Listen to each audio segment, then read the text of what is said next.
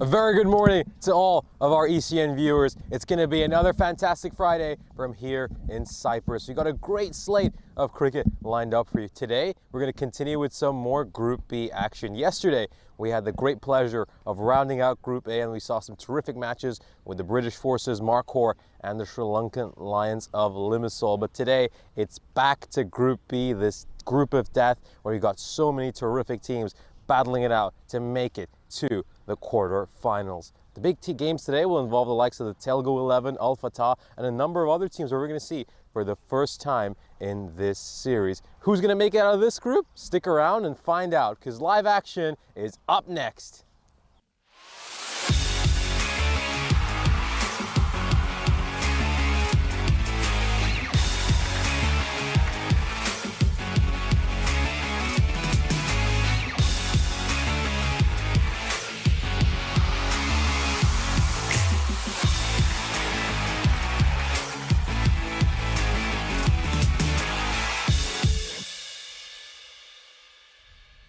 This European Cricket Network event is proudly brought to you by HCL Software and Paramatch.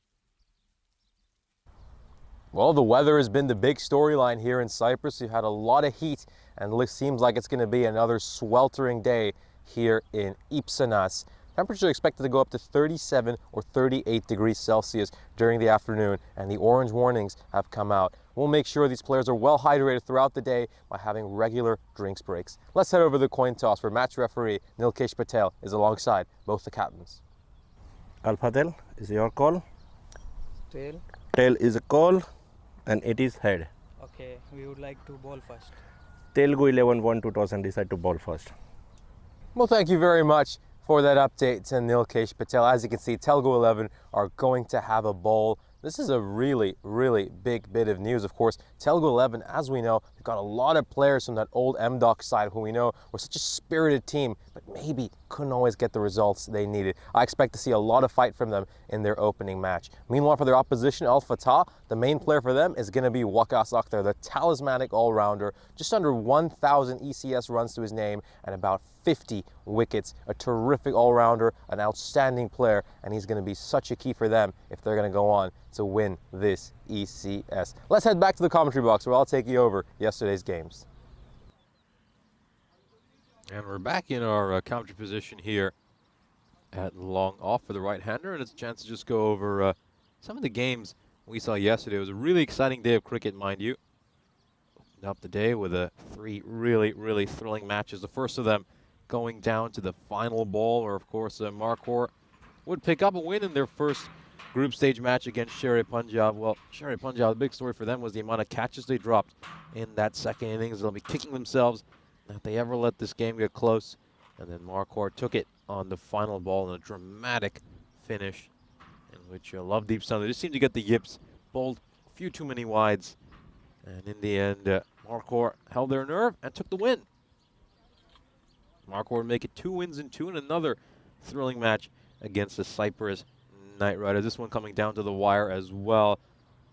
Encore would take this one by 6 wickets. Ryan Sarkar with the main innings over there, 68 of 40. But then Abbas and Kamar would bat superbly in the second innings to get their side over the finishing line. A lot of chances put down by the Knight Riders in this game as well. Encore beneficiaries of some subpar fielding. The third match of the day would involve the Cyprus Knight Riders and Sher Punjab. And Sher Punjab at one point looked set to chase this one down with ease, but the heat seemed to get to them. Pritish Dale, one of their key players, would get a heat stroke, and unfortunately that would really hamper their chase. And in the end, they would fall 12 runs short. The Cyprus Knight Riders picking up their first ever European Cricket Series victory. A lot of pressure for Sher Punjab for today's games, as they're going to have to find a way to get a couple of wins to stay alive in the race to make it to the top 2. And then we would, of course, round out Group A with a couple of matches. The British Forces of Cyprus needed a bonus point to make it to the top 2, and that's exactly what they got. Skurt Burdikin making his first ever ECS 100. He fell short a few days ago and he was stranded on 95, but this time around he was just incredible once again. He's the top run getter in this ECS. He set up his side terrifically in that first innings. The skipper, Matty Hone, batting terrifically alongside him, and the Limassol Kalundars will get completely outclassed in the second innings. Some great bowling by the British forces. They pick up the bonus points, and they secure their place in the quarterfinals. The Sri Lankan Lions will continue their dominant run throughout this series by picking up another win against the Qalandars. They had a bit of a shock loss last time around. They snapped their 15-game winning streak in 2024. This was just a return for them back to winning ways, but there might be a few concerns for them with the ball in hand. The Limassol Qalandars batted superbly in the second innings. Prashant Patel looked terrific, and Amir Hussain was looking very good out there as well until he was run out by his own doing.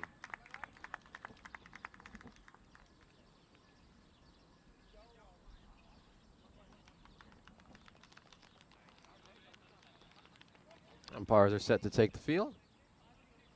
Should be a very good match to start the day off. Two new teams, so it's always a bit of an unknown for us.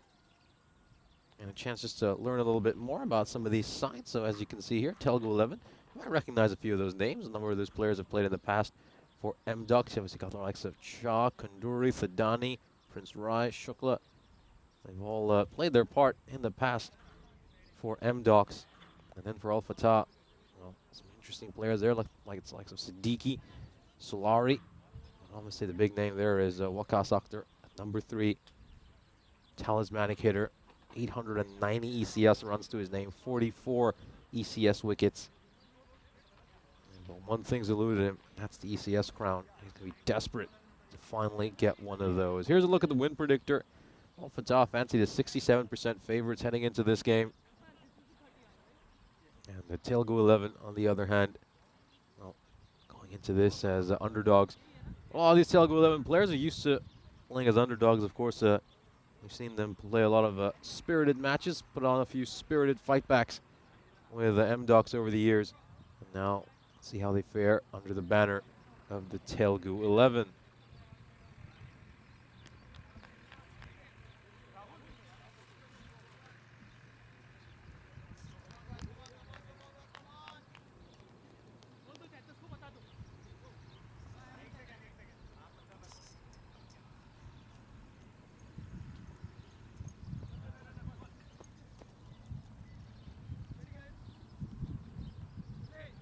Just moments away from the first ball of the day.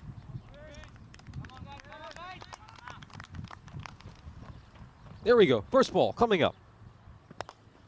This is a struck out towards long on. It's going to beat the fielder, and Al Fatah start out their first ever European Cricket Series with a boundary. Really good shot there by Bakr Siddiqui.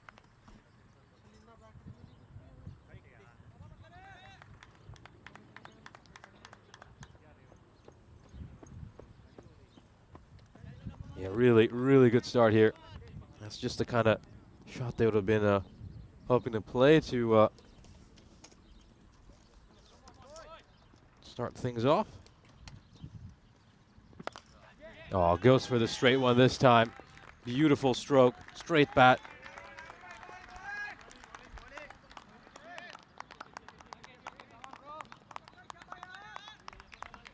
And this goes away for a 4.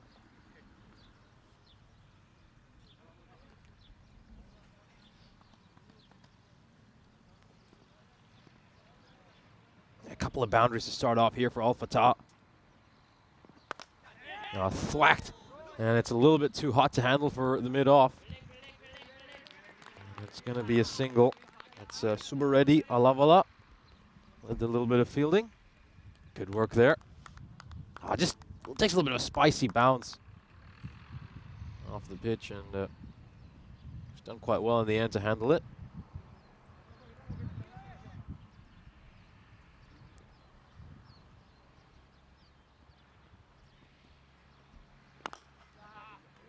And it's a good comeback here by the bowler after getting knocked away for a few runs.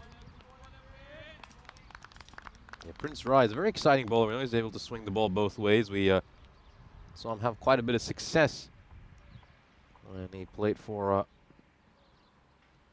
MDOX.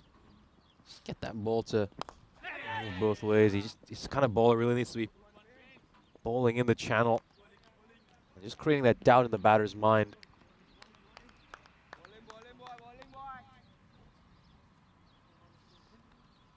He just got his length right these last couple of balls.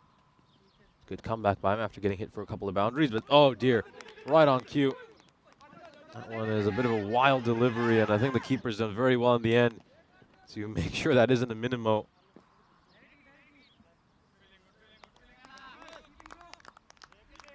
That's a Chete shot on the gloves behind the stumps. Really got to credit him for that. That was a stellar bit of wicket keeping.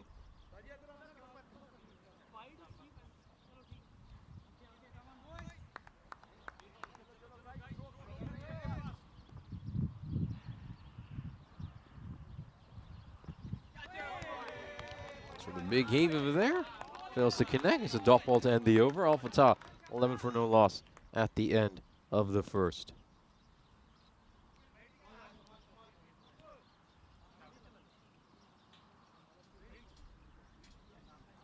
Let's have a look at the format for this upcoming ECS. Of course, we'll have group play through to the 11th of June. We've wrapped up Group A, so we'll be with Group B through to the 11th of June. And after that, teams ranked 7th and 8th will be eliminated. We'll unfortunately have to say goodbye to them. We've said goodbye to Everest and the Phillips Warriors. And the teams ranked 3rd to 6th will advance to Elimination Day, where they'll battle it out to make it to the quarterfinals, which are on the 12th of June. Of course, teams ranked top 2 will go straight to the quarterfinal. They get to bypass that elimination round. They get an elimination round bye, as we can see so far from the series we witnessed. I should say the group we witnessed, Group A. British Forces and the Sri Lankan Lions have secured their place in the quarterfinals.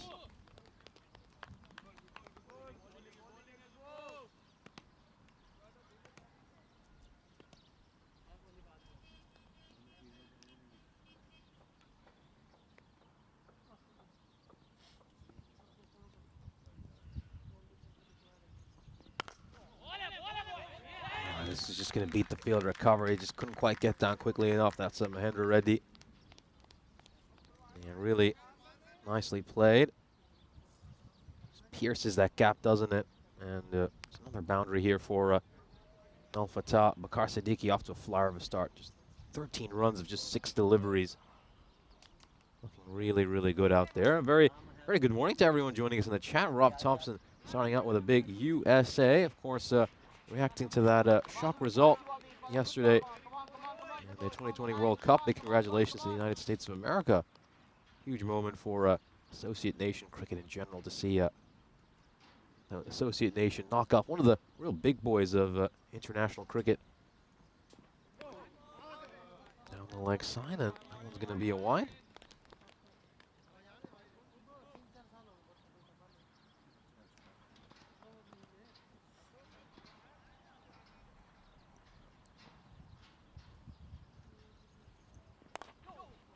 Played out towards square leg. This will be quite a chase for the fielder. Who's going to win this race? The ball's going to win this race. Goes away for a 4. He gave it a good chase, didn't he, there, the fielder. And he's not completely in control of that shot, Siddiqui, but it's just in the slot, so gets enough bat on it for it to go away for a boundary. And also, very good morning to Dave joining us today in the chat. And Rob asking if I borrowed that shirt from Corey.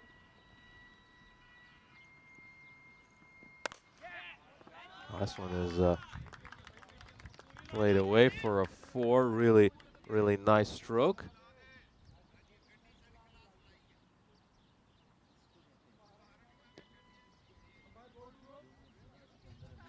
And nicely struck. Good shot. Very good shot. And Al Fatah, though, got off to a good start here. 25 runs off these first 10 deliveries. Of course, the answer to that question is obviously not. No, I got to credit Corey. He's got a pretty decent breast style, doesn't he? Remember, he was making quite a few comments on that during the series we covered together in Malta.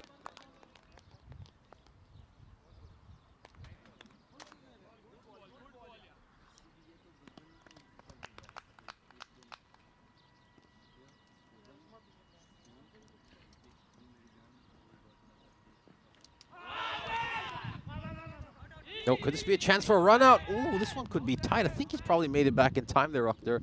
It's based on the reaction of the fielders, but we'll have another look at this just to confirm. Well, let's see what happens here. They decide to go sneak the quick single. Good idea, you'd have to say, but is he run out here? Is he in trouble? Well, I'm going to need to slow this down a little bit more. Let's just take a look. Go all the way back. Well, when do the bails come off here? Oh dear, this could be even closer than we initially thought. Oh, are the bails off there? I think he might be safe. I think he could be saved by this. It's really tight, but you see you can't actually see the bails coming off. That's one of the issues because the wicketkeeper's actually blocking that, but well, my initial inkling, I think let's just roll this forward a little bit to the point where his bat, I think we should stop at that frame right there, the previous frame. And do you think the bails are off in this frame? I don't think so. I don't think so, and I think he's going to be safe. I think he's going to live to fight another day, and it seems like the third umpire agrees.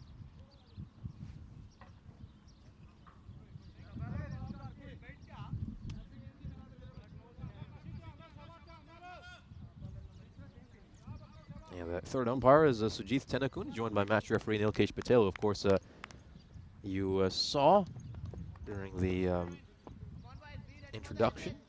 Here's a look at the standings for Group B. Of course, Encore started off with 2 wins and 2 yesterday, a great start to their campaign.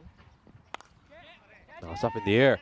This is a catching opportunity. Doesn't seem like it will be, but do they have enough to stop it from going for a 4? No. No, they don't. Yeah, Reddy's been really busy to start off this morning, as he's been chasing the ball all over the place. Just seems to be a bit of a magnet for the ball early. And Siddiqui now moves on to 25-11.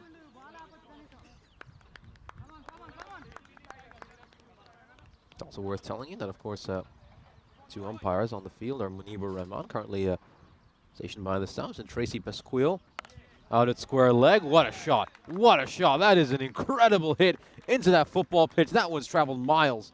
Huge hit.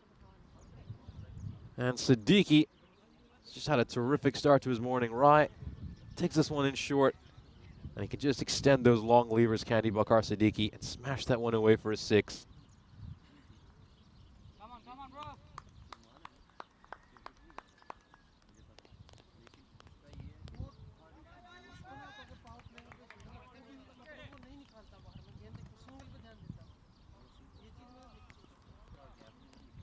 You know, that does Prince Rai have a response? It's been a touch expensive to start off this morning. We're just going to have a look at the square leg umpire here. Has been signaled the 1 for the over.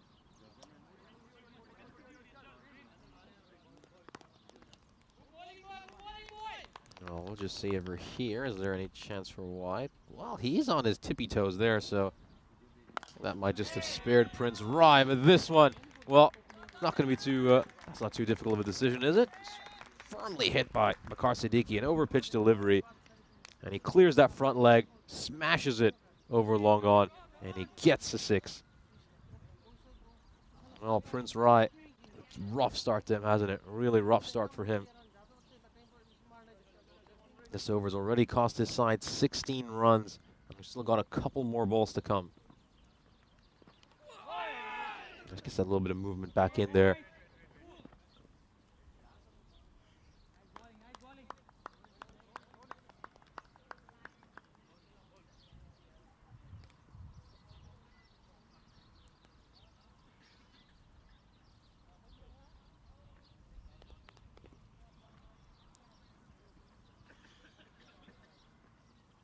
Oh, goes down the leg side. It's going to be wide. You can tell what he's trying to do there, Prince Rai. He just sees Waqar Sakhtar making a little bit of room and trying to get leg side of the ball. He's looking to fire in that leg stump Yorker. But it just hasn't quite come out here for Prince Rai, has it, I think. It's been a little bit difficult for him to execute his plans.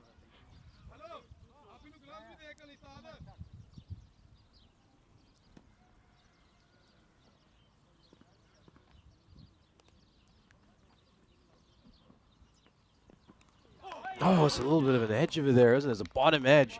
And I got to say, the keeper's done very well there, Chete shot, to make sure that one doesn't get past him. I'll take another look at this. Doctor, well, I think he's just looking to prod that one away towards point and gets that fine, very thin bottom edge on the bat. And the keeper's done really well in the end, Chete shot, to prevent that from getting past him and going away for a 4. 44 for no loss. at the end of the power play. You can just see they're building some early skyscrapers at Al Fatah, looking a lot like the Limassol skyline.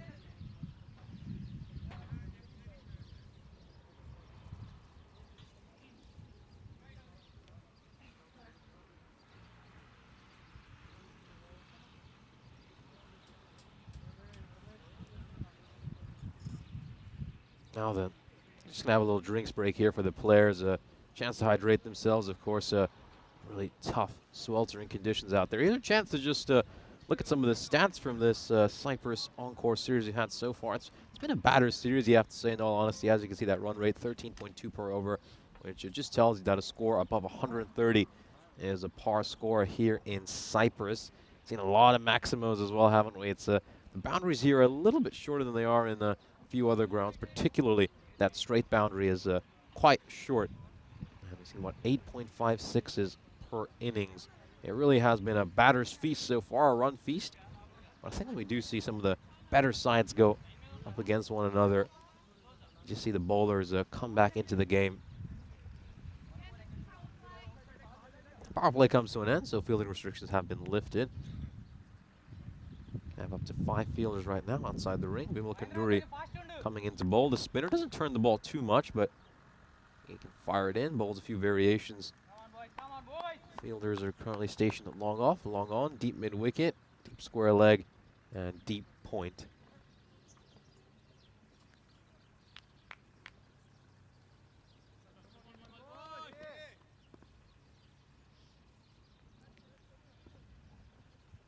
Oh, starts off with a really poor delivery. That one's going to be a no ball, just slips out of his hands. Oh, that's a tough one.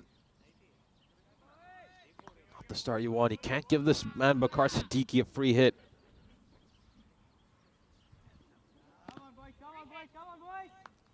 Yeah, it's an easy decision there for this square leg umpire. Free hit coming up. He's unable to take advantage of it. It's a good throw as well back to the keeper after had to slide in over there. Put a dive in to make sure he gets back in time. They're off pretty quickly. I mean, you got to credit them. Good running between the wickets. And yeah, the keeper, well, oh dear. You just wonder if he manages to grab that ball cleanly. Was there a chance for a run out? You just wonder.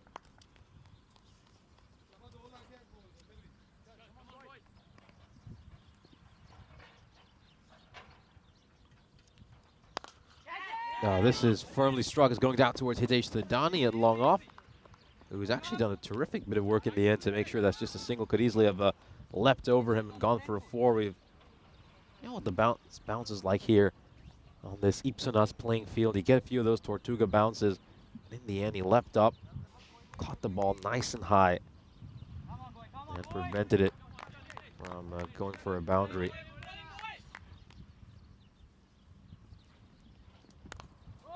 Inside edge. Oh, he's going to take a shot at the stumps, but they're going to get some extra runs here off overthrows.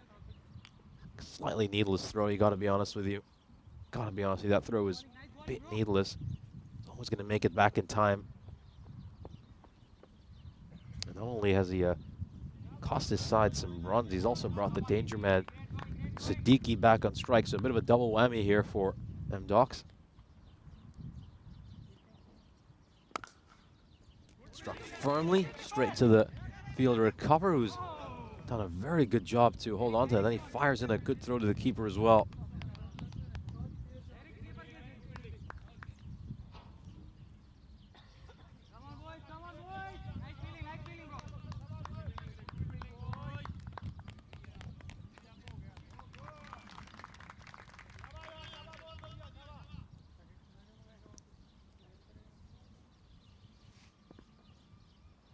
Oh, this could be a stumping chance. Oh, dear. You see, that's where someone like Heaven Isidore or the British forces would be whipping the bails off over here. Comes well outside his crease, and if the keeper snaffles that well, there could have been a chance for stumping. There have been a few opportunities early for Chete's shot. Oh, where is this one going to land? Safely just in front of Thadani. We know Thadani's a very good fielder. they're also going to steal some more runs of overthrow, so it's just slipping away a little bit here from the Telugu 11. Just slipping away a little bit. It's these key moments in matches where I think that the best sides take these opportunities. They put the opposition under pressure. MDocs let up a couple of chances in that over. Kunduri, well, could easily have had a wicket, couldn't he? 49 for 52 for nothing, I should say, at the end of 4 overs.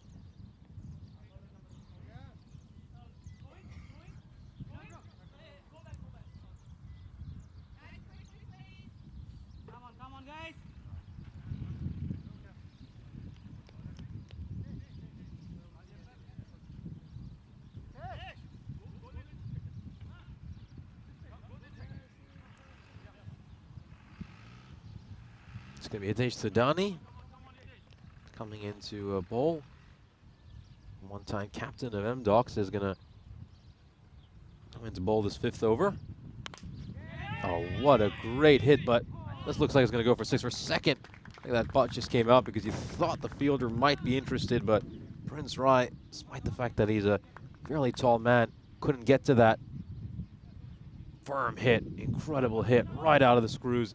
And it goes away for a 6. It's been the Siddiqui show to start off this morning. I think Waqas Akhtar has just been content to watch Siddiqui go off at the other end.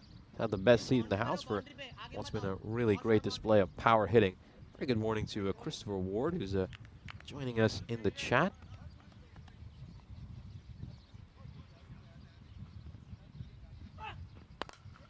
Ball's up in the air. Is the fielder going to be interested? No, he isn't.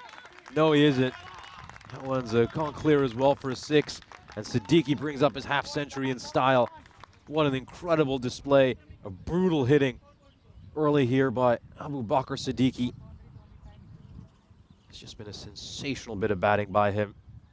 He's picked the length so well throughout his innings.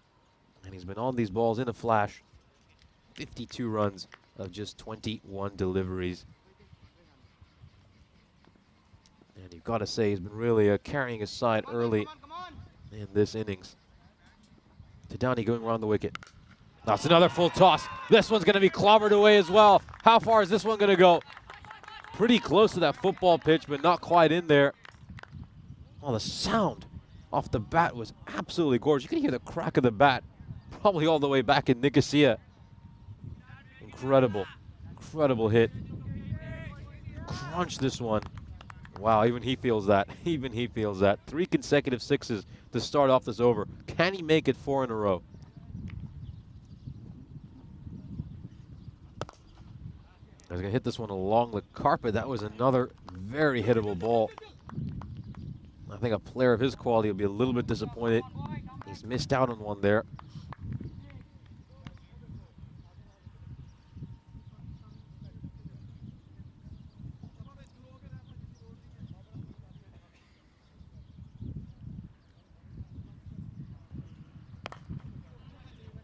Out towards mid-on, and it's going to be a single. Akhtar is interested to come back for the second run, but really it wasn't on. It simply wasn't on, and the way Siddiqui's batting, I don't think you'd mind him farming the strike.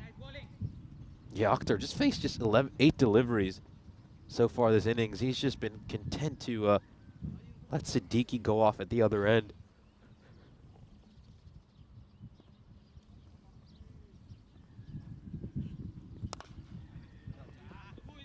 This is played out toward deep mid-wicket. It's going to be a single.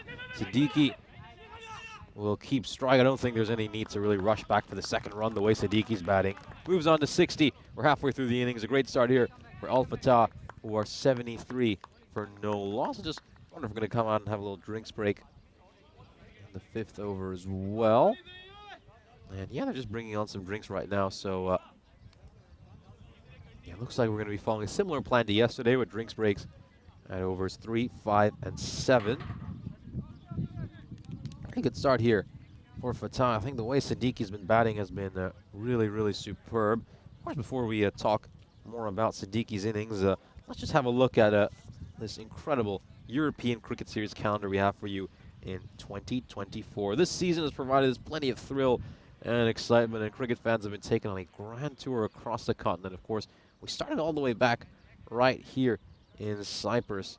Well, there's plenty more to come. We've played matches in some scenic grounds all over the continent, and each destination has offered its own unique blend of cricket and culture. We're right back here in Cyprus, of course, for an Encore event in this beautiful country that has treated us so well. Each place we go to, of course, we've seen the sport continue to grow and blossom. Long may that continue, and what a year we've had so far, and there's still a lot more to come. We're only halfway through this great year of European cricket.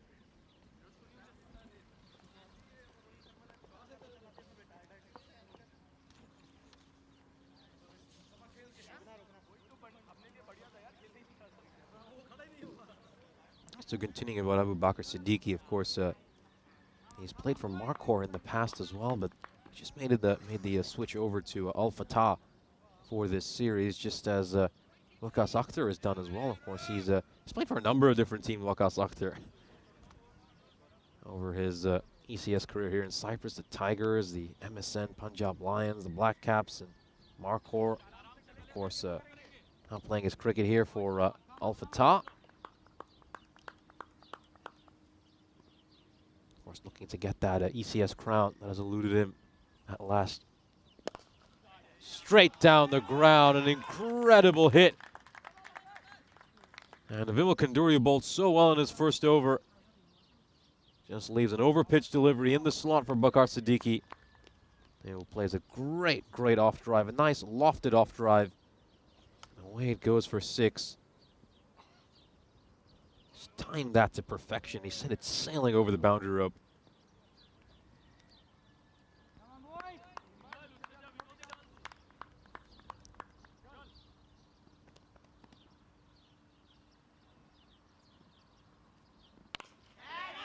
This one is probably not struck as cleanly as the other one, but it doesn't matter. He's got enough power. He can just muscle it over the boundary rope. Doesn't need to time it perfectly. Bakar Siddiqui, that fielder was just mildly interested, but eventually saw it sailing over his head. It's another one that goes all the way. And it's raining Maximos right now here in Ipsunas. What an incredible display of hitting here by Siddiqui. 13 boundaries so far this inning. 7 of them have been 6s. Now, how does Kanduri respond? That's a better ball. That's a much better ball. And that's where he needs to be. So far, Siddiqui is just showing how strong he is through the leg side. Maybe the plan here could be just to bowl a little bit wider and force him to hit the ball through the offside. There we go. That's exactly what he does. And oh, the catch has been put down. Oh, he really should have done better there. I think he's just completely misjudged the ball. Reddy Chilukuri. He had plenty of time to get into position. He just couldn't quite track the trajectory of the ball. You wonder if the sun got in his eyes or something. Certainly shouldn't this time of day. Sun's behind him anyway, but I guess we just have to put that down as another drop.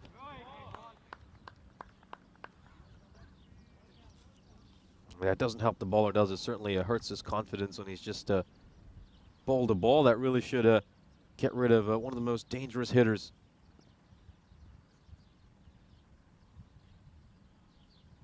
Dropped on 73, Abu Bakr. And this time it's short, sits up nicely, and it's thrashed away for a 6. You can just see it rolling around in that football pitch. Moves on to 80, just 20 runs away from a century. Oh, you can't bowl to him there, you really can't. He's going to be feasting on those sorts of deliveries. Very expensive over here for Vimal Kanduri.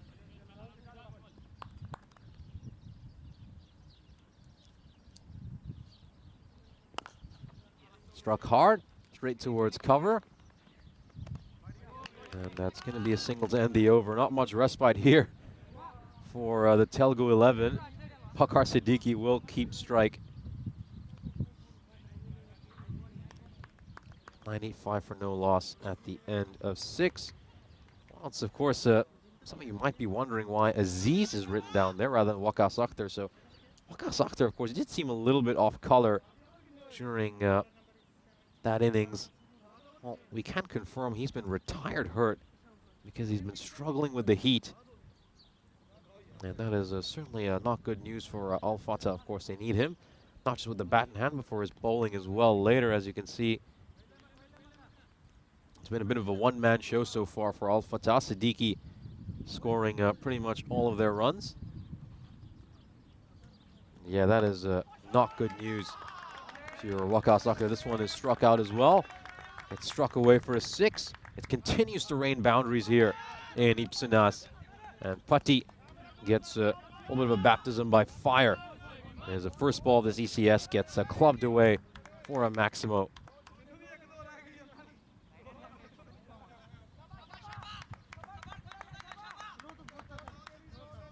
Yeah, tough one here for Waqar Sakhdar. Important player. And he's had to retire hurt because he's struggling with the heat. We, of course, saw Pritish Deol retire yesterday as well because he had a few issues with the heat. Of course, that was in the middle of the afternoon. And this is another one that gets launched away, and he moves into the nervy 90s. Bakar Siddiqui, 7 runs away from a century. Just opens up that offside, gets leg side of the ball, and he smashes it away. 7 runs away now from 100. Incredible, incredible display of batting this morning. I mean, take a look at that. His side's on 107 runs, and he's made 93 of them. It's been the Bakar Siddiqui show to start off. Back-to-back 6s start off. Patti's over. No, this one is a poor ball in all honesty. He's very, very lucky to get away with that one. Very, very lucky. Bakar Siddiqui will be livid with himself. He somehow picked out the only fielder, and he's hit it straight at him. That was a poor delivery. You got to be honest with yourselves.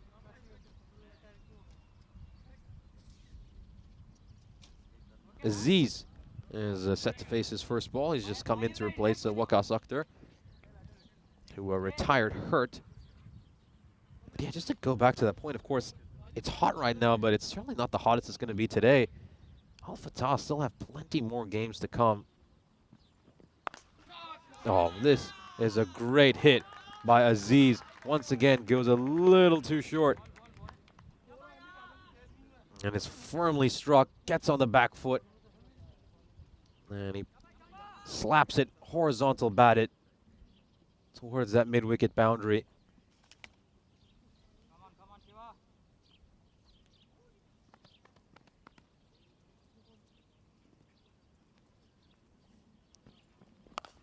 Oh, big again, goes huge. This one's gonna go the distance. It's another Maximo, 25 runs off this over already. 4 of them coming of 6s. I should say 4 6s in this over. And this over could go supersonic. This over could easily go supersonic. 25 runs off it already. Still got a ball to come. And Aziz, well, he's continuing the bludgeoning at the other end. No real respite here for the Telugu 11.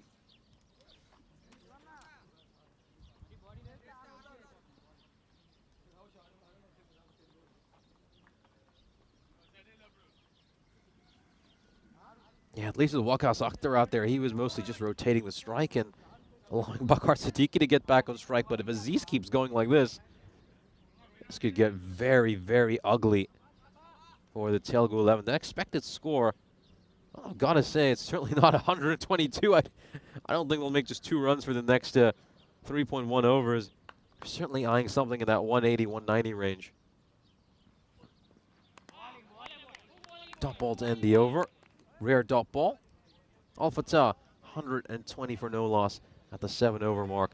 And we'll just take a brief drinks break to allow these players to hydrate on what is a very, very hot day. And it's only going to get hotter. And keep in mind, right now it's probably about 30 to 31 degrees Celsius, maybe even 32, but it's going to get up to 37, 38 in the afternoon. So Waqar Sakhdar is struggling in this kind of heat. It's going to get a lot harder for him later today. Here's a look at some of the centuries we've had. As you can see, he's been blessed to have 6 centuries so far in Cyprus. Scott Burdekin hitting one yesterday against the Limassol Kalundras. It's just been a great display of batting throughout this first 5 days of the ECS we've had here in Cyprus.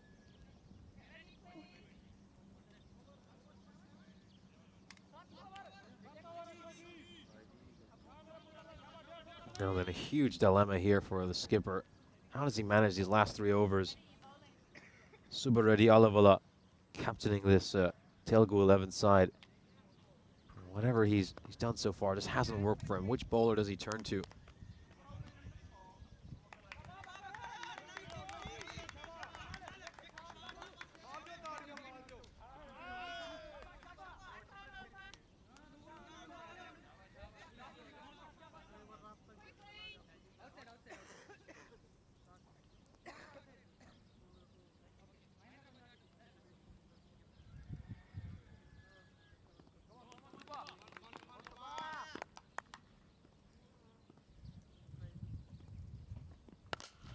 Firmly struck down the ground. He'll split long off and long on.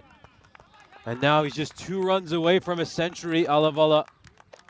Beg your pardon, Siddiqui. Alavala, of course, bowling. Here we go. Are we going to witness our 7th 100 of this European cricket series here in Cyprus? Here we go. Pushed away towards cover, and it's just going to be a single. And he's going to move on to 99. Well, he's going to be very nervous at the non-striker's end. Just 1 run away from 100.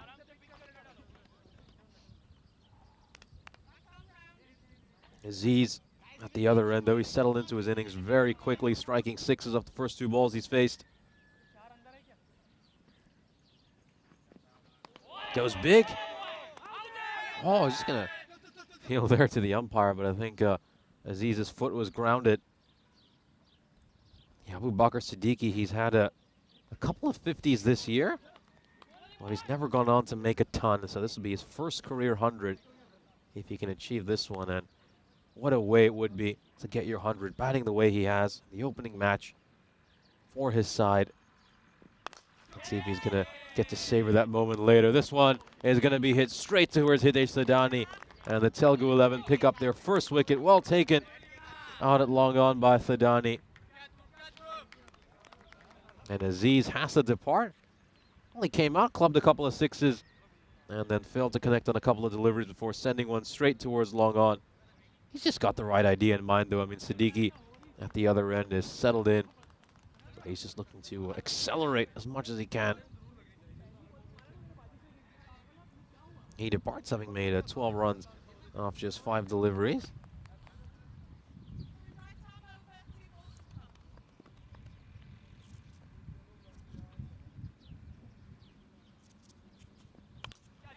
Top edge. Takes a bounce, goes away for 4. And a little bit unlucky, you have to say, for the Telugu 11. Got to say the ball was a bit too short and wide, so it was asking to be punished. But Tasawwur Hussain starts off his innings with a 4. Still got a ball to come here.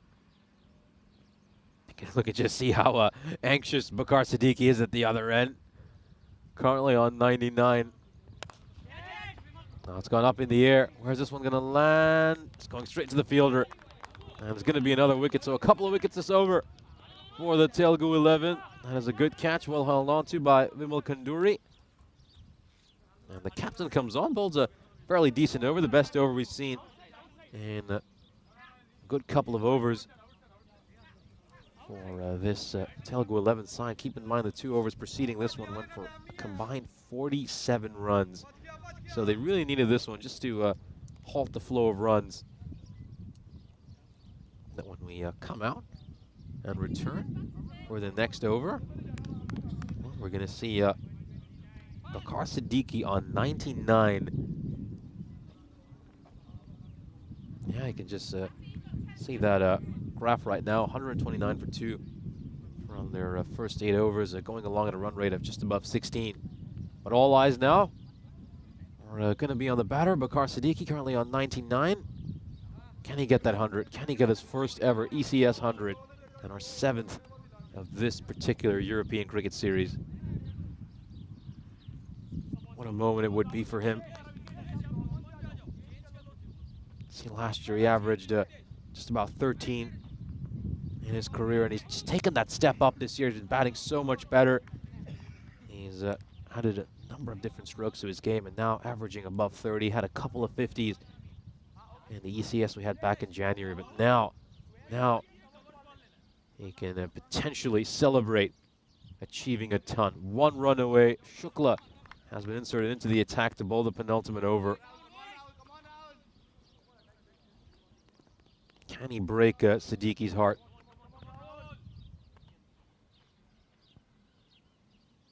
Just looking to get the fielding absolutely perfect here.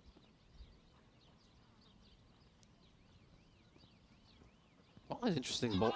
Oh, this one could be close. I think height's a bit of an issue there. Well, typically Shukla holds a bit of medium pace, but well, I certainly didn't see that one coming. He's caught Siddiqui by surprise. Yeah, height's the only issue over here.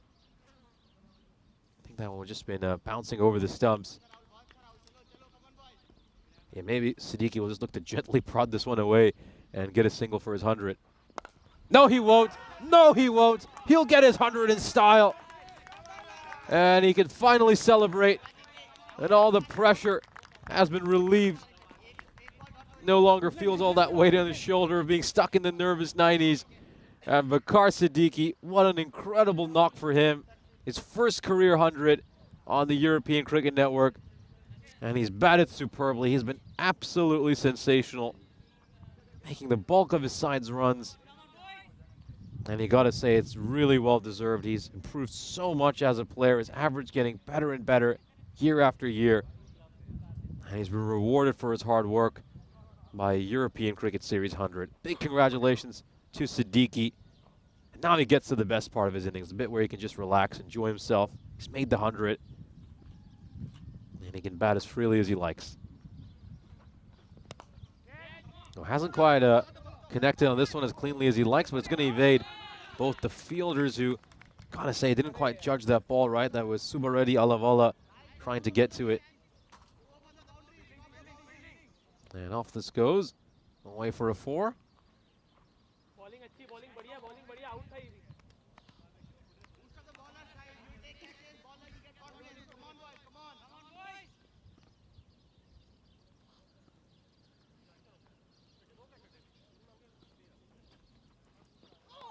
Oh, and this one's, he's missed this one here, Shukla.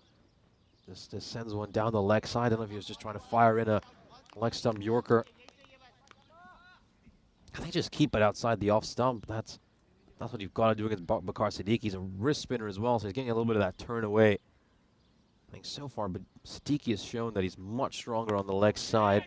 This one's up in the air, and it's going to go straight to Kanduri, and oh, I think he's done it. I think he's caught it. I don't think he's made any contact with the rope.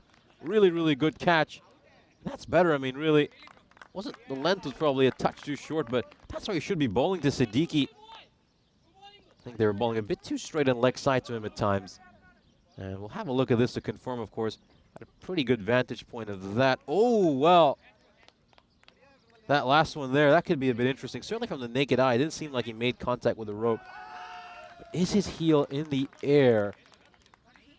I think his heel might be in the air over there. Well, or has he just, has his back of his heel just touched the rope? Oh, well, yeah, it just might have. It just might have. And I think that's the decision for the umpire. He believes it's made contact with the rope. Thadani, well, he doesn't agree with that decision. He says, I've made no contact with the rope. And Siddiqui, well, he survives by the absolute barest of margins, literally the back of a heel. And a very unfortunate for the Telugu 11. Oh, it's another huge hit. This time around, though, it's going to go well clear of the rope. No doubt about that one. And Siddiqui gets a little bit lucky in that previous delivery, but no luck involved here. This is a clean hit. Probably could have left it alone and would have gone for a wide, but he pummels it for a 6 anyway. And now 23 runs off this over already. Still got a ball to come.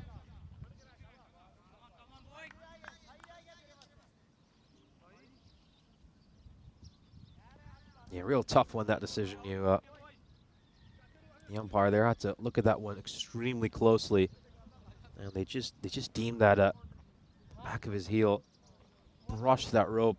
I think what they saw was that angle, that frame where you can just see the rope just move ever so slightly, and I think that's what's worked against Kanduri. Full toss, gets punished. Does this go the distance? It certainly does. It's another 6. 4th 6 of this over. This one's a full toss. It's a Gundy ball, and it's going to get punished by Siddiqui. And it's another over. That's extremely expensive for M-Docs. 29 runs off it. And I think now they'll probably be eyeing something around that 180 mark. Al-Fatah certainly on the cards for them. Incredible innings by Siddiqui. Just look at that strike rate, 310. Batting with a strike rate of 310. He's hit 14 sixes during the course of this innings. I think the only word you can say when you look at that bowling card is ouch. It's just been really, really tough going for the Telugu 11. The captain Olavala, to be fair, bowled a very decent second over. And that allowed him to get figures of 2 for 23. Here we go, final over coming up. And is this going to go away for 4? Yes, it will. Mahmood strikes a boundary as well. Thadani goes a little too wide over there, and he gets punished. Yeah, good shot there by the new batter. You got to say that these last couple of batters, Aziz and Mahmood, they've not wasted any balls, have they? You know, they've come out, they've struck boundaries right from the get-go, and they've just made sure that this run rate doesn't slow down whatsoever. And then they've just sat back and enjoyed the Bakar Siddiqui show at the other end. And it looks like we're getting our next installment of the Bakar Siddiqui show. 4 balls to come. I wouldn't be surprised if he doesn't hand over the strike to his batting partner and just looks to club these remaining 4 balls for boundaries.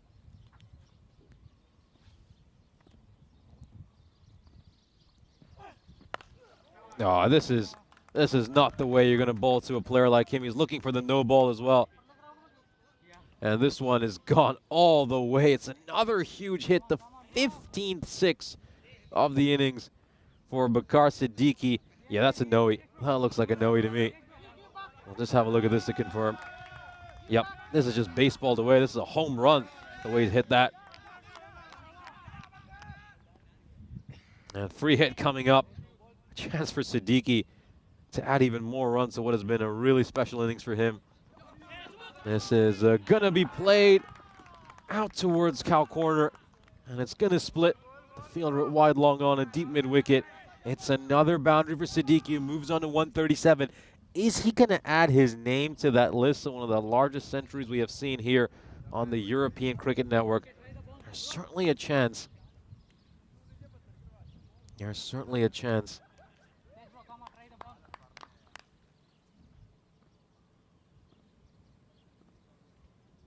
On 137 now, and has this gone the distance as well? It does!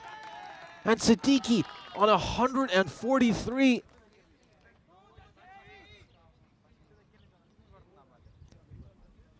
And my goodness, what an incredible display of brutal hitting by this man. 143. This could be one of the largest hundreds we have ever seen on the European Cricket Network. A chance for Siddiqui to etch his name in history. That's a good comeback there. Here's a look at this list. As you can see, we've got a chance for him to put his name on this list. He certainly will. He's going to pit Mehboob Ali and Scott Edwards for sure. But can he get above Asjad Butt as well? Last ball coming up. How many more runs can he get? And it's 2 dot balls to end it for him. So Bakar Siddiqui will add his name to that list. One of the largest hundreds we have seen on the European Cricket Network. The largest ever 100 here in an ECS in Cyprus. A historic moment for Bakar Siddiqui. And he's going to get a standing ovation from the rest of his team. Everyone rises to their feet to congratulate this man. And he certainly deserves it. What a special, special innings.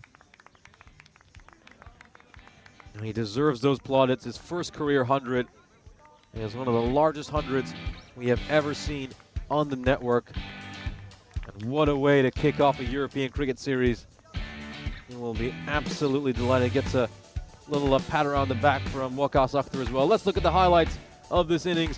And you got to say, this innings looks like a bit of an individual highlights package for Siddiqui. You're not going to see too much other than Siddiqui for the remainder of this package. He was incredible, absolutely incredible. Batted with a strike rate of 311, clubbed 16 sixes and 9 fours. It was just a terrific display of hitting for a player who has been developing year after year on the European Cricket Network. His average went up 18 runs from what it was last year. He struck a couple of 50s back in January. You can just see that one there where he was dropped on 73. That catch really should have been taken. And he would go on to almost double that score, hitting 143. At the other end, of course, a few wickets fell. Waqas Akhtar was retired, hurt, because the heat was affecting him quite a bit. He just looked a bit off color, made just 6 runs of 8 deliveries. But full credit to whoever came in at the other end. I mean, they didn't chew up any balls. They just looked to smash as many boundaries as they could. This was a really close one, and he just thought for a second that Siddiqui might be dismissed over there. But the umpire deemed that Kanduri had just made contact with the rope. Kanduri didn't agree with that decision, and he had a bit of a quiet word with the umpires, I should say. I mean, it was nothing too animated. He was just defended his position, and you can certainly understand that he probably didn't think he touched the rope. Here's a look at the scorecard. As you can see, Abu Bakr Siddiqui making 143 runs.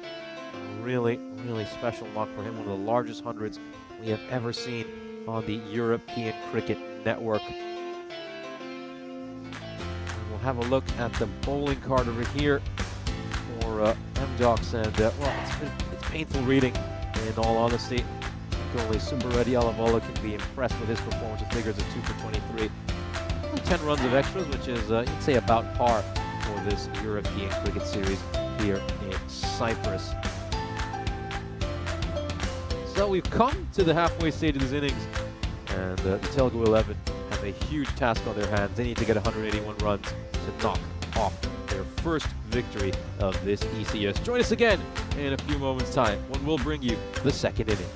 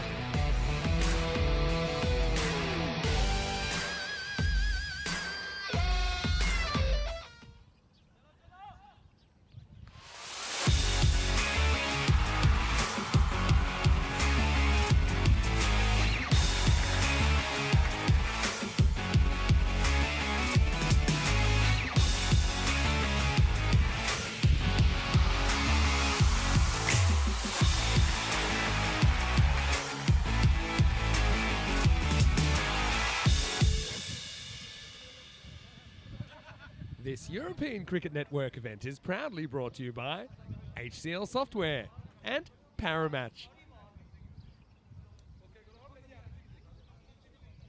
Welcome back for the second innings of our opening match of the day. It's great to have you all back here in Ipsanas. A great display of batting in that first innings by Al Fatah, largely thanks to a terrific innings by Siddiqui, making 143 runs of just 46 deliveries. That was superb. A strike rate of 311 clubbed, 16 big ones, and it is one of the largest hundreds we have ever seen on the European Cricket Network.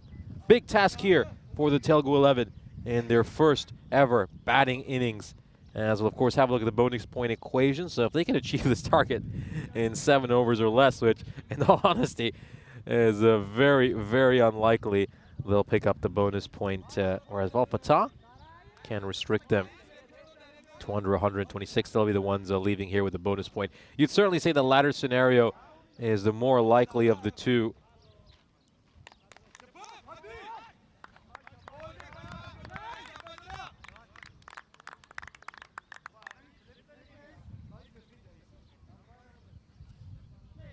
Asim Mahmood coming in to bowl this first over.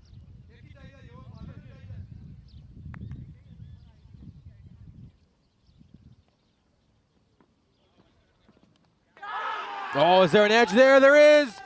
Does the trick on the very first ball. And Chete Shah, who we've seen make so many runs over the years for M-Ducks, has to depart for a golden duck. Derek's going to be coming out to greet him. And what an incredible start. A terrific ball there, right in the channel. Just catches the outside edge.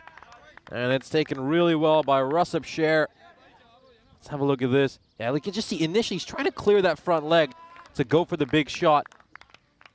And in the end, he just dabs his bat out. Just gets a thin edge through. And it's taken really well by the keeper.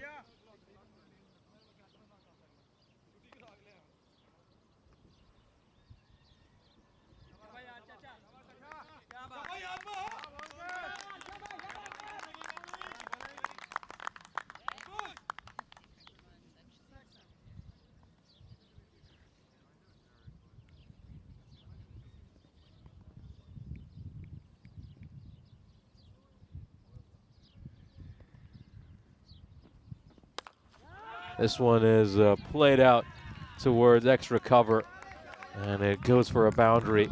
Good shot there by Kanduri. Starts off his innings really well with a good shot. Just gets a bit of width. Kanduri is really good cutting and pulling the ball. He's great on that back foot. So I think he's one of the batters here in Cyprus who you probably have to bowl a little bit differently to. Very strong cutter and puller of the ball. One goes past him. It's going to be a dot ball.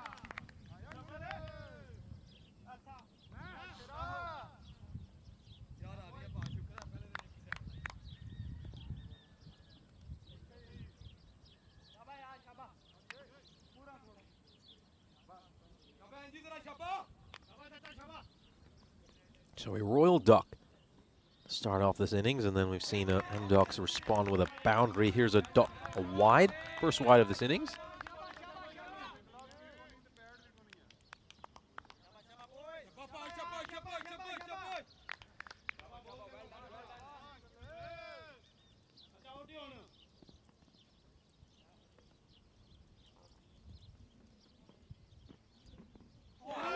And you can just see this time around, he goes on that front foot, trying to drive the ball. That's actually where he should be bowling to Kanduri. Now he's a player, as we mentioned, so strong in the back foot, so you want to get him driving. And as you can see, his balance was a little bit off with that shot.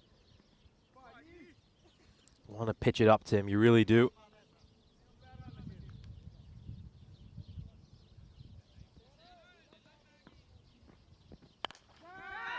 Now, if you bowl short, well, he's going to make a mockery of it. Does this have enough to go for 4? Yes, it does. Tries to do a bit of foot fielding. And he's not quite able to stop it. He's going to feast on the short stuff, Vimal Kanduri.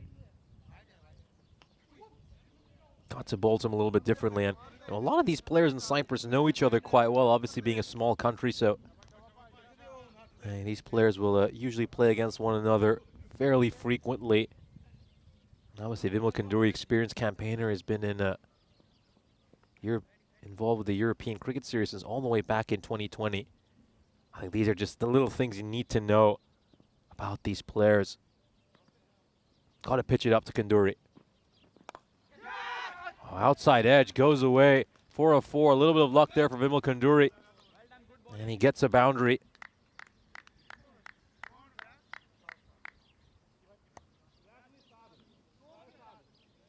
"13 runs off the first over, but Telugu 11 do lose a wicket.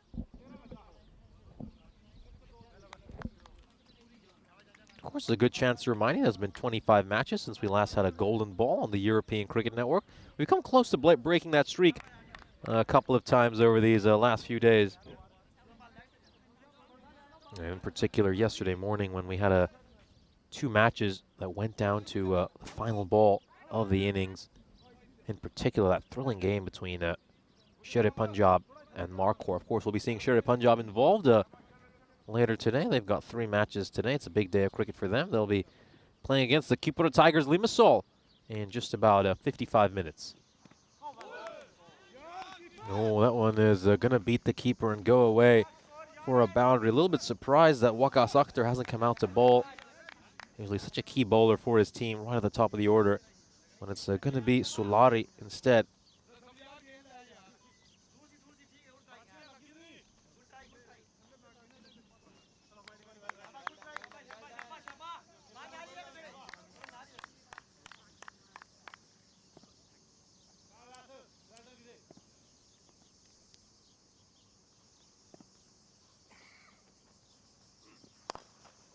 Goes for the fuller ball. This is a much nicer length.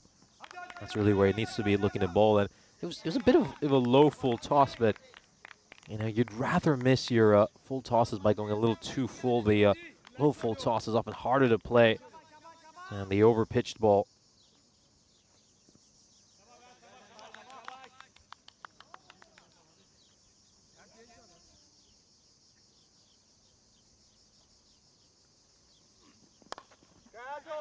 It's up in the air. This is a catching chance. Siddiqui, the Centurion, underneath it, but he's made a mess of that one. He's made a real mess of that. Gotta say, Umar's not helping him at all. Umar Farouk coming in behind him. I think Siddiqui just misjudges the trajectory of the ball. And yeah, I think in reality only he's to blame for that. It just goes behind him. Misjudged the ball. Chance put down. And you really don't want to drop a player of Vimal Kanduri's quality. First mistake that Siddiqui has made today. It's been a perfect morning for him so far. I will say coming off that 100.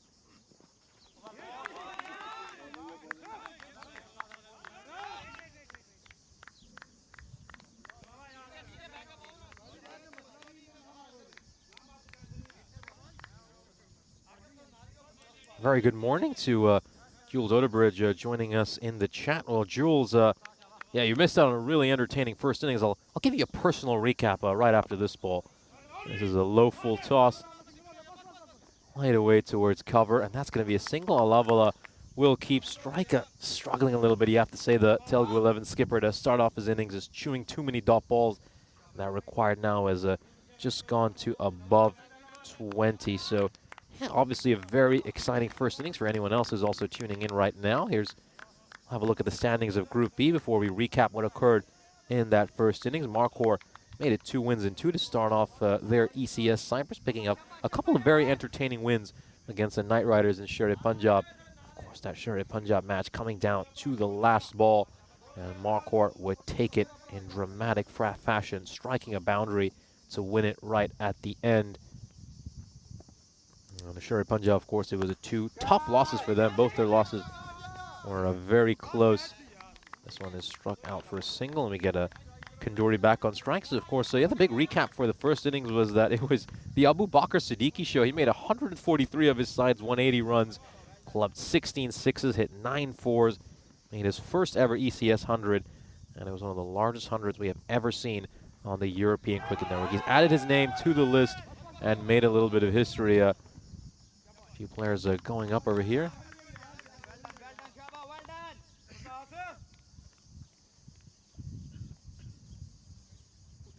And you can just see, obviously, there's never an LBW on there. I think that's pretty clear to everyone. But Kunduri does like to experiment a little bit with the paddles around the corner. He loves to play the ramp shot. Doesn't always execute it the way he'd like, but it's certainly something he'll try repeatedly. Very good morning to Terry Richmond as well, who's joining us. And of course, yeah, talking about the big news yesterday with the United States of America defeated Pakistan in the 2020 World Cup. A huge day for Associate Nation cricket as well, to see a fairly newly established cricketing nation knocking off one of the big boys. And this could be a little bit closer, and the umpire's given it. Well, my initial inkling was, is this one doing a little bit too much and maybe going down the leg side? We'll have a look at the replay. Yeah, very unfortunate for Kunduri. Was obviously batting quite well, looking to play across the line on this one. Well, where is the impact? The impact is somewhere around the middle stump, and the question is that ball just doing a little bit too much and maybe going down the leg side? That could be the only question. I'll leave that for the viewers at home to decide. Give us your opinion on the chat. How would you have judged that one if you were in the umpire's position? Umpire certainly believes that's going to go on to crash onto the leg stump.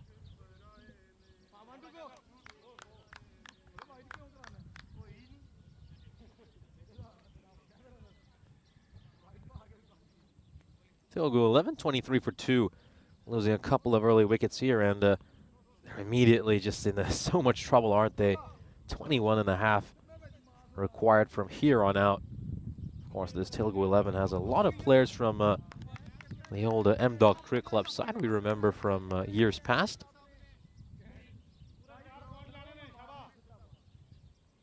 And in comes Hitesh Thadani. We know he's more than capable of giving it a good whack. Seen him play some special innings in the past for M-Dogs. And now he's going to do one for Telugu 11.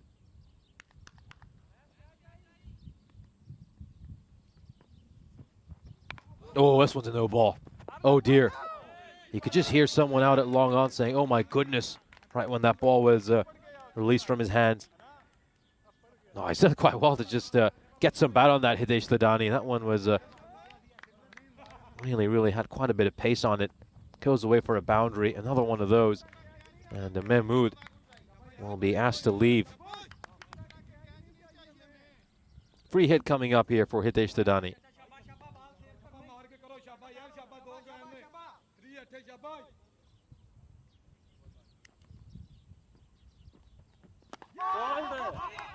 Yeah, well, of course that's not going to matter. It's a free hit, so even though the stumps have been shattered, it's not going to be an out.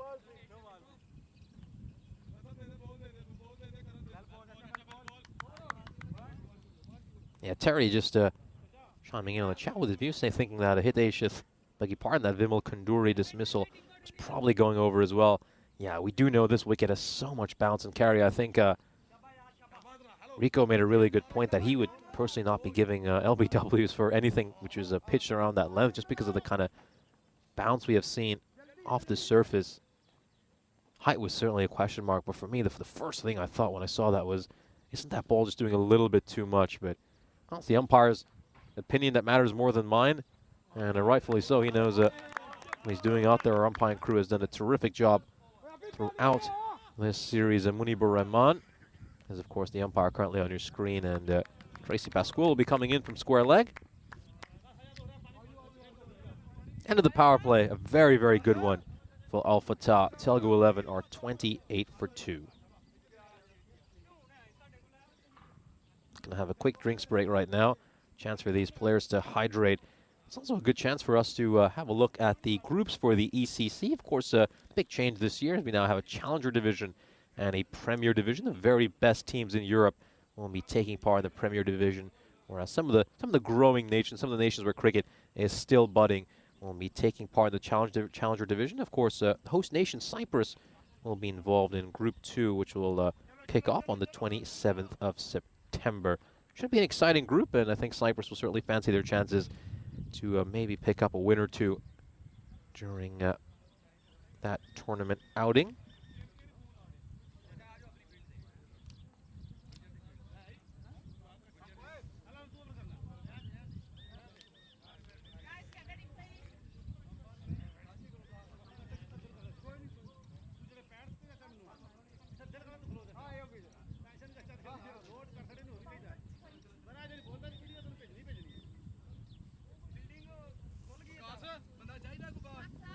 Oliver, the skipper, is going to be facing the first ball, and he's really struggled to start off his innings. Facing a lot of dot balls, batting on 4 of 7, hasn't looked particularly comfortable while he's been out there. With this required run rate being as high as it is, there's no real time to settle in, is there? We've been talking quite a bit over these last few days, both Rico and I, about batters just considering retiring themselves if they're really struggling. And it is the captain out there, and at what point does the captain just say, you know what, it's just not working for me. It's just not working for me today, and I should probably get out of the way and let someone else have a hit. Because even if that win is out of the equation for the Telugu 11, they still have a chance to, of course, pick up that point. Another edge over here. Thadani will depart. Yeah, you can just see, catches the top edge of his bat, goes through the keeper. Another wicket falls here for the Telugu 11. And as things stand, they look like they're heading for a bonus point defeat. And that could be potentially catastrophic for this Telugu 11 side. It'll obviously be battling hard to try to get a spot to make it to elimination day. And this would not be the start that they would desire.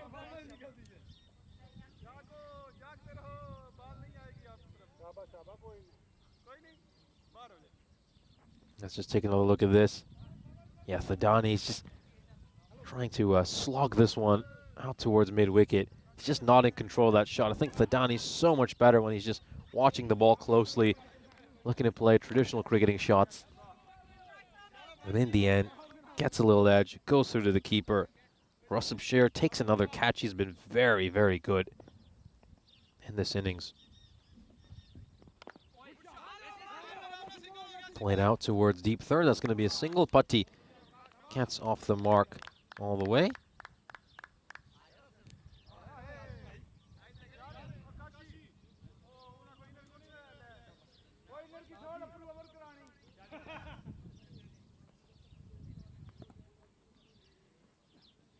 Down the leg side, that one is going to be a wide. Yeah, you can just see now they're required to even get that point is above 14.5 right now. And Halavala needs to get a move on here. Really needs to get a move on. He's on 5 of 8. Just given a wide there by the umpire. Just overcompensating a little bit. Aziz goes down the leg side. And now he bowls one too far down the offside.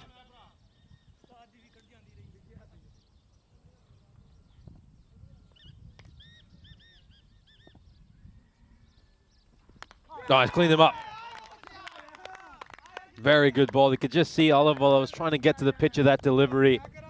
But in the end, he just completely missed it. Just wasn't watching the ball closely enough, in all honesty. Plays down the wrong line. And he gets cleaned up. And in all honesty, it was probably better that he's on his way back to the dugout for the Telugu 11, because this required run rate is ballooning up for them. I'm talking about the required run rate to get the point, not even the win.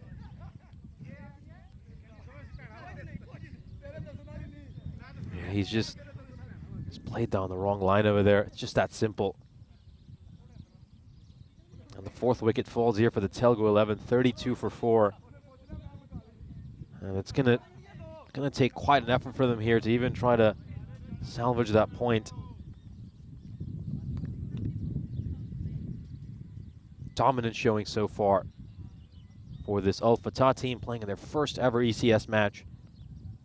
And this is the way you want to introduce yourself to the European cricketing world. And this one's going to beat one fielder. Is it going to beat the second one as well? No, it won't. Prince Rai gets off the mark with a single. Prince Rai, generally known more as a bowler than a batter. But he's going to have to play a huge role here with the bat in hand.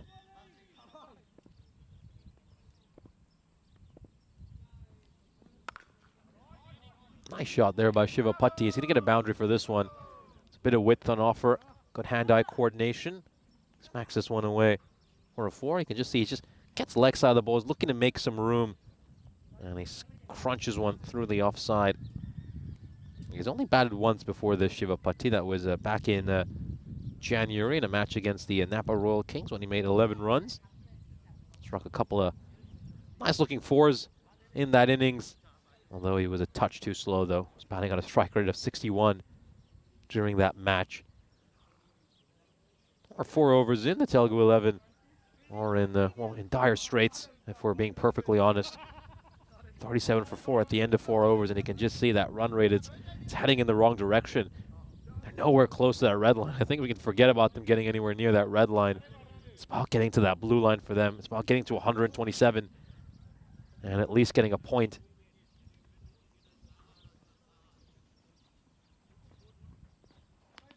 That's a wide for Abu Bakr Siddiqui. Of course, a big centurion of the first innings coming into bowl. I mentioned he made 143 in that innings, one of the largest hundreds ever made on the European Cricket Network. A truly historic moment for this batter. This one is played out towards mid-wicket. That's a really good bit of fielding. It's a very good bit of fielding out on the deep. That's Tasawwur Hussain.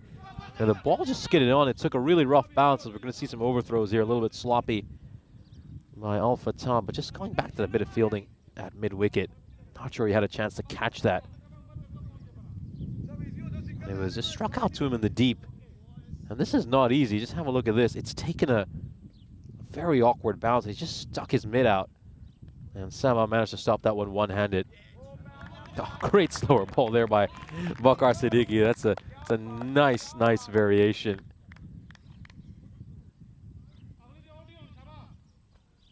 Just a deceiving Prince Rai over there.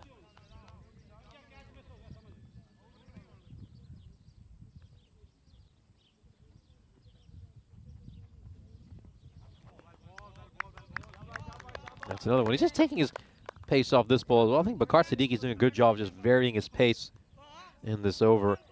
That's the key really in T10 cricket. You've got to be able to mix up your pace regularly. Just keep the batter guessing. Oh, and has this got enough to go for a 6? It certainly does. Nice shot there for Prince Rai. Got to the pitch of the ball. Gave it a good swing. And off it goes for 6. A low full toss, mind you.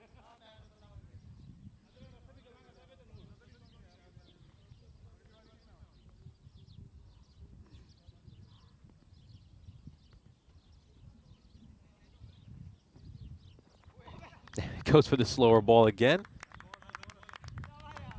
Loves that slower ball, Bakr Siddiqui. This is ball coming down quickly enough. Certainly, my initial inkling is that it does. And yeah, that one is fine. That one is absolutely fine.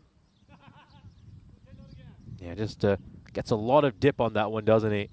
Some of those dipping Yorkers that we've seen are really get specialized by so many limited over bowlers. I think this is just where cricket and baseball are kind of just looking at each other and learning things from one another as two sports. Some of these baseball deliveries and also a lot of baseball slogging have certainly become a big part of modern cricket. And this is a great hit by Prince Rai. What a firm strike. It goes well clear of that camera tower. Watch out, Oleg, who is currently up in the camera position, straight down the ground. And that one, as you can see, deposited into those grapevines. And a nice over here for the Telugu 11. 16 runs off that one. And it's a good chance for us to, of course, welcome you into our commentary position. Of course, very good morning to all of our viewers joining us around the world. It's great to have you all alongside us. It's been a very entertaining opening match. Of course, we saw a great display of batting by Abu Bakr Siddiqui in that first innings, making one of the largest hundreds we have ever seen on the European Cricket Network. 143 runs. It was a terrific display of batting. He struck 16 sixes, bludgeoned the bowlers all over the park, and in the end, the Telugu 11 had no real answer for him. Coming back to the second innings, though, it's been a bit of a struggle for the Telugu 11. They haven't quite been able to make the kind of runs they were expecting. They've lost a lot of key wickets as well, and right now, it looks like they're heading for a bonus point defeat unless they can turn things around really quickly. Let's head back to the live action. Of course, the players have just concluded their drinks break.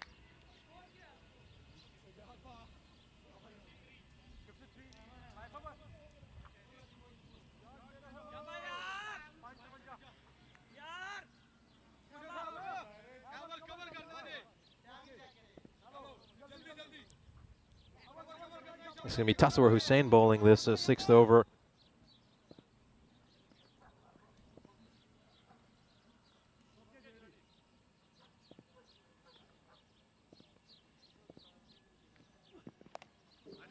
I just played this one off his pads. It's going to go away for a 4.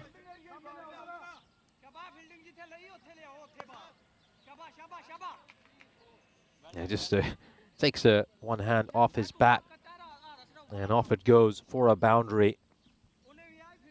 Patti gets in on the action as well.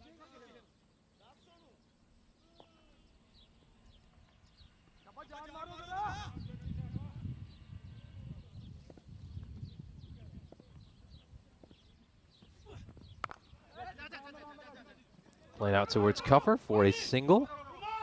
Just a 1 run over there. And you can just see they need to go at unders 15 and over here to achieve that point. Prince Rai batting quite well early in his innings. Let's just see if he can convert this start into a really big one.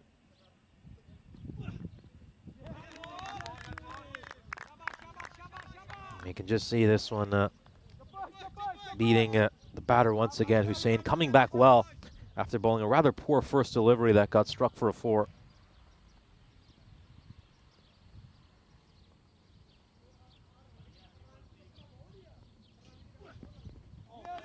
He's going for a big shot there again, Prince Rai. Nice length there by Hussain.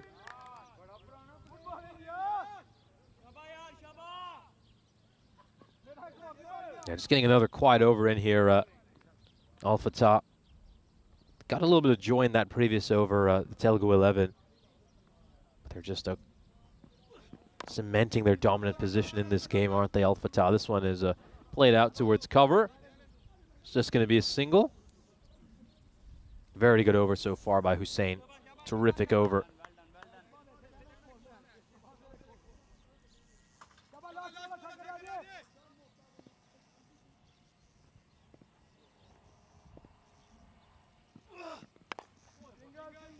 This is played out towards extra cover for a single. Patti will keep strike. Heading into the 7th over. And Telugu 11 are 60 for 4 at the end of 6.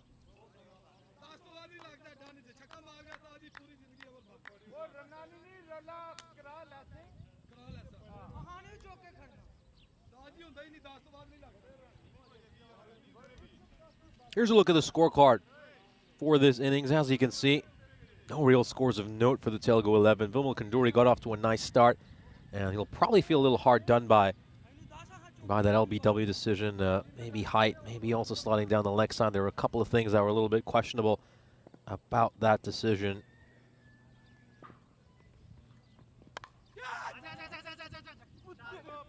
This is going to go away for a 4. Yes, it will. Patti just throwing his bat on a wider delivery. Bakar Siddiqui obviously had tons of joy in the first innings, but second innings hasn't quite been his, has it? He put down a catch earlier of Vimal Kanduri when he was batting on 12 off the bowling of Sulari. And he's gone for a few runs off his own bowling. He's been the most expensive bowler so far for his side. Yeah, you can just see that Patti's trying to come down the wicket, so he's looking to push it wider. When he's pushed it a touch too wide over there, Bakar Siddiqui.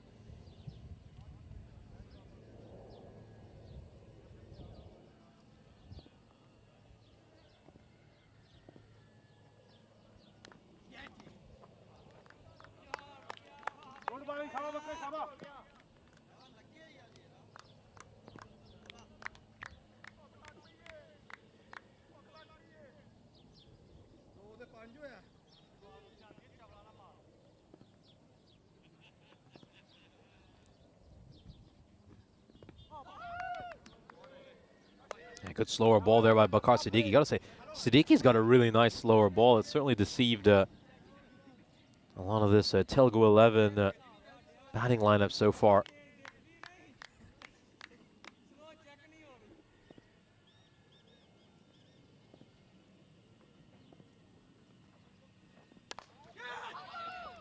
This is going to be struck away for a boundary. Good shot by Patti. A little bit of width on offer. Crunches that one in front of point for a boundary.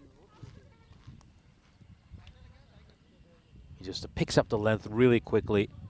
And that's just all about hand-eye coordination, isn't it? Just throws his bat at it, lashes at it, and it goes away for a 4.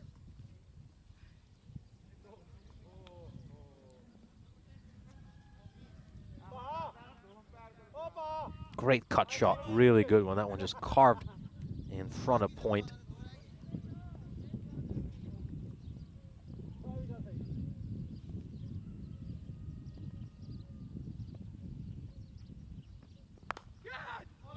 And there's another one that goes out towards square leg. That's going to be a boundary. And hits that. Doesn't quite middle that one as well as he would like. You don't quite hear that sound of the middle of the bat. Comes off the inside edge. Because that boundary is vacant, and it's also a fairly short boundary, it goes away for a 4. But they still got a chance here, the Telugu 11, of picking up this point. They need to go at about 17 and over. Oh, this one is firmly struck, but it's going to go towards the fielder at long off. That one was actually middled, but it doesn't have the distance, and a good bit of fielding by the fielder at long off to cut that one out. And that was a pretty nice sound off the bat. And just the 1 run there. Come to the end of the 7th over. And it's a good chance also to discuss the upcoming match between Sher-e Punjab and the keeper of Tigers Limassol. So, of course, this keeper of Tigers Limassol side, not much we know about them. They're a completely new team. A lot of these players have never featured before on the European Cricket Network. Meanwhile, for Sher-e Punjab, of course, a lot of experience in that team. Players who've enjoyed some success at this level. Well, unfortunately for them, they started off with a couple of losses yesterday. 2 tough losses as well, mind you. They do pick up 2 points because their losses were rather close, but they just haven't been able to get the results they need. And they're probably going to have to win this game. You could almost call this a must-win for Sher-e Punjab, because a side like Sher-e Punjab, they certainly harbor ambitions of making it to that elimination round. If not actually getting one of the top 2 spots, they've certainly got the quality to make some noise in this ECS.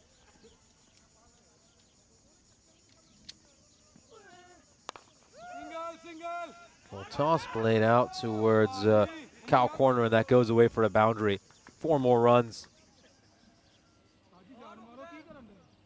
And he's actually done very well to reach out towards that one, and somehow played out towards cow corner. It was bowled so wide, you'd have thought he'd probably play that towards the offside, because if he can pierce that gap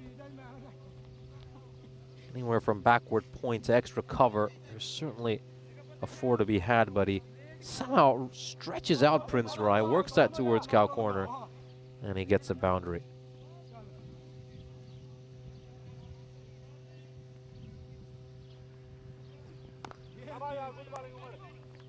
Pushed away towards point for a single, and oh, well, this could be tight. This could potentially be tight. They're obviously appealing for this one. The umpire doesn't look too interested, but he's going to say, well, let's take a look at this one. Calls for the 3rd umpire.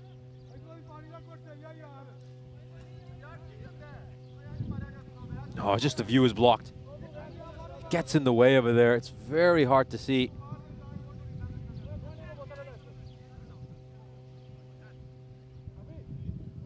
Let's just see if we can get another angle on this one to see there was a clean throw or collection.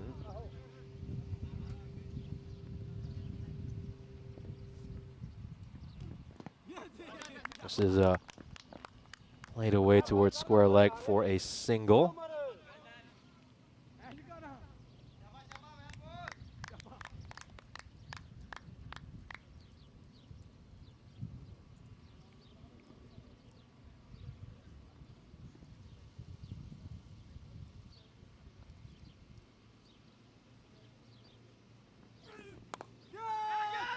And this is going out towards 3rd.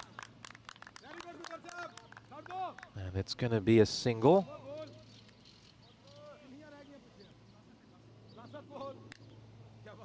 Yeah, good bowling here by Umar Farouk. Obviously, he's a player who we've seen feature in the past on the European Cricket Network.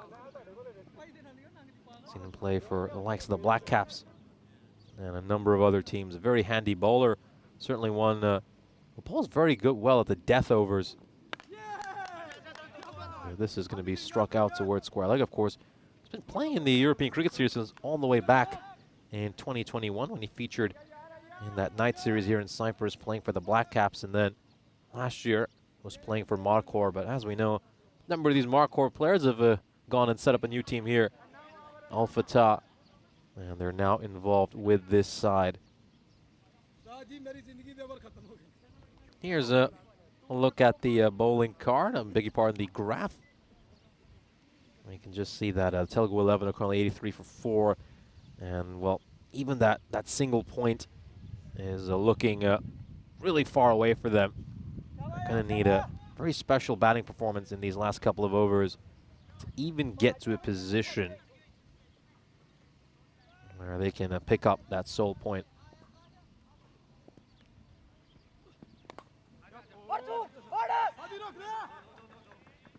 Off it goes for a boundary.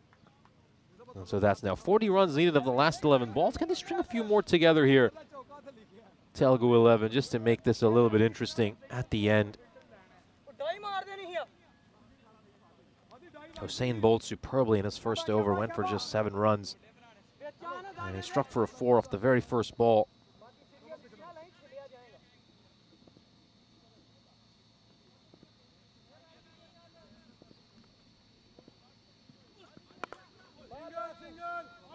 It's just going to be a single. Just the 1 run over here.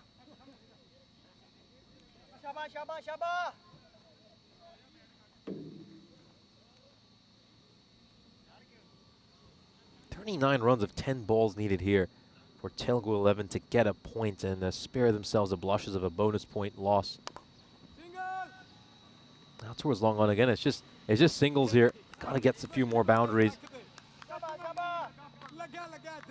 I think the big story over here will be, it seems like Telugu 11 have brought a lot of MDOC's problems along with them. Obviously a number of ex-players for MDOC's playing on this side, and you know, what's quite clear over here is they don't quite have that, that batting power, that ferocity, which a lot of sides at this level do. Patti is gonna punish this full toss, so right on cue. He hits just the 3rd 6 for the Telugu 11 this innings, and the first one by a player not named Prince Rai. It was a full toss. It gets pumped away for a 6. Very good shot by Patti. You gotta say, Patti and Rai have been real bright spots for this Telugu 11 team. I'd be very surprised if Patti isn't batting further up the order in the next match Telugu 11 will be involved in. He's really looked very good out there, hasn't he? Of course, we'll see Telugu 11 coming back in about 2.5 hours for their next match against Sher-e Punjab. Will be a very tough task for them. You know, Sher-e Punjab are a quality team despite their 2 losses yesterday.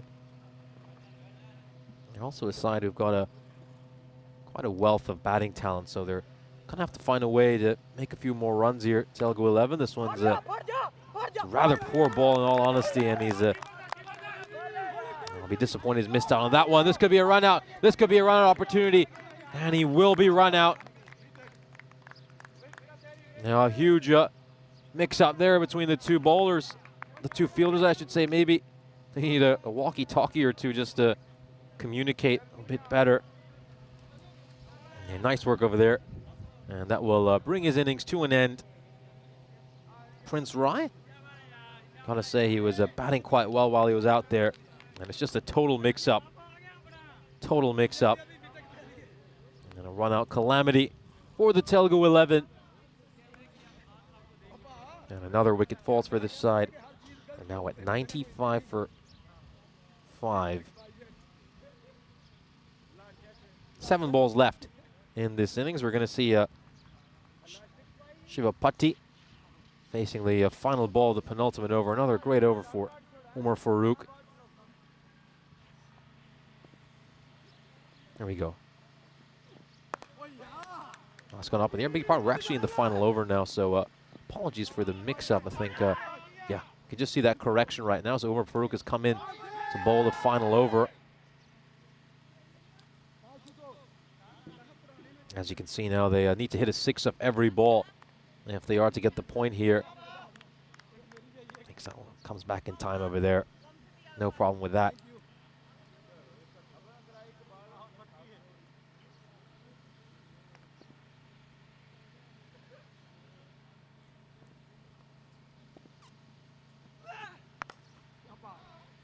very, very nicely struck out towards square leg for a boundary. Putty with a great shot. Omar Farouk, a rare bad ball for him. He's so good during the death overs, isn't he? Terrific hitter. But is 4 balls left in this innings. 6 runs away from a half century as well, Putty. It'd be a great moment for him to get a 50 on the European Cricket Network. It would be his first ever half century on ECN. Moves on to 45. I think Krishna should be giving the strike. He should be getting a single over here. Let him have a couple of balls. So we'll get this half century. It'll certainly be a feel-good moment for this Telugu 11 side. If Putty can get to a half century, that one's going to be a wide. I just heard a really, really funny comment out of the field. I think one of the fielders shouted at the bowler, "It's too hot. Stop pulling wides. We want to get off the field." Oh, that was certainly one of the funnier things I've heard while stationed at my position.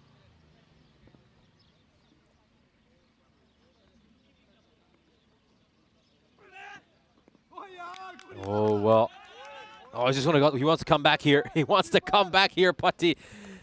And the keeper, he's made a bit of a meal of that. Rusap Sher has been really, really good with the glove so far, but that's a rare mistake for him. And the good thing for Putty is he gets on strike. He's got a couple of balls here to get his 50.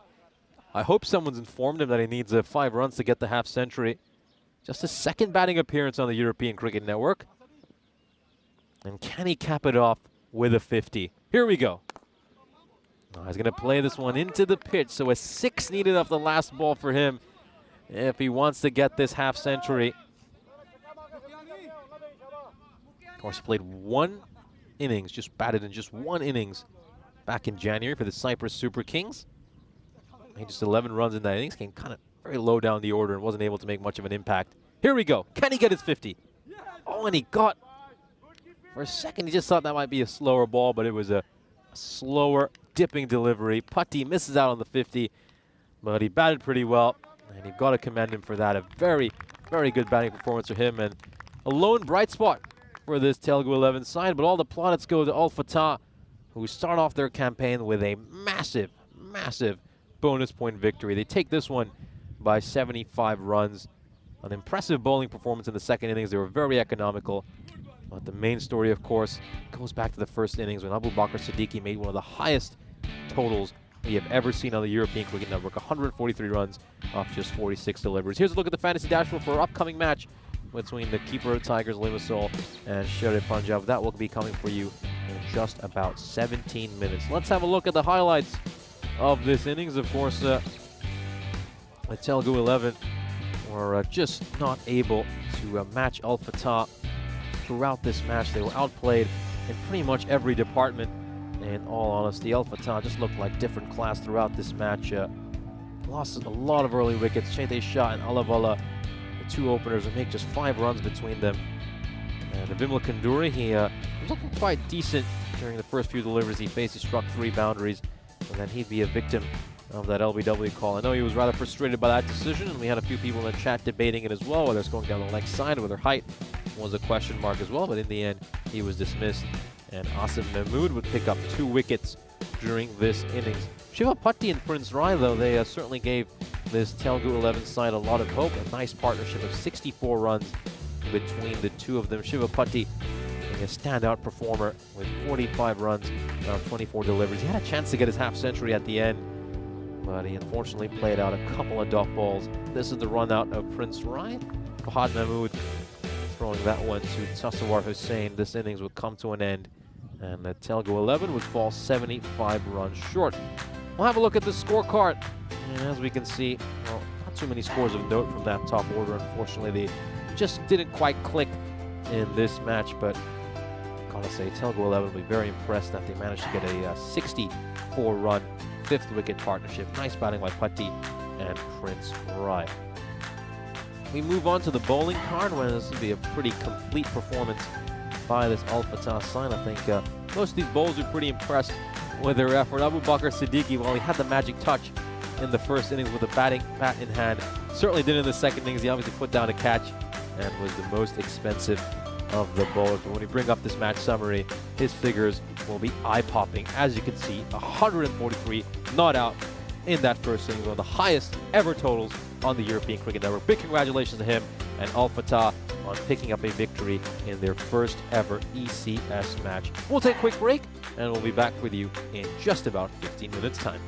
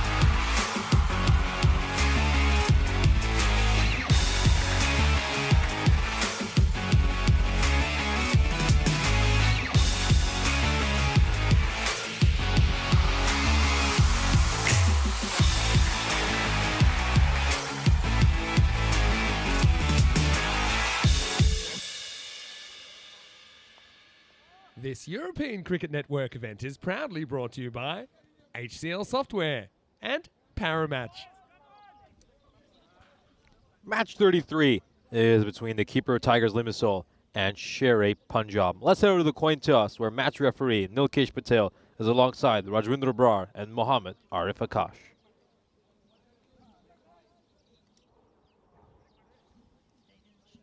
So instead we're just gonna, looks like we're just, I'll give you the coin toss update right here. The keeper of Tigers Limassol have won the toss and elected to field. So Arif Akash choosing, I should say, to go out there and bowl first. Now let's have a look at this drone shot of this beautiful part of the world we'll be playing our cricket in. Big match here between these two teams. Sher Punjab, obviously, you could almost say this is like a must-win for them if they want to try to capture one of those top two spots and bypass the elimination round, go straight to the quarterfinals. Here's a look at the fantasy dashboard. Keeper Tigers Limassol, it's their first ever appearance on the European Cricket Network. It'll be interesting to see how this team fares on the big stage. They're pretty new to the Cypriot cricket scene in general, and now they're going to have to make the transition to playing on the ECN. Here's a look at the win predictor. Sher Punjab fancied as big favorites, 79-21, according to our win predictor.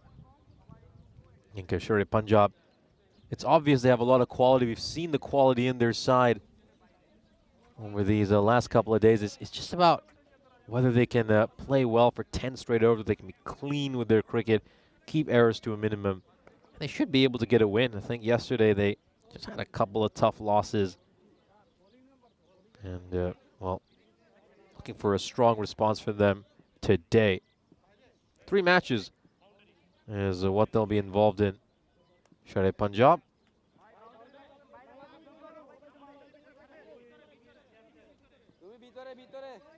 And the only player here with any real experience for the keeper of Tigers Limassol is Malik Numan. He's batted a few times on the European cricket. They were never taking a wicket, and he's going to be getting this first over. So a good decision here by the captain goes to someone who has performed at this stage before for this very first over, just to set the tone for the rest of the team. Here we go. First ball starts off with a wide, so that's not the way you want to set the tone.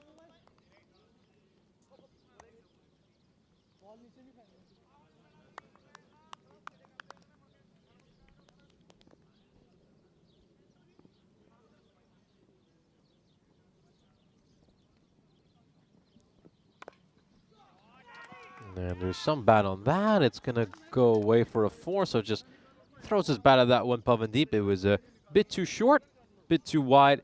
His eyes lit up, and he got the runs. Not too much foot movement. He's kind of trapped in the crease, throwing his hands at it. And it's always very risky to bowl there. I mean, even if the batter doesn't connect cleanly, you just know those edges can always fly away for a 4. Challenging match for the keeper Tigers to start off their campaign. Oh, this is a great shot. This is a really good shot. Rocks back and hits it through the cover boundary for 4. Beautiful shot there by Pavandeep. And it's a back-to-back boundaries for him to open up his account.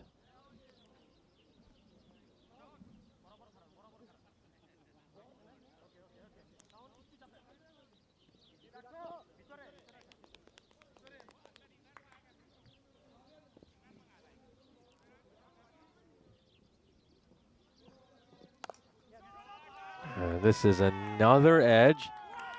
That's a, beg your pardon, this one's gone for a 6. Wasn't quite able to see that clearly, unfortunately. Goes the distance for a 6.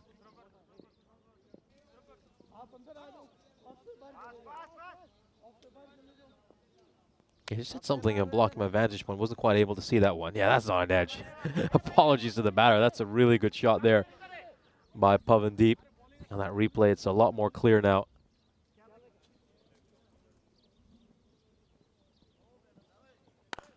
Full toss.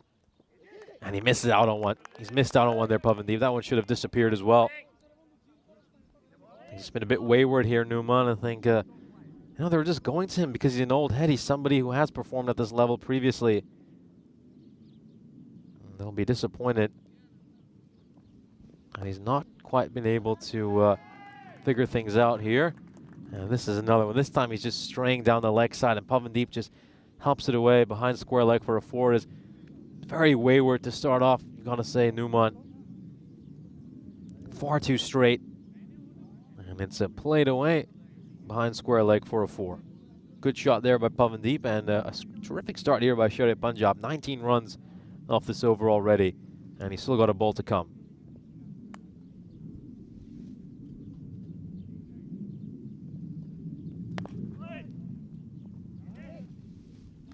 Top ball to end the over.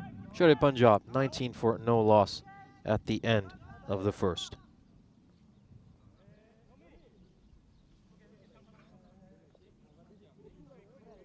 Let's have a look at the fantasy dashboard here for the European Cricket Championship, I should say the group dashboard.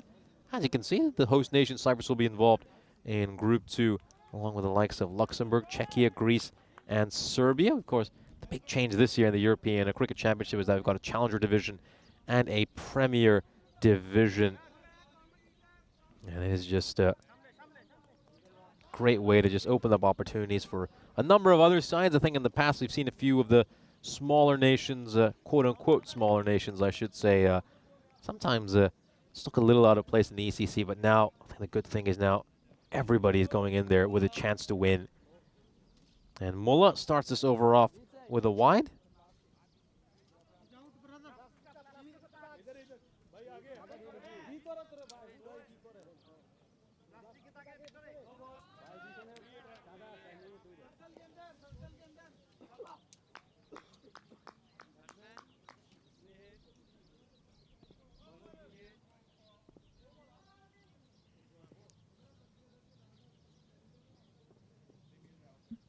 It's going to be stopped here by the umpire. And it's a free hit. Oh, so it's been given a no ball. Well, free hit coming up over here. Yeah, the umpire's changed the signal from a no ball to a wide. From a wide to a no ball. And he fails to take advantage of this free hit here near Stivari.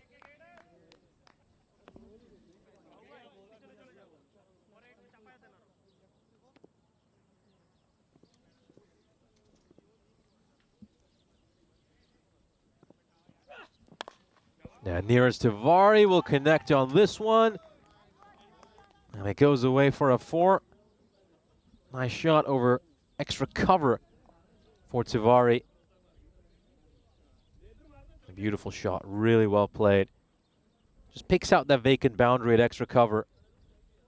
And it goes away for a 4.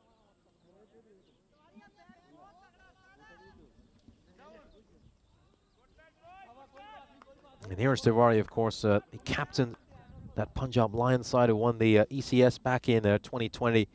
And one of the most dominant ECS runs we've ever witnessed. And he's now just seeking his second title here with Sherry Punjab.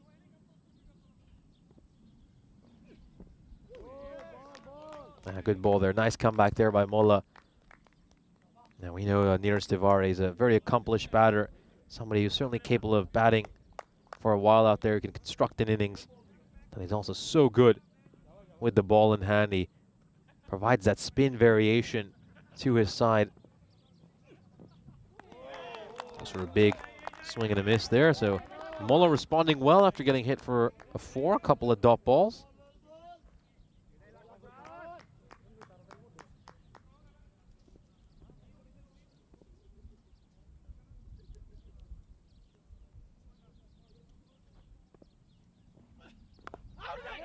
Where's this one? It's taken a leading edge. Should be taken. And always put it down. It looked like he was going to take it. Looked like he was going to take it. He got himself into a really good position, but it just pops out of his hands. Oh, my word. This could be a very costly drop. You can just see he has no idea where that one's going near Stivari. Gets underneath it. And no, it's just hard hands. It's hard hands. He needs to just take that one nice and soft. And are they going to pay for this mistake? Pavandeep will certainly make them pay. He hits another 6. A terrific start to his inning, moves on to 24 of just 7 runs. But Neeraj Tiwari, very lucky boy to be dropped when he was at 4. When he was on 4.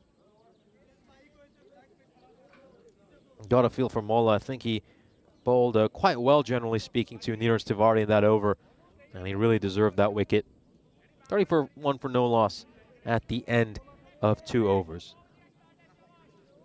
Here's a look at the standings for Group B. Both Encore and Al Fatah off to the perfect start in this European Cricket Series. Both those sides picking up wins to kick off their tournament. Of course, Encore had a couple of close wins against Sher-e-Punjab and the Knight Riders. Meanwhile, Al Fatah dispatched the Telugu 11 with ease. The first side to pick up a bonus point in Group B.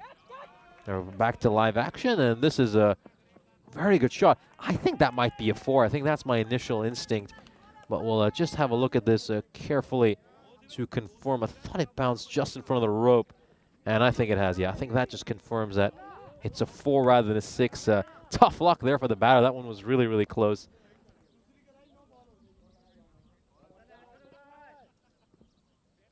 Also given the 1 for the over. That one was very short and very wide. Islam starts this over rather poorly.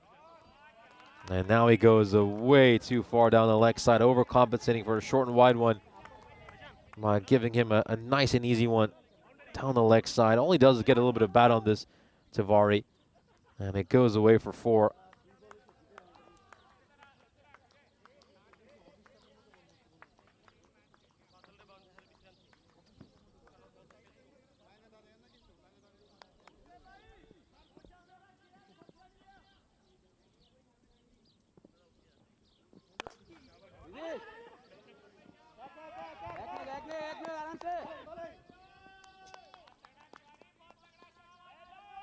Get a single over here. Pavandeep comes back on strike. Very good start for Pavandeep. He's seeing it like a football out there right now. He's had a good start to his European Cricket Series. Down the leg side for a wide. Made some handy runs in the last few matches for his side as well. His innings, though, just he'll be a little bit disappointed that unfortunately Saida hasn't been able to get a win so far, but in terms of his personal stats, he's been doing quite well. Up in the air, and is this going to go the distance? It will, and it goes all the way. Pavandeep moves on to 30. It's in the slot, and bang, smacks that one over. Cow corner for a 6. Tremendous bit of cricket. It's been a very expensive over so far for Raizul Islam, bowling in his first ever European Cricket Series. A baptism by fire for him, a rough introduction to the highest level of cricket here in Cyprus. Up in the air, where is this going to go? Well clear of the boundary rope. That's another 6, back-to-back 6s here for Pavandeep. Make that 2 in a row. And it's the length. The length's the problem over here. It's overpitched. Pavandeep gets down on one knee, gets underneath the ball really well, gets an angle of elevation, and he can strike that one away for a 6. Final ball of the power play coming up. Oh, is there something there? Is there something there? Was there an edge over there? They're absolutely convinced. Hard for us to tell from here. Certainly didn't hear anything. Yeah, there's certainly nothing on the replay that indicates there might have been an edge, but it's always going to be very tough to tell with that replay. 53 for no loss at the end of the power play. A great start here for Sher-e-Punjab. We'll just pause for a brief drinks break as these players get a chance to hydrate themselves. And of course, we'll just leave you here with the stats. As you can see, a couple of skyscrapers built either side of what looks to be a pretty decent apartment block there in that second over.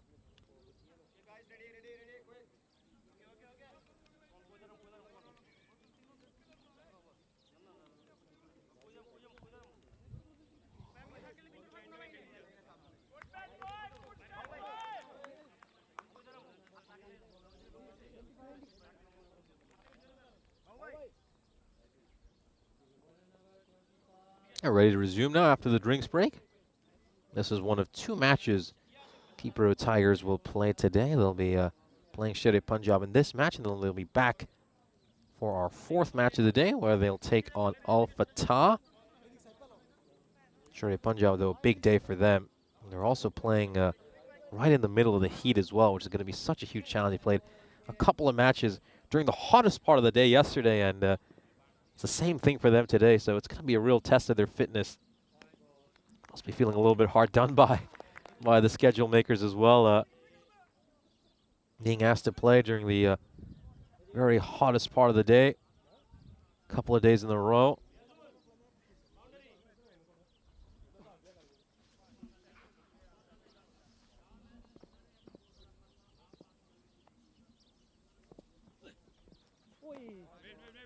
Down the leg side, that's another wide. Now Mehdi just hasn't found his radar to start out this over, sends a couple down the leg side.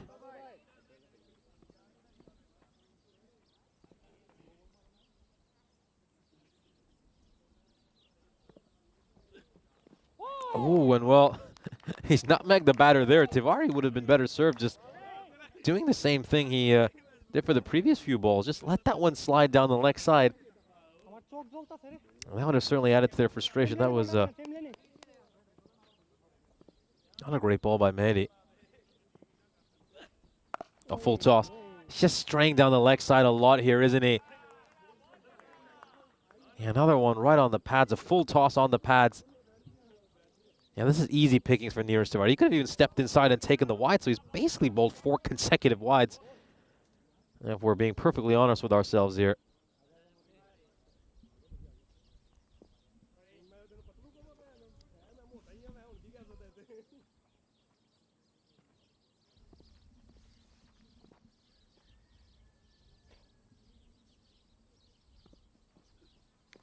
Now cleans him up. What a comeback. What a comeback for Mehdi. He finally gets one right. And he gets the ultimate reward. He gets the wicket of Neeraj Tiwari. That's a little bit of a variation there. Took some pace off that ball. And Tiwari completely misses it. And it crashes onto his stumps. Yeah, you can just see there. You can just see that one coming out of the back of his hand. And look at that. He's pumped. His first ever ECS wicket. A real moment of pride for Mehdi. He'll be very proud of that one. And it's a moment he'll certainly cherish and celebrate for a long time to come. Gets rid of a very experienced campaigner in Neeraj Tiwari for his first wicket. You never forget your first one, do you?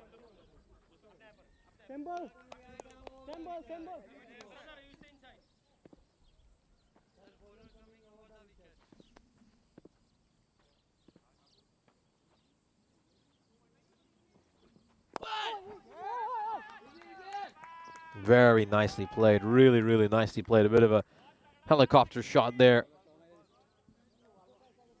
by Taranjit Singh. Can just see, look at that at the end. Digs that one out very well. Takes a bounce, goes over the rope.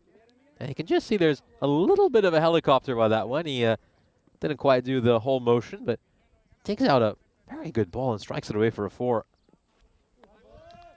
That's another one Mehdi has just sent down the leg side. Yeah, just needs to recalibrate a little bit. Maybe you should just aim wider outside the off stump to try to get one in line.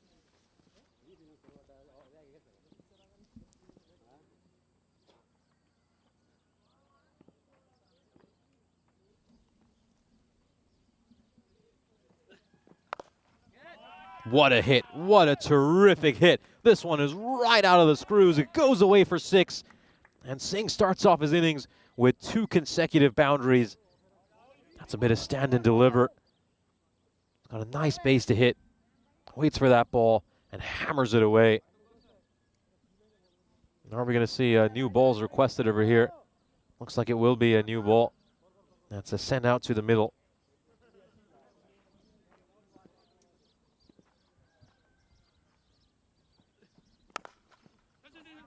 Again, you just see that little whip-like action as this one's going to go away for a 4. It's a misfield out at wide, long off. But watch that little bit of a, it's a little bit of a propeller, isn't there? The helicopter propeller right at the end when he's hitting these shots. He's got a very strong bottom hand.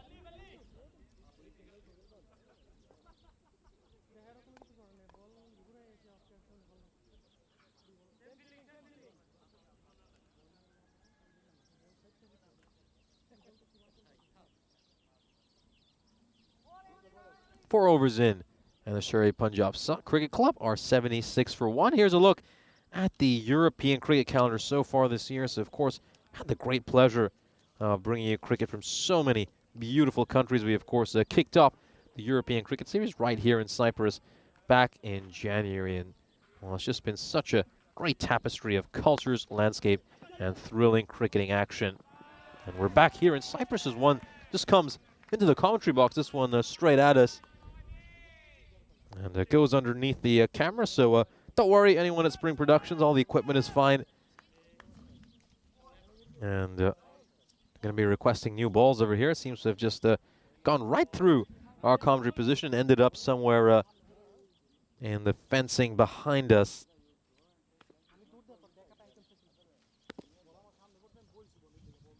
Yeah, very good shot along the carpet there for Pavandeep, and that's what I like about him. I mean, he's demonstrated that he can hit different kinds of shots.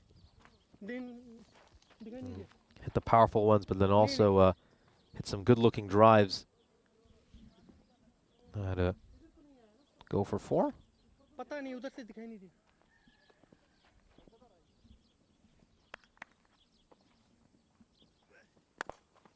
Oh, straight down the ground. And oh, well, good for him that there was a fielder backing up. I think you could just see, I think that's Riaz al-Islam. He just lets one get past him, but fortunately for him, long off, it sprinted across and was right behind him. That's a Shawan Mullah who prevents that from going away for a 4. Now down the leg side, it's going to go away for a boundary as well. I think it's taken 1 bounce in front of the rope. Yeah, I think some of the bowling here from the keeper Tigers haven't been helping themselves, have they? They've given this Sherry Punjab side a few too many easy balls to hit at, some very hittable balls. They've been very generous here to start off the keeper Tigers.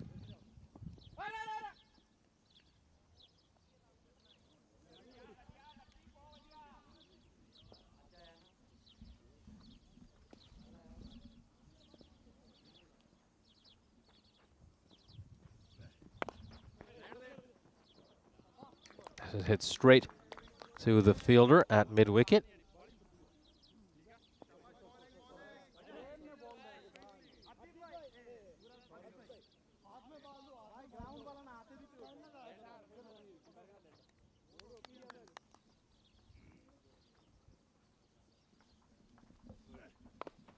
Oh, and then another one. That was just sliding down the leg side. He'd have been better served just leaving that one alone, and in the end, he's going to be dismissed. Well, what a way for Pavandeep to get out. He's batted terrifically throughout this innings, and that might be one of the worst balls he's faced during the course of it, and he somehow managed to get himself dismissed. That is a terrible, terrible way to get out for any batter. Let's just have a look at this. It's going way down the leg side. There's no real reason to throw his bat out. It could just allow it to go away for a wide. He's probably going to get some extra runs off buys as well. When he throws his bat at it, it goes straight to the fielder. And the catch has been taken. Now Sherry Punjab lose another wicket halfway through the innings, 86 for 2.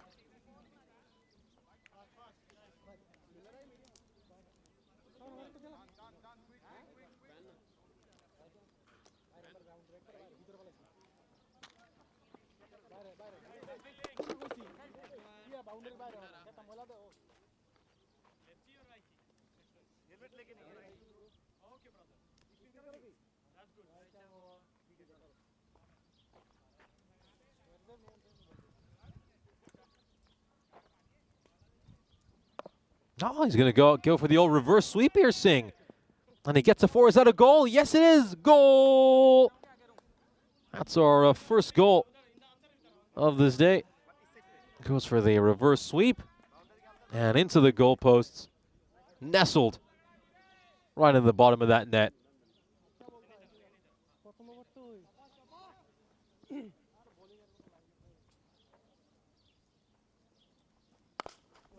Oh, this is a very, very nice strike. Look at how sweetly he times this one.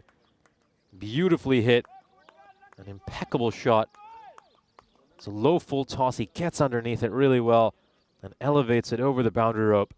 That's a great example of power and precision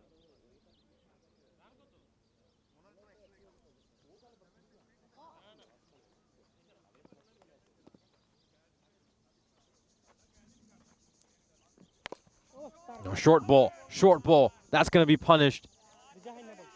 And wonderful. It's a really good strike. His eyes light up the minute he just sees that one going short. He picks up the length so quickly, and that just allows him to swivel on the spot and smack it away for a 6.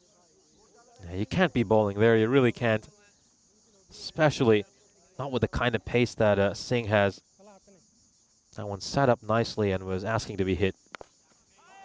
And this one is also going to get punished. It's another 6. It's 3 consecutive 6s for Singh.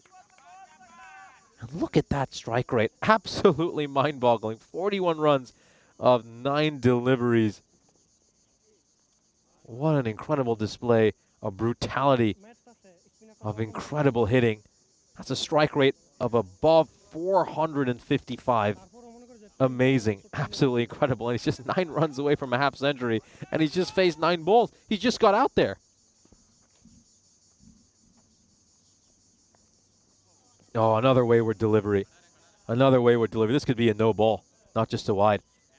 Well, just have a look at this side on to confirm. But I think he could be in trouble. I think this could be a free hit as well. Let's have a look at this. Oh, well, this is a tight one. This is a really tight one. Well, I think it's going to be given. Yep, I think it's going to be given a no-y.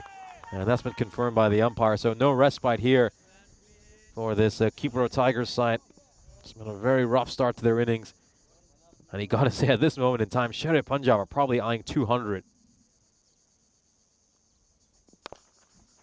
6. 6, that is all I'll say. That is a beautiful strike. What a... You could just hear the crack from the bat. It sounded like lightning, like thunder. And it came off his bat. Now 3 runs away from a half century, and he's faced just 11 balls. This could be one of the fastest 50s we've ever seen.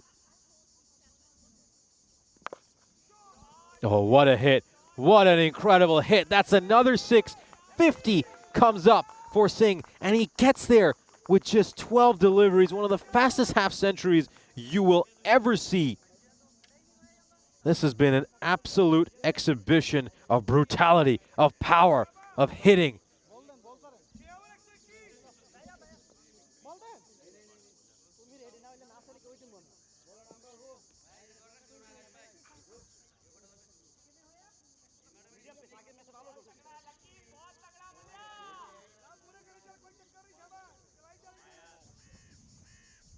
And wow, just amazing. Absolutely amazing.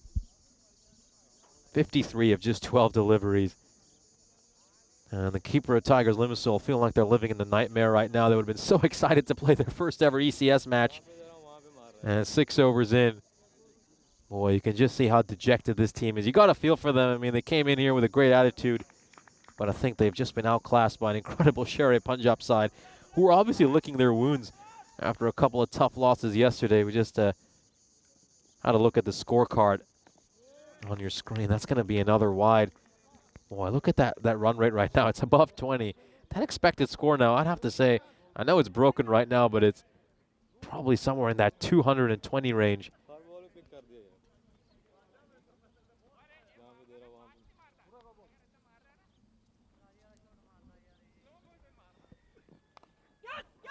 Once again, just straying onto the pads. But they're not able to punish them there.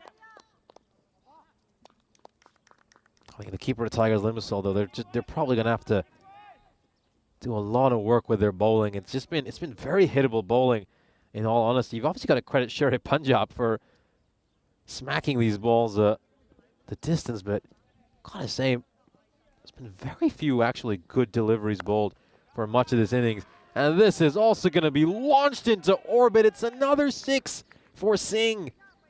His 7th 6 of this innings. That strike rate above 450. This is mind-boggling.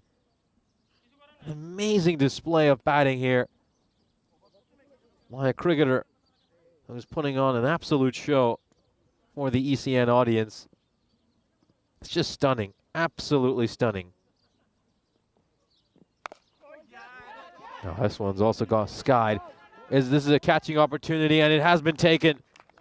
And he's absolutely delighted. Great moment for him.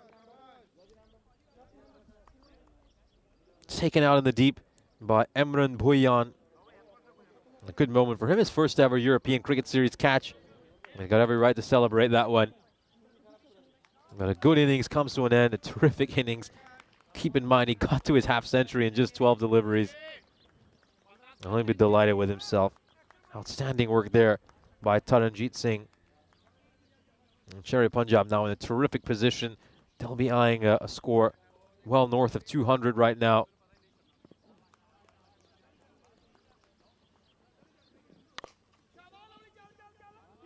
New batter comes out. Connects on one pretty firmly. Well, he's just going to get a single. That one is well fielded by Bhuyan out in the deep. A man who took the previous catch. I was looking at the chat. Everybody absolutely amazed by that great display of firepower. See some comparisons to Klaassen as well. Superb hitting. Was absolutely superb hitting by Taranjit Singh. And yesterday, Taranjit Singh would have felt a little bit disappointed that he missed out on the runs. And he certainly made sure he was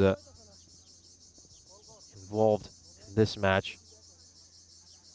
This one was, of course, his third career 50 for Taranjit Singh. He scored a couple of 50s in the ECS we had back here in January. And Taranjit Singh is another example of a player who has developed his game a lot thanks to the ECS we've had here in Cyprus, of course. When he first started, all the way back in 2020, he was out for a couple of ducks in the 2 innings he played. Here's a look at this European Cricket Series calendar, and well, what a pleasure it has been to bring you all this terrific cricket from so many scenic grounds all over the continent. Each destination has offered its unique blend of culture and cricket. We're right back here in Cyprus, of course, for an Encore event in this beautiful country that has treated us so well. Each place we've been to has just allowed the sport to continue to grow and blossom in so many great parts of the world. Long may this continue, and we're so glad that there's still plenty more cricket to come in 2024. We're only halfway through the year, and we've had some incredible storylines. We've had the privilege of going to some truly wonderful places. Of course, this year we went to England as well. Obviously, a very established cricket nation, the nation where cricket itself was invented. Oh, straight to the fielder at mid-wicket, and Sandhu's gone. A little bit of cheer here for this keeper of Tigers side. They managed to get 2 wickets in quick succession. This was another full toss, and Lovedeep Sandhu really should have punished this one, but he sends it straight to the fielder at mid-wicket. And you gotta say right now, I hate to say this, but it's really been hitting practice for Sherry Punjab out there. So many full tosses have been bowled. It just feels like every other delivery is a full toss. At least 1 in 3. At least 1 in 3. Lots of full tosses, lots of balls down the leg side as well. I think keeper of Tigers probably a little bit overwhelmed by their first ever appearance on the European Cricket Network. And they've certainly not made it difficult for Sherry Punjab. There's another full toss down the leg side, and that's going to go away for 4 as well. So Resham Singh, who's coming off a 60 of just 15 deliveries yesterday, gets greeted by a full toss on his pads, which he gladly gobbles up and smacks towards fine leg for a 4.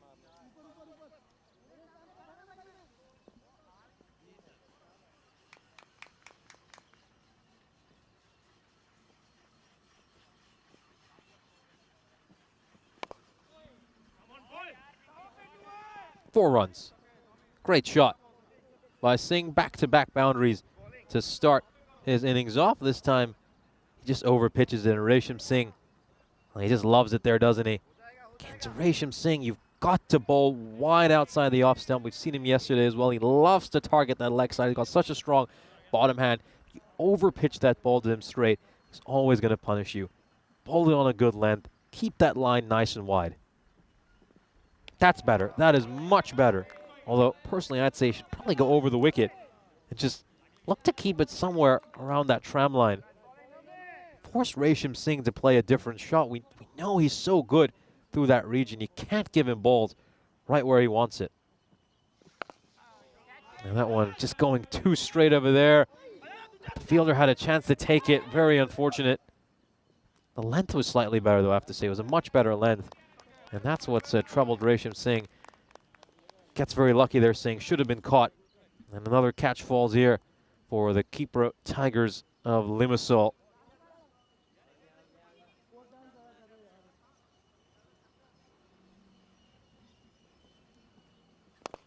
No, that is just where he loves that ball. He brings out the old helicopter as well. You can see the helicopter rotor there. That one goes for 6. Look at his wrists. Look at the snap of those wrists. He sends that a very long way for a 6 and moves on to 16 of 5. 2 overs left in this innings.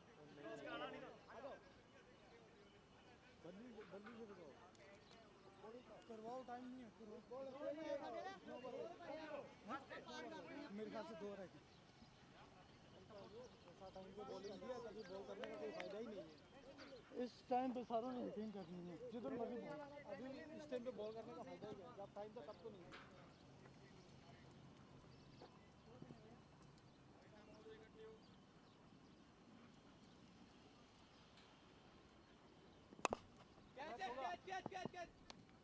This one's not going to be taken by the fielder. It's another dropped catch.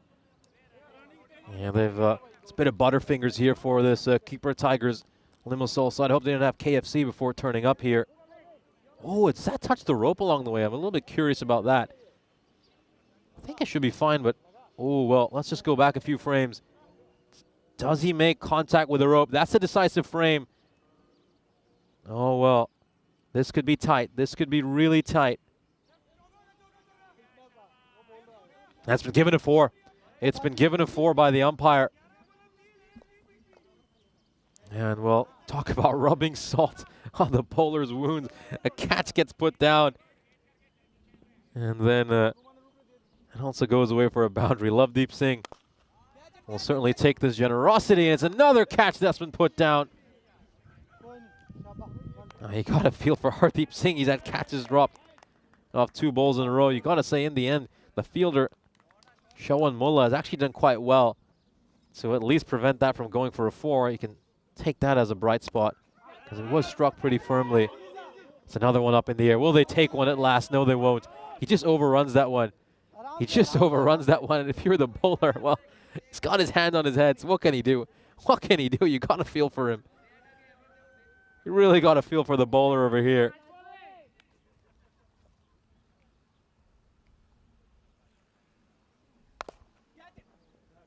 And don't worry about catching that one. It's gone into the gap. It's going to be a 4. I could just feel, I mean, they're trying this keeper of Tiger side, but they're a little bit nervous, a little bit anxious. You can see them attacking the ball. And at times, in their excitement, they're just overrunning the ball, maybe going at it with hard hands. They're desperate to catch it. They need to be nice and calm and allow that ball to come into their hands. And, of course, Rob Thompson makes a great comment. It all happens in the 9th. It certainly does, and a lot is happening in this 9th. Is some more extras over here, some more extras.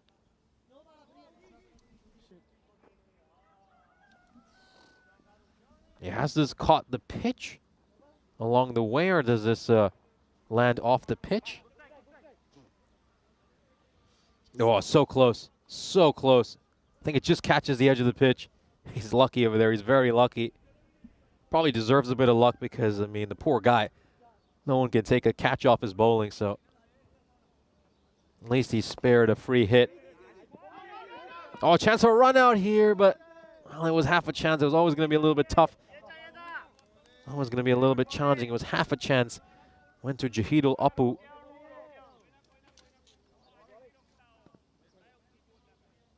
It's coming back, and yep, would have been safe. Is safe. Yeah, it's been a bit of a comedy of errors this over. And this one was probably going wide as well, and it goes right through the fielder's hands. And it goes away for a boundary. You gotta feel for them. No one puts a catch down on purpose. And Lovedeep Singh, well, he's been there. He scored 10 runs, and he's been dropped 3 times. I mean, that is quite alarming. He's been dropped on 1, on 5, and on 6. Honestly, at this point, I mean, just by my count, I think they've dropped a good well, let's go for this. About 7 catches, at least in these last couple of overs, a good 7 catches. It's quite amazing. It's you got to feel for the bowlers at this stage. I mean, seeing his figures look pretty ugly, don't they? 2 overs, 52 runs, but he could easily have had a number of wickets.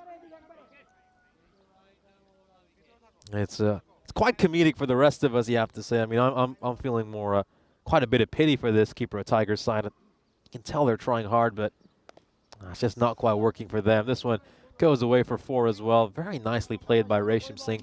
Swivels on the spot, gets across, and just plays it away for a 4. Gets outside the line of the ball so well, and it goes away for a boundary. Oh, the Reliophile joining us in the chat, asking how we're all doing. Doing great here. Got the great privilege of calling this ECS. And going to be an appeal here. Oh, and he's raised the finger. Well, he took his time there, the umpire. He really took his time.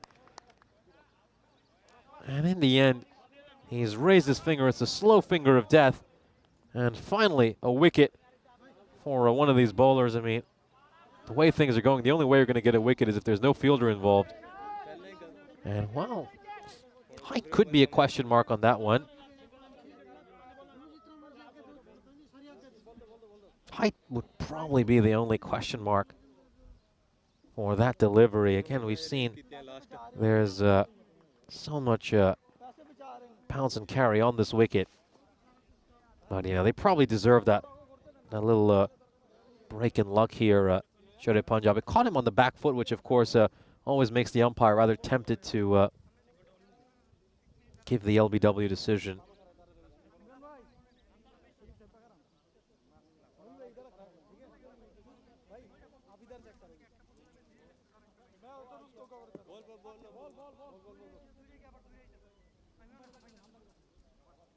Leg side, 1, 2, 3, 4.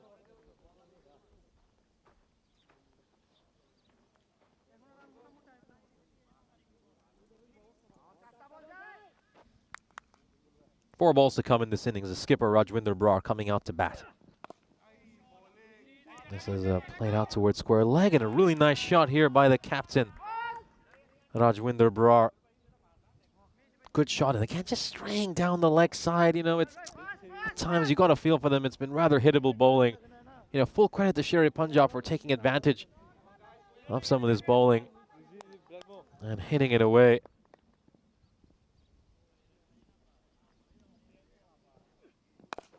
Yeah, this is a very good shot. This is firmly hit, and it's going to go over wide, long on for a 6. Rajwinder Brar starts off his innings with 2 consecutive boundaries.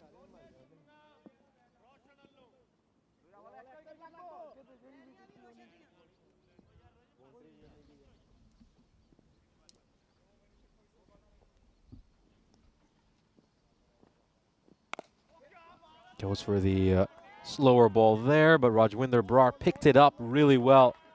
And Mullah's slower ball doesn't come off. He gets hit away for a 6. That looks like that one is rolled into the football pitch adjacent to us.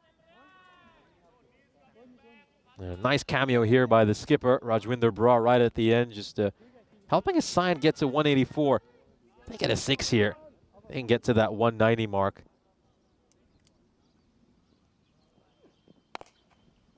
Big hit, but straight to a fielder, and a catch is going to be taken.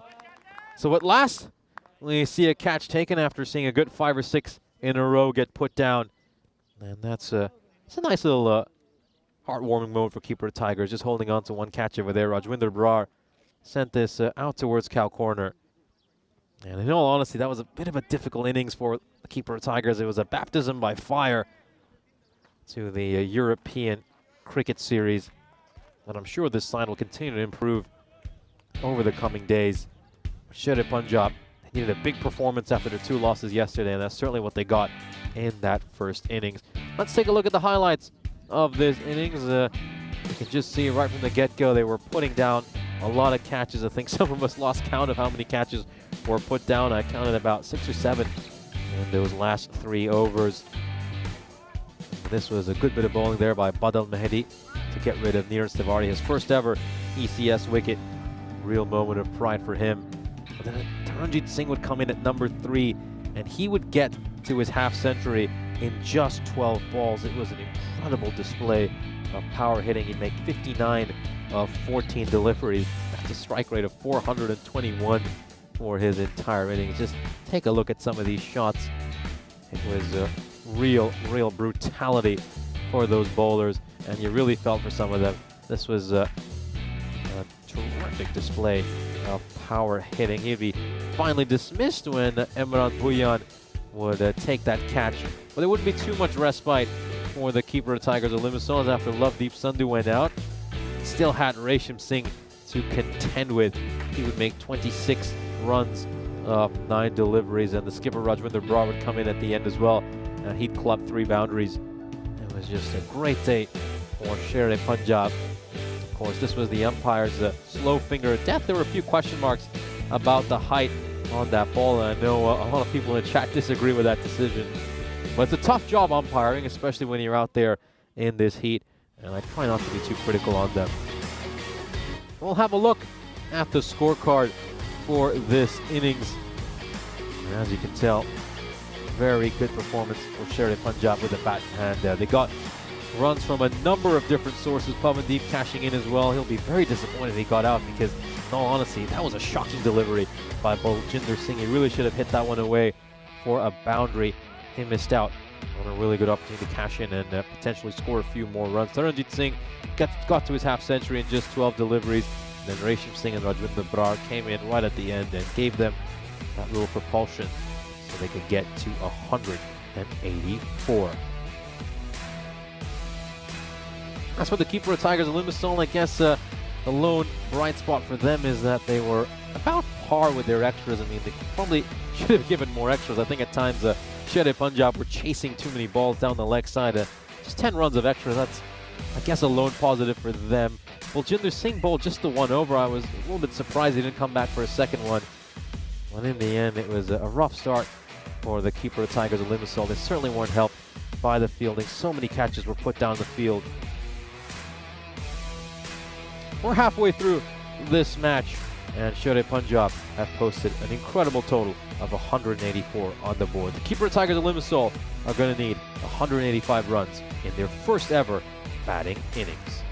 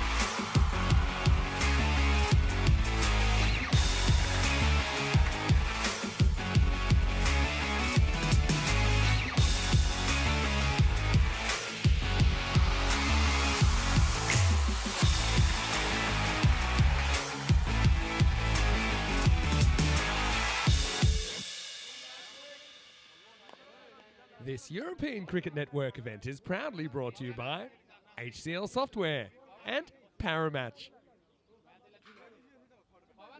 Welcome back for our second innings.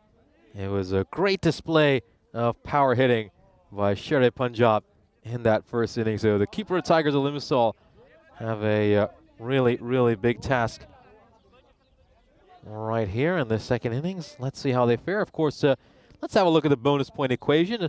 If they want to pick up the bonus point here, they can. They'll have to chase down this target at 7 overs or less. And I'm going to go out on a limb here and say that's probably not going to happen. Meanwhile, for Sherry Punjab, if they can restrict the opposition to 128 runs or less, they'll be the ones leaving this game with a bonus point. I think they're going to go for it. I think they're absolutely going to go for this bonus point.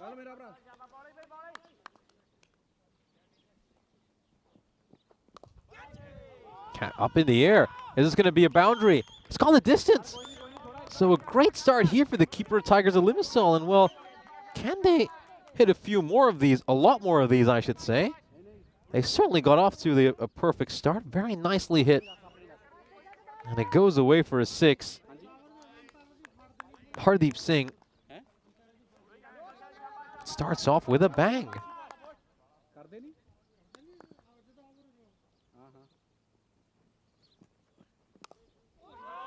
And is this going to be another one? Well, back-to-back 6s to start off. Keeper of Tigers Limassol come out roaring. Wonderful hit. Elevates this over the boundary for 6. It's a couple of over-pitched balls by Brar. And Singh just gets underneath that ball so well. And away it goes for a 6. 2 6s over backward point to start. Could we have a game on our hands?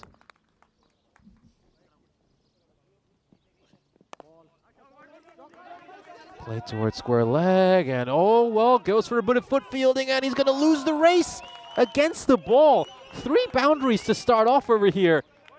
And they're a little bit shell-shocked to start off, Sherry Punjab. They've got a lot of runs to play with. So they won't be hurting too much. And you can just see he's trying to go for a bit of foot fielding, and it goes right through him. Well, he's not making it into my 5-a-side team. That was Akshay Sani at square leg.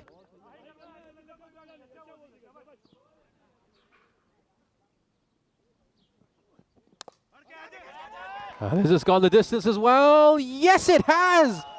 What a start for Singh. Incredible. 3 6s out of 4 of his first 4 deliveries. Wonderful, wonderful display of hitting. And off it goes for a 6. 22 runs off the first 4 balls. Rajwinder Brar is absolutely stunned.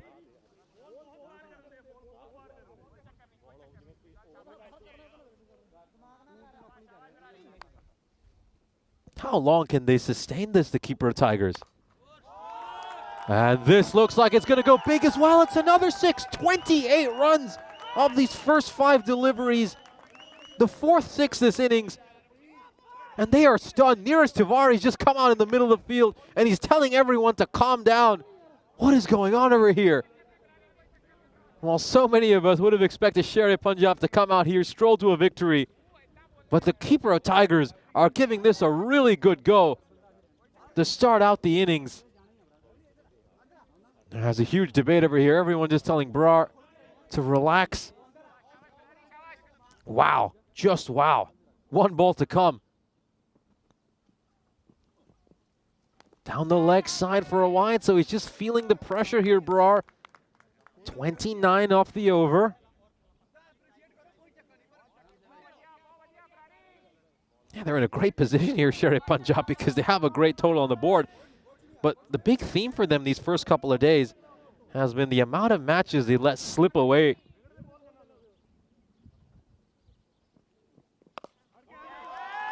This one looks like it's destined to go for a 6 as well. It does. What a start. What an incredible start. 35 runs off that first over. A supersonic over. And everyone just looks shell-shocked out on the field. They are absolutely stunned. Hands on heads. Hands on their waists. A few double teapots coming out as well. And Rajwinder Brar, he looks like he's seen a ghost My word, 26 matches, of course, since we last had a golden ball on the European Cricket Network. This is a stunning start for the keeper of Tigers. Well, you talk about getting your side off to a perfect start. Hardeep Singh, 34 runs off just 6 deliveries. And they're going to go to Paramjit Devgan here. He bowled superbly yesterday. I was really impressed with his bowling. Bowled some nice lines and lengths, had some good pace as well. Let's just see if he can stem the flow of runs here a little bit. That win predictor now has just put the keeper of Tigers at 37%. Wow, just wow. Straight down the ground. This is going to be another 4. So Manny comes out there, hits a 4 off his very first ball. They continue this onslaught. And they're required now. It's at 16.5.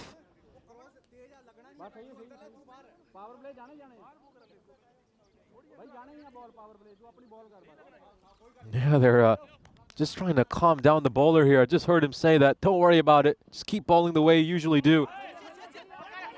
Well, that was a very hittable delivery as well. Well, it's going to be a dot ball, the first dot ball we've seen so far this innings. Terrific start here for the keeper of Tigers.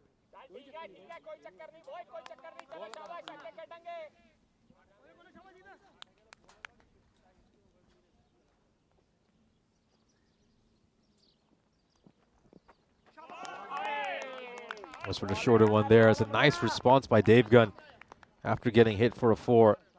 And he's got some good pace, hasn't he? Gets that one to carry through to the keeper nicely. A couple of dot balls here for Sher Punjab.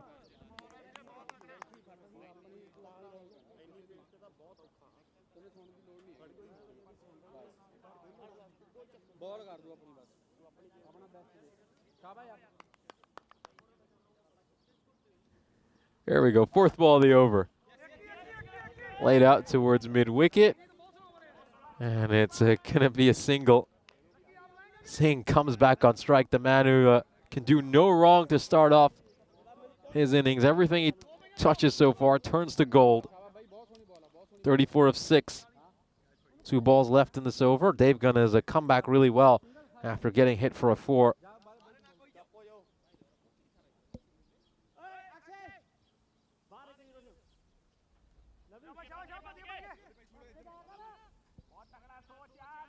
They just brought a square leg into the ring and they've sent out a deep backward point. First dot ball that Singh has played out.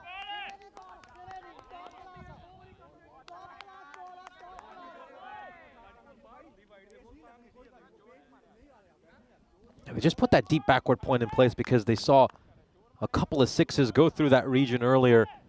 And he's just proven that he's very strong square the wicket, Singh. So and it's a good idea to have some protection there.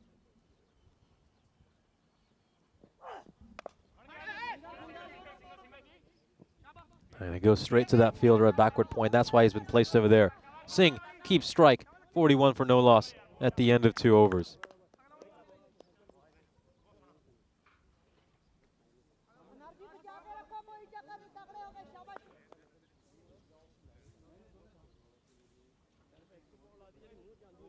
Let's have a look at the standings here for Group B. Of course, Encore starting off with back-to-back wins. They're currently sitting at the top of this group. And Al Fatah picked up a win earlier today. A huge win for them, a bonus point victory. And it was a perfect start for their side. Meanwhile, Sher Punjab starting off the series with a couple of losses, a couple of close losses as well. I think 2 games where they really felt they had a chance to go on and win them. And they were not able to take the opportunity to win the game. Taranjit Singh bowling the 3rd over. No surprise, Brar didn't come back for another one. And where is this going to go? I think it might have taken a bounce before going over the rope. It's 4 runs, and it's more runs through that region behind point for Singh.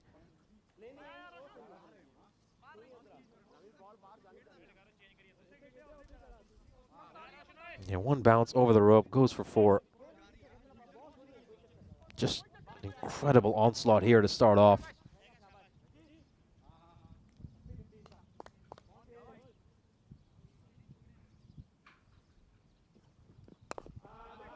He's going to be pushed towards mid-on. Is he going to push for a 2nd? No, he won't. The Fielders come onto that one really quickly. Just a single over there. Let's see if Mehdi can also accelerate at the other end. I think right now, of course, I think the main thing for him is he can't play any dot balls. He really can't. He's got to get Singh on strike as much as possible. Now, he struck this one very firmly. And, oh, that was struck hard. Straight at Lovedeep Sandhu, who's actually done very well in the end to ensure it's just a single. And I think, this could be a big difference between these two sides. We saw keeper Tigers give away a lot of runs because of their fielding. We talked a lot about their dropped catches. But the net result was they let a lot of those dropped catches go away for boundaries. And their ground fielding at times, too, was a little bit subpar. We know with Sherry Punjab, they'll not the sort of side that are going to make those kind of mistakes. This one goes down the leg side for a wide.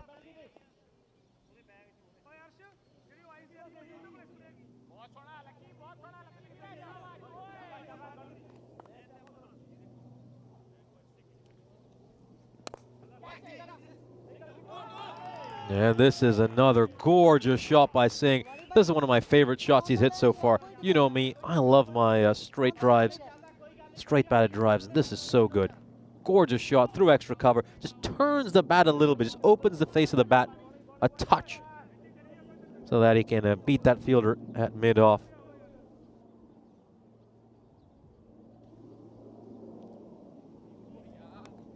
Down the leg side for a wide.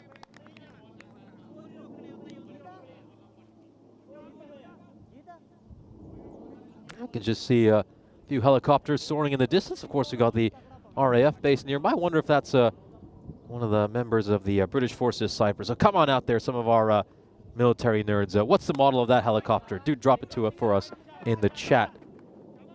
This one goes out towards long on for a 6. I'll give it a guess as well. I think I had a look at some of the models that are typically found around this part of the world. I think yesterday we were trying to spot the names of some of the military transport aircraft. But yeah, not quite sure what that helicopter is. Give it a look later in this innings. End of the over. Great power play for the keeper of Tigers, Olimisol. 54 for no loss.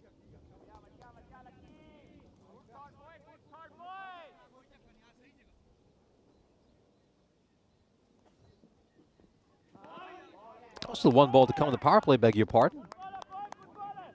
Now the power play comes to an end. 55 for no loss at the end of 3.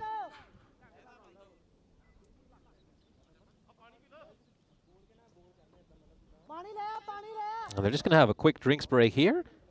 And a nice start here for keeper of Tigers. They're certainly giving this a good go. They're certainly giving this chase a good go. They've put on a nice show during that power play, largely thanks to some great hitting by Hardeep Singh. He'll be very proud of the way he has batted.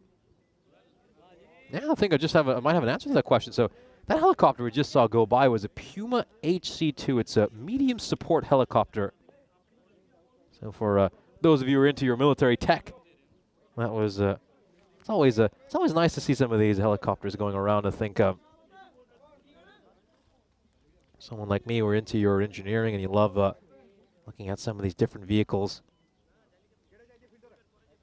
It's always very interesting to look at some of the vehicles that are going around.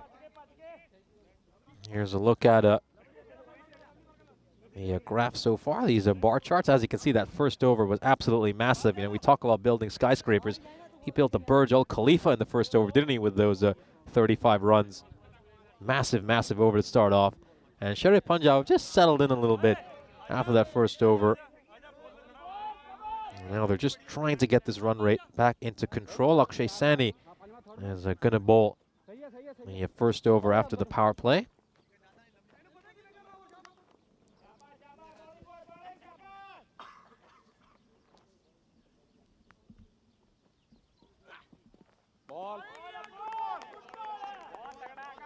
Yeah, good ball there. Really nice ball. Wide Yorker. He nailed that one, Singh. I'm going to say that's like the perfect ball in T10 cricket. So hard to hit for any batter. I think it's been slightly underused in this ECS. And a nice ball there as well, just keeping it wide. Very good bowling here by Sani. Really good start to his over.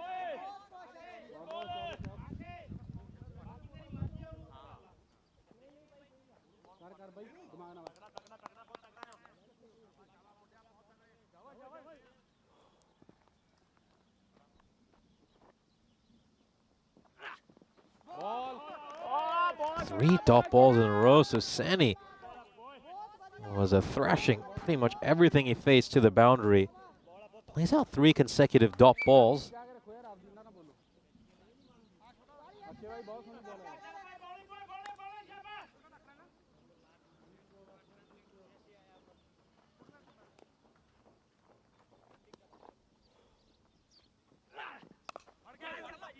Played straight towards Rajwinder Brar. It's like a hot potato in his hand. Couldn't quite grasp that one. Oh, it's been a little bit difficult, hasn't it, for Rajwinder Brar? Obviously, he had that really expensive over, and this time around, well, it's a hot day. And, well, that was like a hot potato in his hands. But he does prevent it from going away for a 4, which is the more important thing. And I guess he'll have a little moment to laugh at after this match. Oh, this is outstanding bowling by Mehdi. He's just bowling good lines and lengths here. He's just making sure he's not giving them hittable balls. I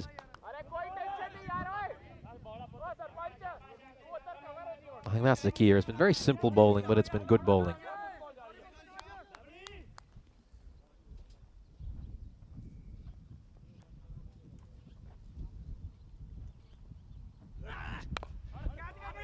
Up in the air. Oh, it's just been spilled. It's been spilled by the wicketkeeper. That was a chance. Well, we obviously commented a lot about keeper Tiger Limasol's catching in the first innings. Now it's Shere Punjab's turn to let one chance slip by. Yeah, the keeper should be taking that one. I think Pavandeep, you know, he's a quality keeper. And Mehdi gets dropped on 6 of 7. Very unlucky, I have to say, for Sani. He deserved a wicket. He bowled superbly in that over. 4 overs in the books. The keeper of Tigers of Limassol are 57 for no loss.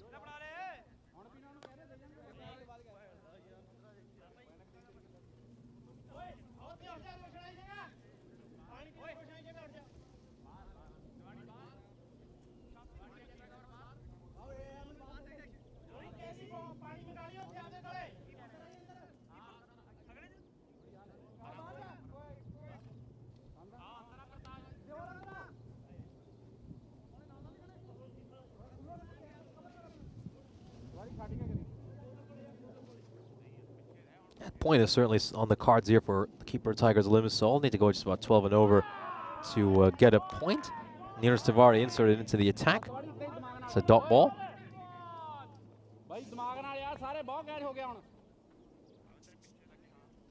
I can just see the helicopter. It's on its way back. I think this series is becoming a bit of aircraft spotting as well, isn't it?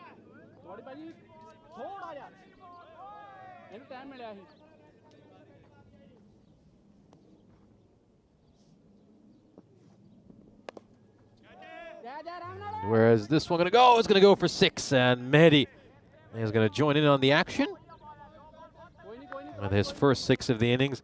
Neeraj Tiwari probably balls out a touch too short, but in all honesty, that is a very, very good shot. I think the key is that he picks the length up really quickly. He's on the back foot, and he gets underneath the ball, elevates it over square leg, and that goes for a 6.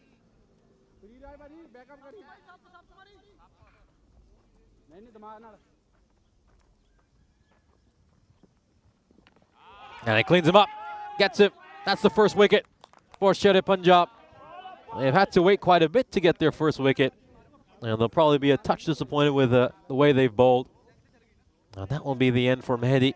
He departs, having made 13 runs of 12 deliveries. And Neeraj Tiwari gets the last laugh against the batter.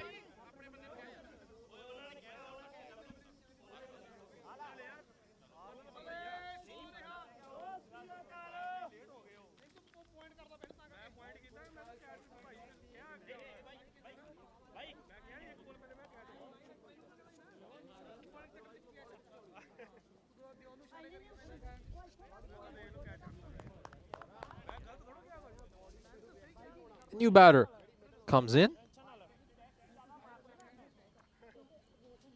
I think this is going to be Makil Noman. He's the most experienced ECS campaigner for this Cyprus Tigers Limassol team. He's the only player in this lineup who has seen extended action in the European Cricket Series. He, of course, played for the Limassol Qalandars back in January. He's going to get a single here to get off the mark.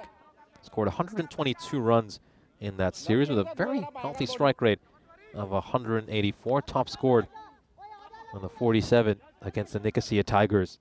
So an accomplished batter for sure, Noman.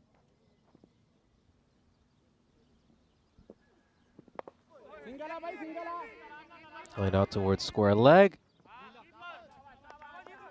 That's going to be single.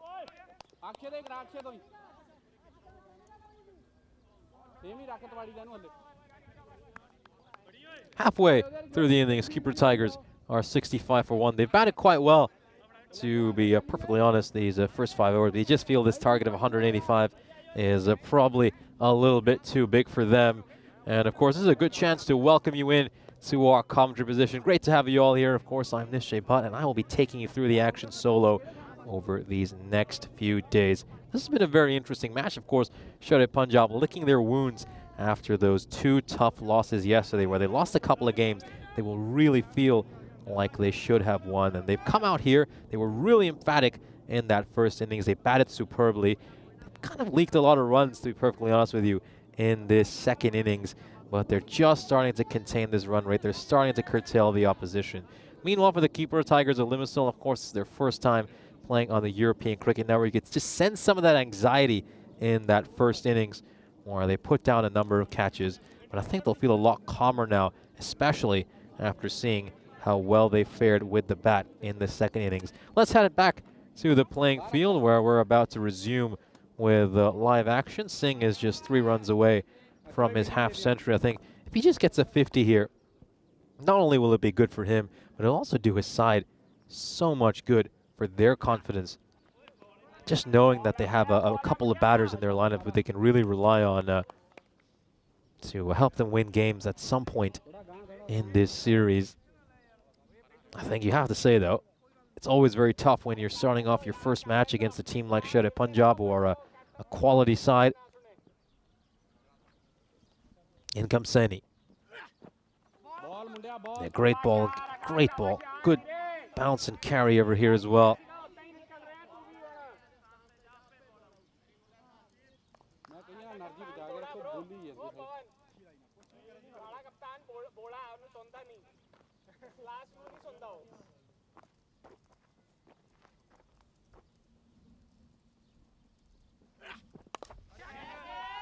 And does this have enough to go over the rope? No, it doesn't. And Singh is going to miss out on his half century. That one goes straight to the field to recover. And Saini's had a very clear plan, isn't he? He's bowling wide outside the off stump on a good line. He's trying to force these batters to drive on the up. And in the end, well, you have to say he's come out on top in this battle against Hardeep Singh. We saw him bowl 3 consecutive dot balls to Hardeep Singh in the previous over, and he gets his man in the end. Well-deserved wicket for Saini. I've been very impressed by his bowling, and I think he's going to be a real weapon for the Sharjah Punjab side. Hopefully he plays numerous matches to come. Well batted by Hardeep Singh, of course. So we're always going to remember that first over where he took apart Sharjah Punjab captain. 35 runs, of course, coming off that first over. And a real shame in the end that he isn't able to get his first ever ECS 50.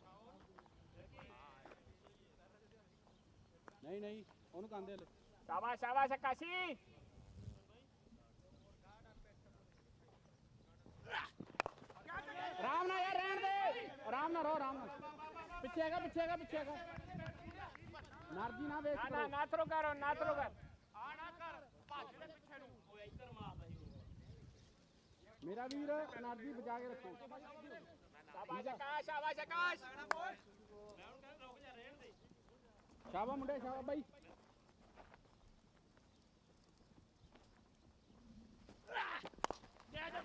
Oh, what a hit. And it's going to be a bit of foot fielding. Straight to the fielder at long on. Just a single over here.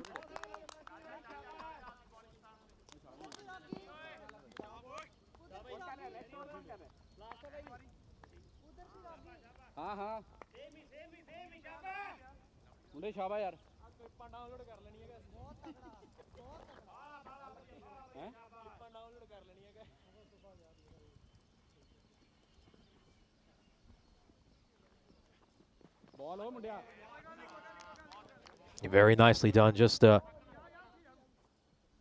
to be a single over there.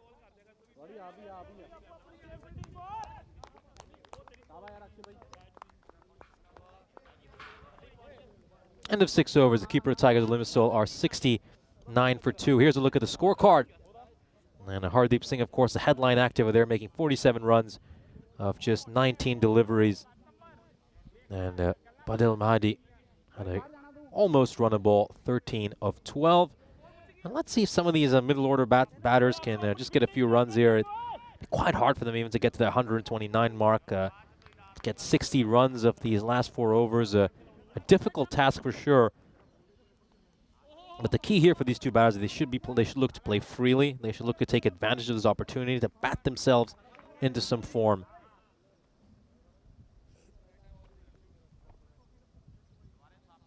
Here we go. Neeraj Tiwari coming into bowl the second over.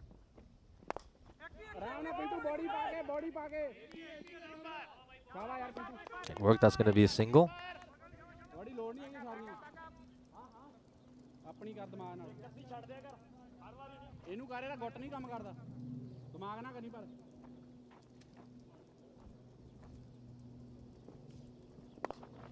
Up in the air. Has this got the height and length? It certainly does. Should say the distance. And it's going to go over Lovedeep Sandhu's head for a 6. Another enormous strike. Goes well clear of that fielder. They got quite a few helicopters going overhead. Right now, it looks like another helicopter patrol over the ground.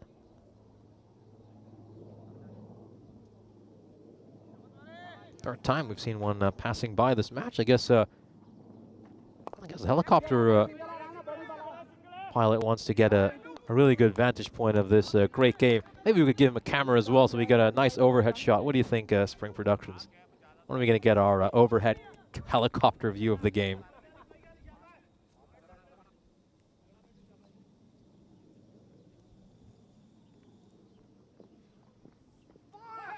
A slower ball there by Neeraj Tiwari. And Islam just about stays upright. Uses his hands to maintain his balance.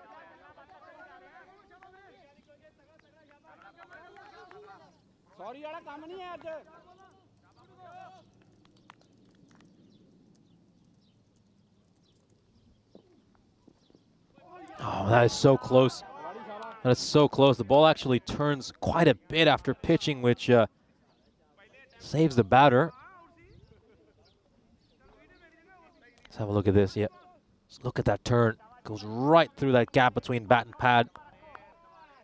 And it actually turns so much that it misses the stumps altogether.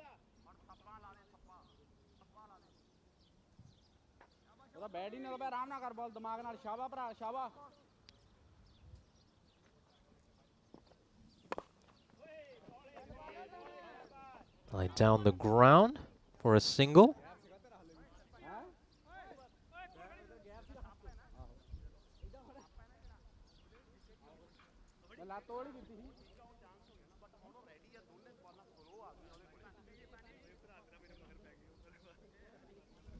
End of the 7th over. The keeper of Tigers of Limassol are 78 for 2.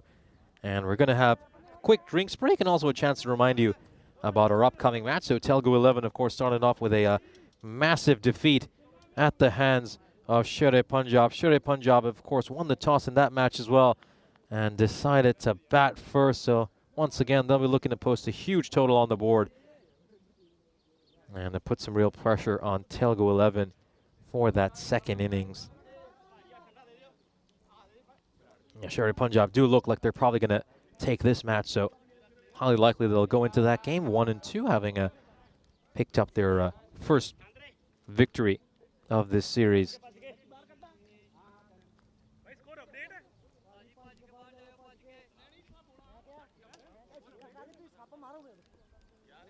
ਸਭ ਸਾਰੀਆਂ ਪਹਿਲੀ ਮਾਰੀ ਸੀ ਮੈਂ ਦੂਜੀ ਸਾਲੀ slow ਮਾਰਦੀ ਉੱਪਰ ਚਲੀ ਗਈ ਜੀਤ ਭਾਈ ਓਏ ਆ ਕਿਹੜਾ ਬਾਹਰ ਆ ਠੀਕ ਆ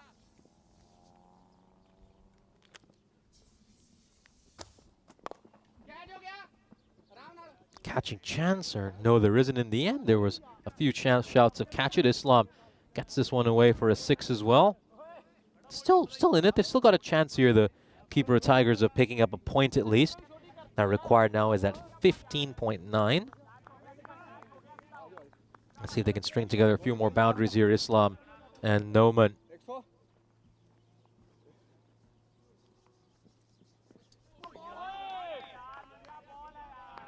A good ball there by Singh to come back.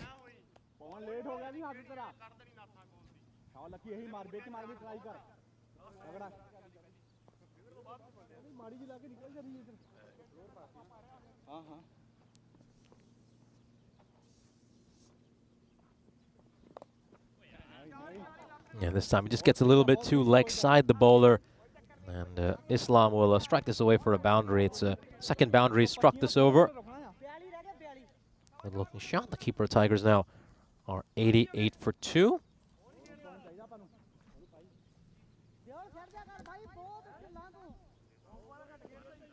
Let's just see if they just experiment a little bit with their bowling attack, Shere Punjab, after this over. I'd be tempted to maybe give a couple of new bowlers a chance to bowl. Although, well, if the runs keep flowing like this, maybe he can't do that so he can get the bonus point. This is very well struck. It almost looks like he might york himself, but gets very leg side of the ball, gets his bat down, and is able to strike it away for a boundary. So, you know, he's maybe we'll have to reconsider that.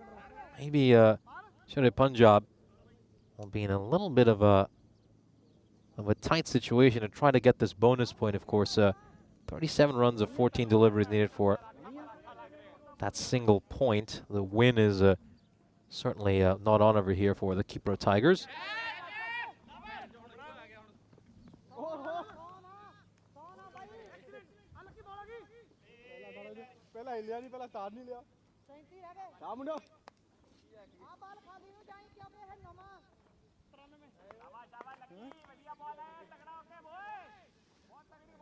No comment.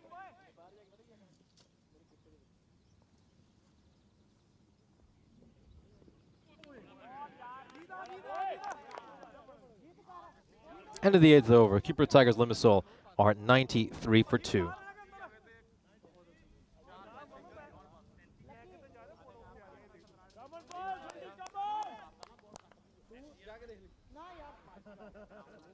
Got 2 overs left in this innings, as we can see. Keeper of Tigers Limassol currently well below that required rate to actually win this game. It's pretty much mathematically impossible for them to go on to actually win this match. The key for them here will be to try to somehow get to that blue line. They have to find a way to be over that blue line come the end of this match. And maybe just snatch a point and avoid a bonus point defeat in your very first game. I think they could at least take some joy out of that. 36 runs needed of the last 2 overs. It's certainly not impossible to pick up that sole point.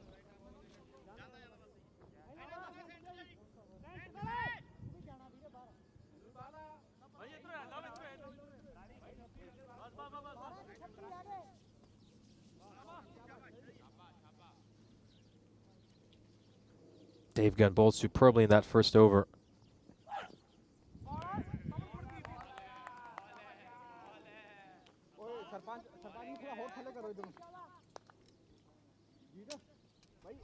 See, another good over from here would probably just help his side secure that bonus point. Then maybe they can experiment a little bit in that final over.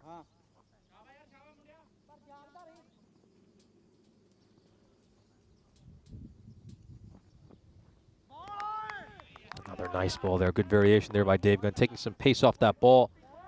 And Islam was just waiting and waiting for it, but didn't quite come to him the way he expected.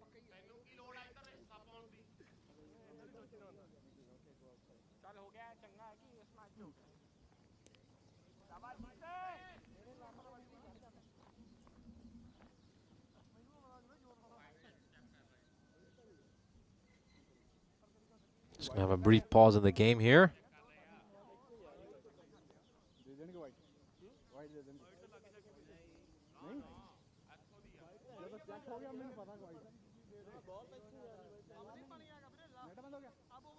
Of course, 11 balls left in this innings before Sher-e Punjab pick up their first victory of this European cricket series. You saw them yesterday. They had a couple of tough losses that really hurt their side. They were licking their wounds after those tough matches. Of course, they lost the first game on in a final ball thriller. And then the second match as well, a chase which they'll really feel like they messed up, and a match where they'll feel like they should have done a lot better. They just kind of lost their way halfway through the chase yesterday in that second match they were involved in against the Knight Riders. That first game against Encore, that will certainly hurt. They had so many opportunities to pick up that win, particularly all the dropped catches in the second innings, and then heading into that final over. 3 runs leading up the last ball, and the bowler bowls a wide. That really hurt them.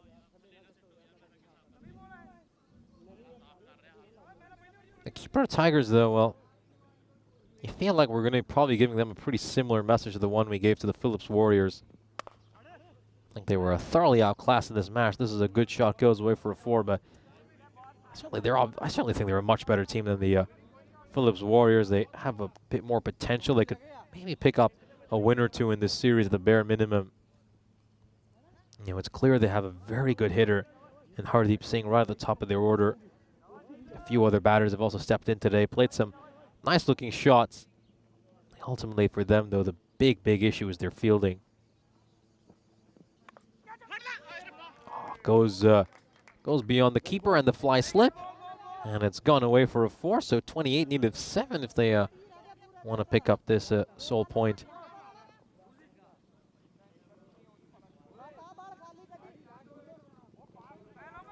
And you gotta say for the keeper of Tigers, though, I think there'll be some encouraging signs for them with the bat in hand here. I think I've seen some potential from this side. This is a side that maybe against some more inferior opposition could certainly give them a run for their money. No, big hit. This goes away for a 4. Very nicely hit there by Islam. Plays that one really nicely. Just picks out that gap at mid-wicket. It's in the slot. Big bat lift over there.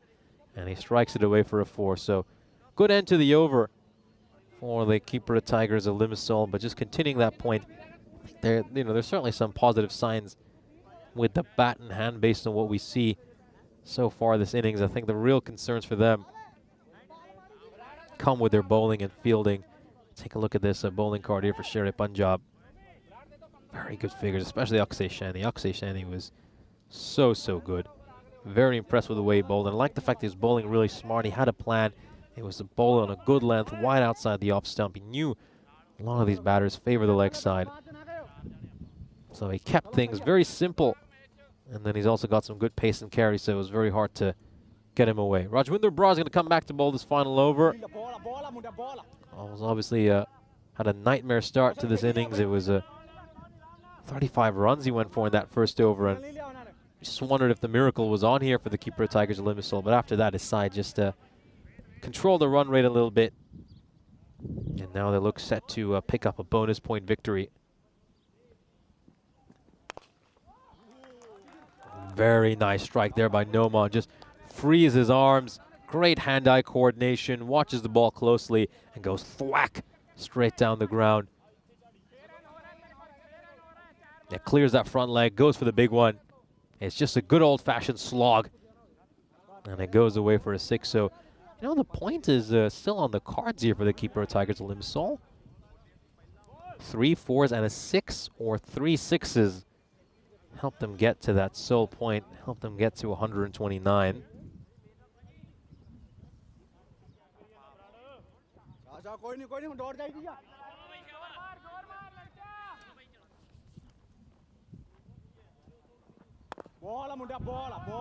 Yeah, nice ball there. Their defensive stroke for T10 cricket. Would have liked to see him attack it nonetheless because they still mathematically have a chance to get this point. I don't know if the batter is aware of that.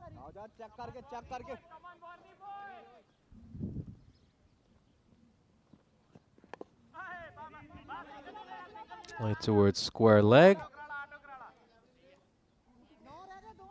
And they're not even going to run this one. Well, I do hope they know that it's mathematically impossible for them to even get the point now with that dot ball.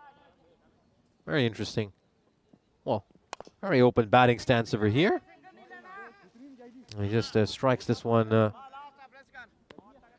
away for straight to the fielder at mid-wicket. Well, this is interesting, though. Noman is just not giving Islam the strike. Wonder what the thinking is over here. Is this just a case of him saying, you know what, you faced enough balls, let me face a few. And he strikes the boundary off the last ball. Yeah, Islam was looking very good at the other end. Maybe it was just a decision to say, you know what, I've not faced as many balls as you. Allow me to have a little bit of time out in the middle. End of the innings. And it's a comfortable victory here for Sher Punjab, picking up their first win of this European Cricket Series. A dominant win, a really dominant win. And now, of course, we'll just take a look at the fantasy dashboard for our upcoming match. Sher Punjab will be taking on the Telugu 11. Once again, Sher Punjab won the toss and decided to bat first, so we're looking to make a lot of runs in that first innings and put a lot of pressure on the Telugu 11. Let's take a look at the highlights of this innings that just concluded. Of course, it came off to a fiery start when Hardeep Singh made 35 runs off that first over of Rajwinder Brar. For a moment, you just wondered if the miracle was on.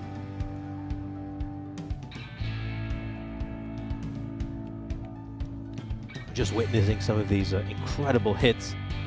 5 6s, 3 4s.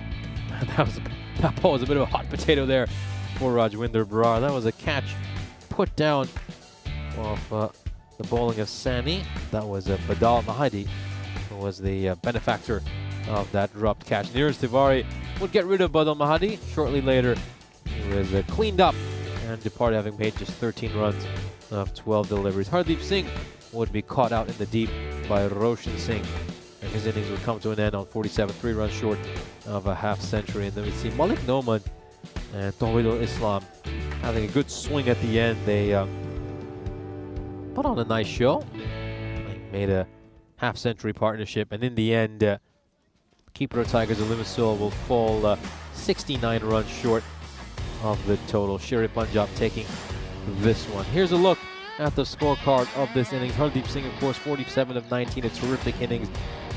It's highlighted by that incredible first over where he made 35 runs of just 6 deliveries. Nice little innings there by Noman, and in particular, Tawhidul Islam at the end. Meanwhile, for Sher Punjab, of course, the skipper Rajwinder Brar will be very disappointed with that first over where he went for 35 runs, but he came back strong in his second over of the day.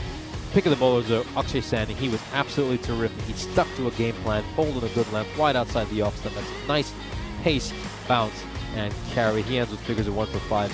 Could easily have had a second wicket if the keeper had held on to Badal Mahadi's catch. In the end, Sher Punjab get their first victory of this ECS on their third try. They take this one by 69 runs. Join us again in just about 20 minutes time when we'll bring you our third match of this fantastic Friday of cricket.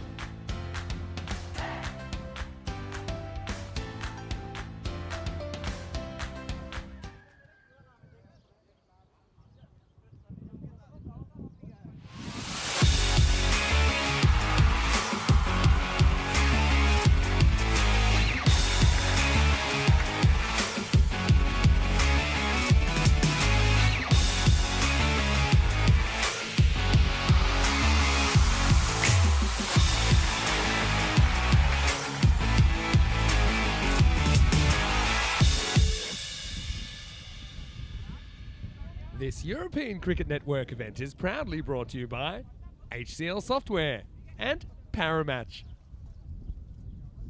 Welcome back for our third match of the day. We've got a couple of exciting matches to start off, and we're now about to witness our third match of the day between Sher Punjab and Telugu 11. Let's head out to the middle where Subaradi Alavala and Rajwinder Brar are alongside match referee Nilkesh Patel. Telugu is your call. Heads. Head is the call. It is tail. We're gonna bat. Sher Punjab won the toss and decide to bat first. So Sher Punjab deciding to bat first. They'll be looking to put plenty of runs on the board and exert a lot of pressure on this Telugu 11 side in the second innings. And well, let's see how they fare this time around. Telugu 11, of course, coming off a very heavy defeat in that first match, a bonus point defeat. So they'll be looking to at least put on a good show in this second outing for them. Here's a look at the fantasy dashboard. Of course, Sher Punjab are now 1-2 by virtue of picking up that bonus point victory earlier today. And as for the Telugu 11, well, let's see how they do this time around. It was a very difficult opening match for them. Not much went right with the ball or the bat in hand. But you can certainly get some encouragement from how well Patti batted in that match.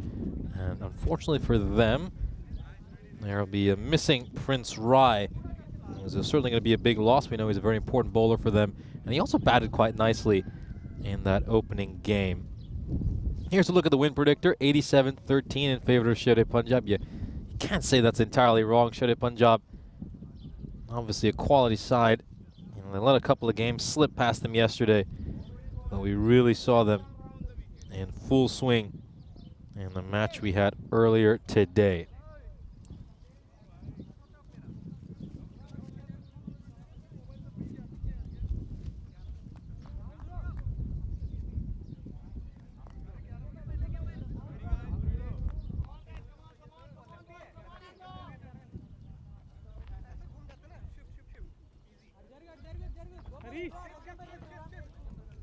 Harish तुमको ये पीछे चाहिए वो पीछे चाहिए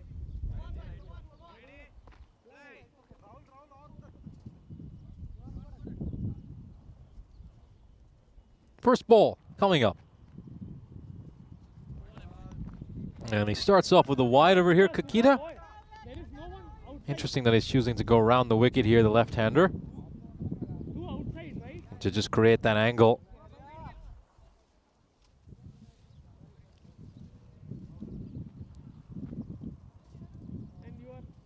You are too wide.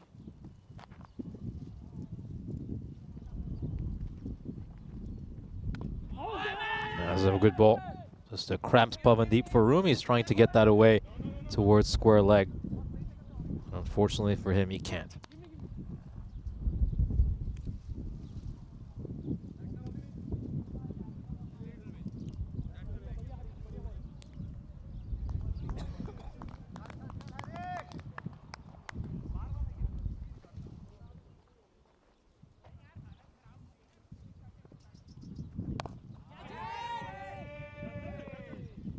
Tadani underneath it, but he can't take that catch.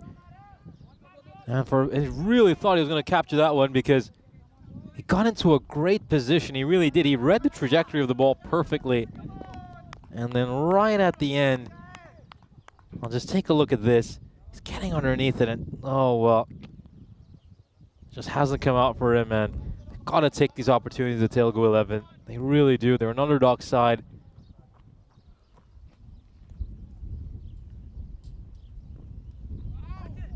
And when going down the leg side, it's going to be a wide.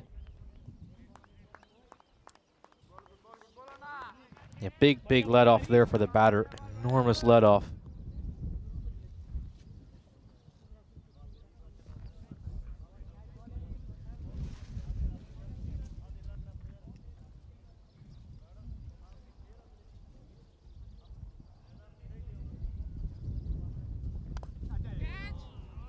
This one is going to go away for a boundary. He just throws his bat at that one, but Pradeep, it was a wider delivery.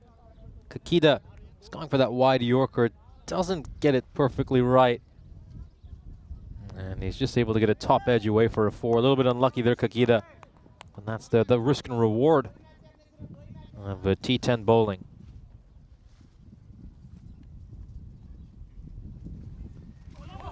That's a nice ball. He's just, and he's continuing to go around the wicket.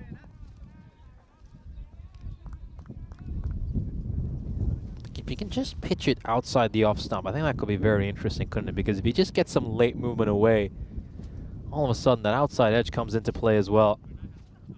And it can just be a little bit difficult to judge for the right-hander with that angle how that ball's going to behave. But this time around, no problem whatsoever. Is in the slot. Pavandeep hits it through cover for a boundary. 4 more runs for Pavandeep.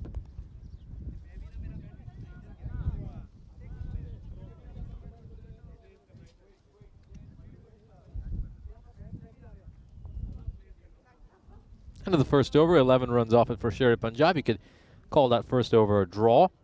Anything, I would say the bowler did quite well. Really should have had a wicket, and that would have really changed the complexion of that over. It's finals night tonight in Portugal, and we've come to an end of what's been a great 3.5 weeks of cricket over in Portugal. Punjab Cricket Club, Amadora, and the Lisbon Capitals will be battling it out in the qualifier to have the right to play in that final. Huge, huge day over in Portugal. Make sure to tune into the action there right after we conclude proceedings here in Cyprus. We're going to come back here for a second run. This is good running between the wickets, really good running.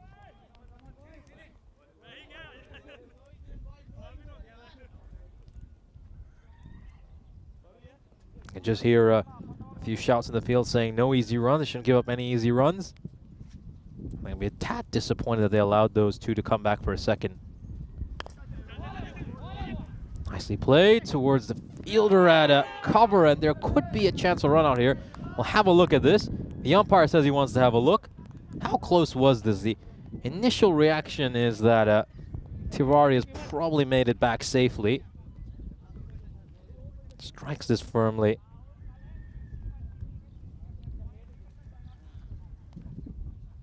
And it looks like he's making it back on time. He looks like he's made it back on time. I think he just didn't help the fact that he doesn't actually go straight.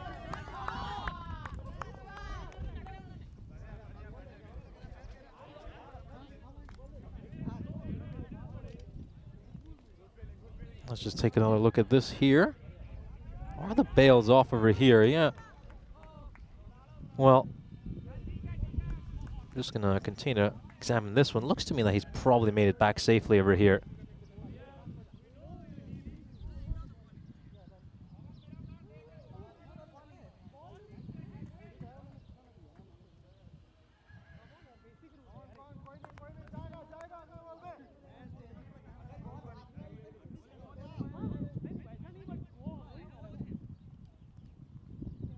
Yeah, it's been given out in the end.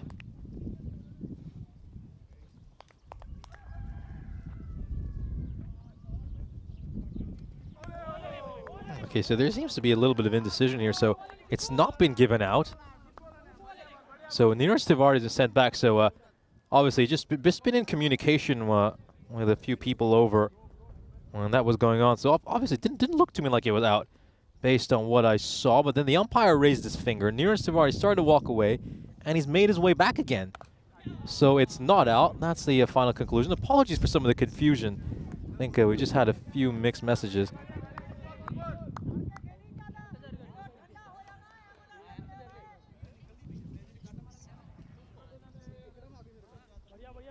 Yeah, so just to confirm, yeah, it is indeed not out based on what I'm hearing. So Neeraj Tiwari out there, and I think, yeah, for a minute I just wondered if my eyes were deceiving me there. And this one goes straight down the ground, and it's going to beat the two fielders and go away for a 4.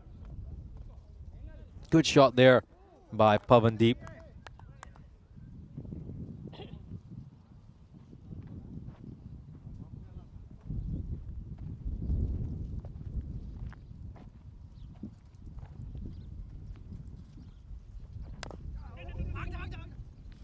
Played away towards mid-wicket. And And that's going to be a single, so a single to end the over. Sher Punjab are 25 for no loss at the end of 2.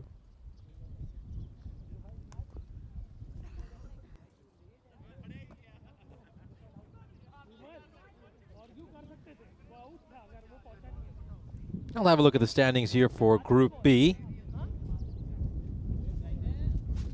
And as you can see, Sher Punjab they're currently sitting at the top of the table by virtue of the fact that they've played one more game than Encore, and of course, so they picked up a bonus point in that game. And of course, Encore have a game in hand on Sher Punjab. This is played out to behind square leg for a boundary, 4 more runs. And a good shot there by Pavandeep.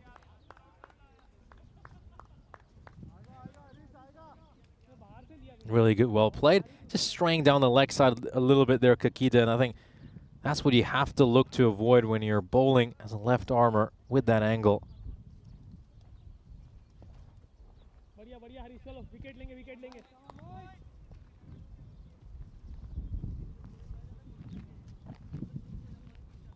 Let's see if he can just pitch this one outside the off stump. It's a better line, but it's just a terrific shot there by Pavandeep. It's just an incredible shot. You sometimes have to commend the batter for striking it really well. Can you just pull that length back a little bit, or if you can hit the Yorker, that would be even better. A really, really good shot. It looks like I wonder if he's going to go over the wicket here. Kakita, yeah. Look, he will go over the wicket. I like this, though. I do prefer a left armer going over the wicket in this kind of a situation. If you can just get that movement back in to the right-hander, he can really cause the right-hander quite a bit of trouble. This one goes straight down the ground. It's another 6. Pavandeep smashes that one away. 35 runs of just 12 deliveries. Superb start to his innings. He's continuing from where he left off last time around. He's been in great form, Pavandeep. He's been a real standout performer for this Sher Punjab side. Of course, he made 41 runs in that previous match and then was dismissed on an absolutely shocking delivery. I think he'd been absolutely kicking himself, and he got out to a delivery like that.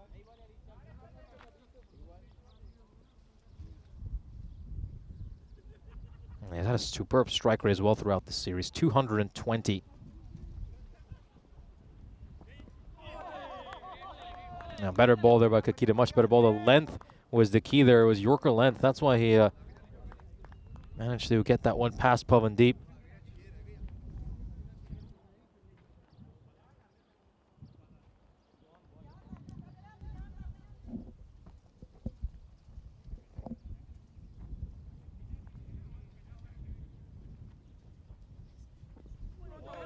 Yeah, there's another dot ball. Much better bowling here by Kakita. This time he just gets that ball to go away from the right-hander ever so slightly. And Pavandeep is unable to get to that.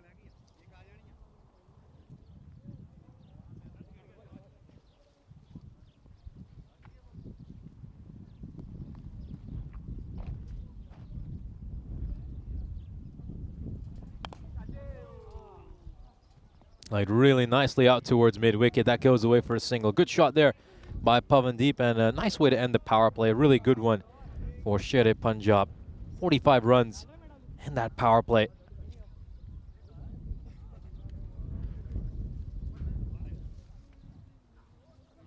And it was all about Pavandeep there, wasn't it? 39 of the 45 runs he's made during that power play. Very impressed by the way he plays. You know, he's just a sort of batter who makes runs all around the playing field. He's a real 360-degree cricketer. And we'll just have a brief drinks break.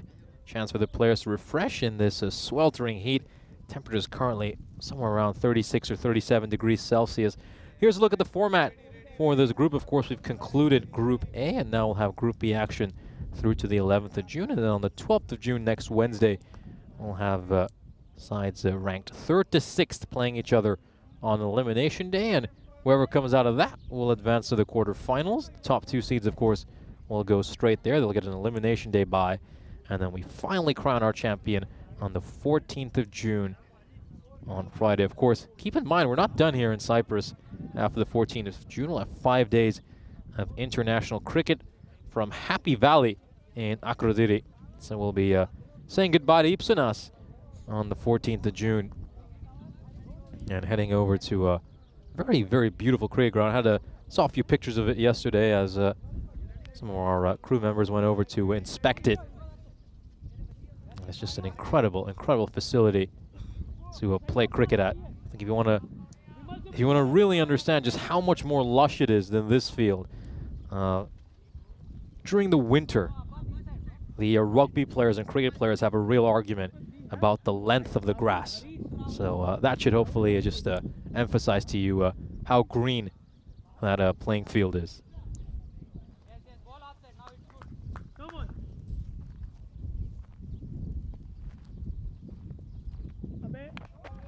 Oh, it's a poor delivery. It's a really poor delivery there by Kanduri. Slips out of his hands. Obvious no ball. Edge goes away for a 4 as well. And a free hit's coming up.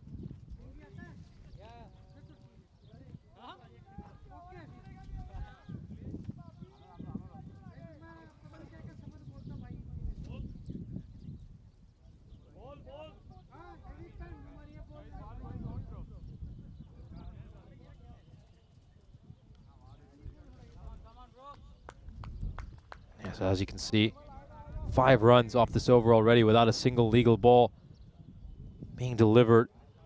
And Neeraj Tiwari now, who's had the best seat in the house to watch Pavandeep, can sit back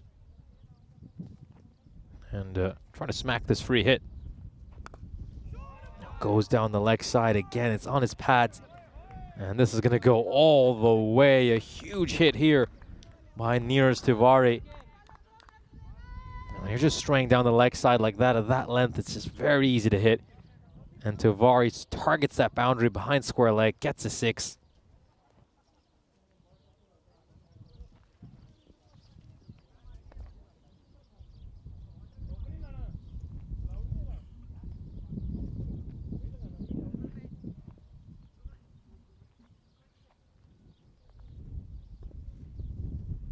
Full toss. And it's not going to be punished. It's sent straight to the fielder at long on. Just a single. He's missed out on a real opportunity over here near Tiwari. Kanduri very lucky to get away with that. A few have just slipped out of his hand here. Let's to watch out for that. This is a very good strike. Whereas this one going to end up? It's somewhere to the right of our commentary position. And Pavandeep now moves on to 45, just 5 runs away from a half century. Such an incredible player, isn't he? He's such a shot wizard. He can conjure all sorts of shots and leave bowlers and fielders perplexed. That's what I just love about him. I think he's quickly becoming a real fan favorite here in Ipsanas. Certainly one for me. Just the range of shots he possesses make him such a versatile batter and so difficult to bowl to.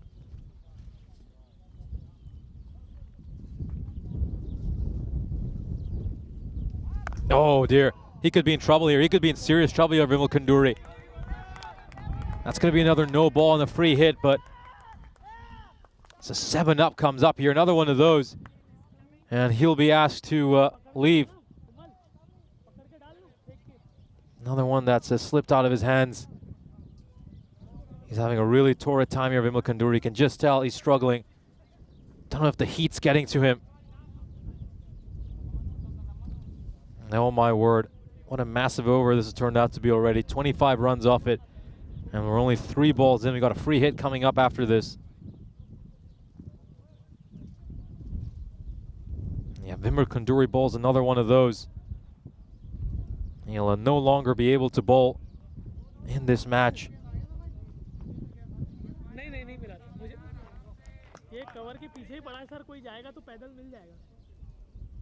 There we go. Can he bowl something better here, Vimal Kanduri? This over's been a really expensive one. Oh, straight down the ground. Goes for 6. What a hit. And this is the thing about him. I mean, we've seen so many different shots from him already, haven't we? Earlier this over, we see him hit one behind square leg. when we see one towards extra cover, and now straight down the ground. Oh, Kanduri can't wait for this over to end. 31 runs off, and we still got 2 balls to come. Could we potentially have a 40-run over? What would that be? A hypersonic over? Is that what we call it when it's more than 40 runs? Supersonic for more than 30. Magical if it's more than 20. Supersonic if it's more than 30. I guess hypersonic if it's above 40. I mean, it's certainly on the cards. He needs 9 runs of 2 balls to make this a 40-run over. Now up in the air. There's a chance for a catch. Does the fielder get to it? No, they won't. And this is just an incredible over. 35 runs off it. He's not in control of that shot, Pavandeep. I mean, he hit some gorgeous shots today. That one, though, just gets a little bit lucky. And here we go. If he hits a 6 off this last ball, we could have a 41-run over. And this will be stopped really well by the fielder out in the deep. It's just going to be a single. Well, I say, just the 36 runs off this over. Of course, they didn't come through 6 sixes. They were helped out quite a bit by all the extras. But an incredible display of hitting here by Pavandeep. 81 for no loss at the end of 4.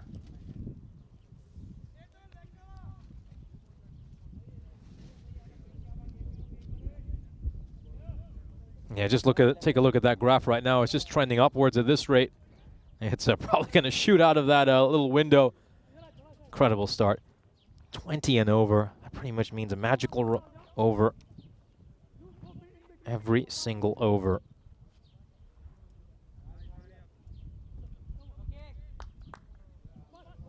Now then, can they find a way to just turn the tide here a little bit? The Telugu 11. Hitesh Thadani running into ball. That's a good ball here to start off by Hitesh Thadani.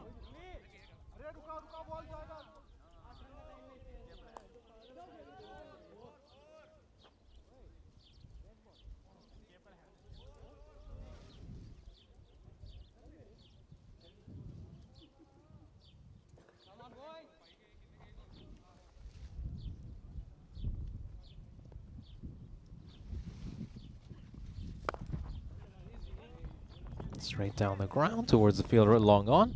It's going to be a single. Good bowling here by Thadani. His lengths have been very good these first couple of balls. He's pitching it nice and full.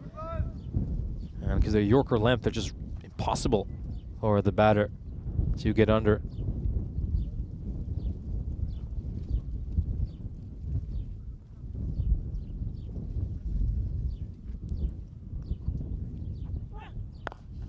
Oh, this time around, it's a full toss on the pads.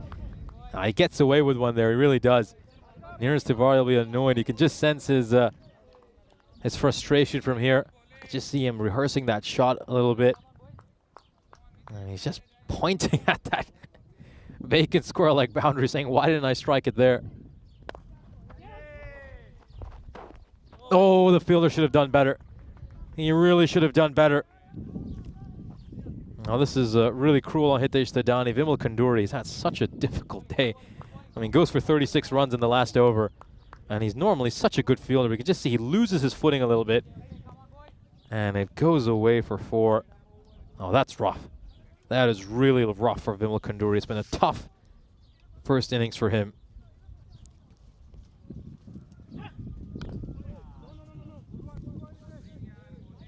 Right into the ground. That's going to be a dot ball.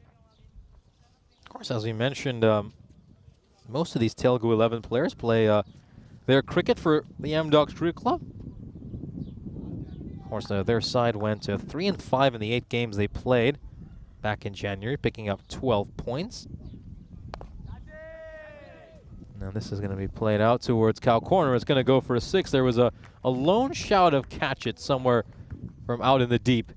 But there's no chance of catching that, as this goes well over the boundary rope. Another 6 for Pavandeep, who might be eyeing triple digits. He is on 73 after all. Halfway through the innings, Sherry Punjab 93 for no loss, and a chance to have a little drinks break on what is a very, very hot and sunny day here in Ipsanas. Let's have a look at some of the highest individual scores we have seen on the European Cricket Network, and just take a look at that list right there. We've got 2 names from this series alone.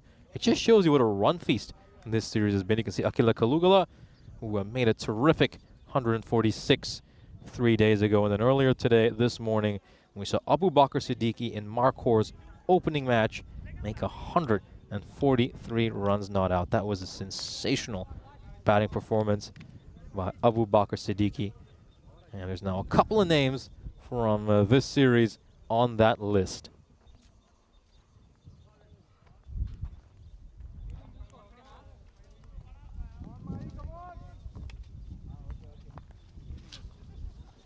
Yeah, just continuing the point. Of course, a lot of these players play their cricket for M-Docs Cricket Club, who went 3-5 in the last ECS. We're going to see Reddy coming into bowl the 6th over.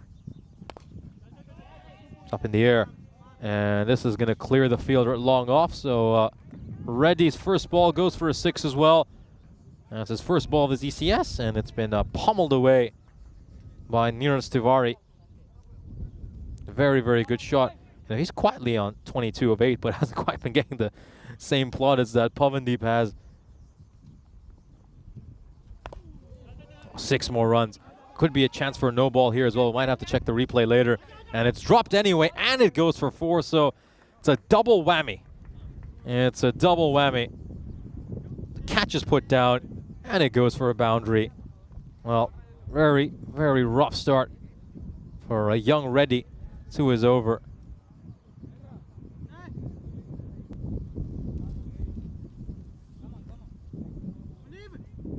Yeah, so let's just have a look at this here, if there's a chance that it might be a no ball or not.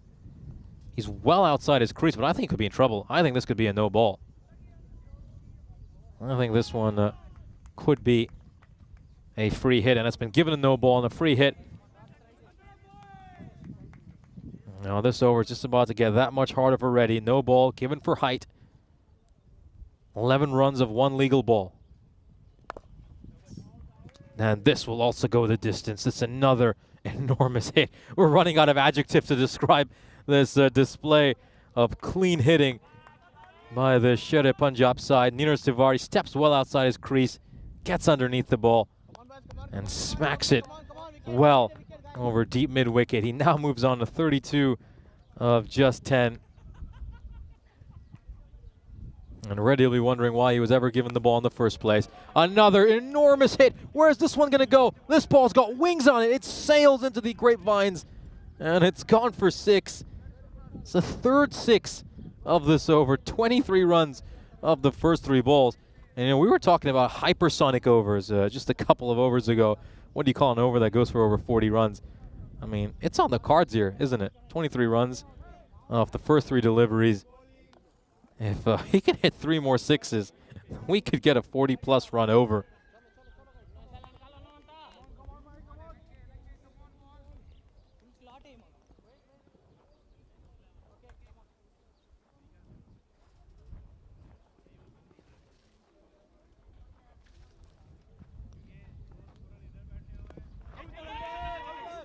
It's going down the leg side.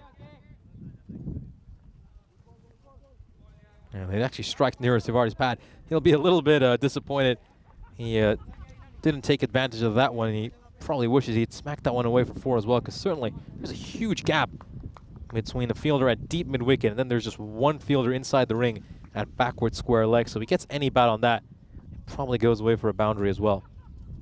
Oh, full toss. This could be a no ball as well. This could be a no ball as well. It looks like it's going to be a 7-up.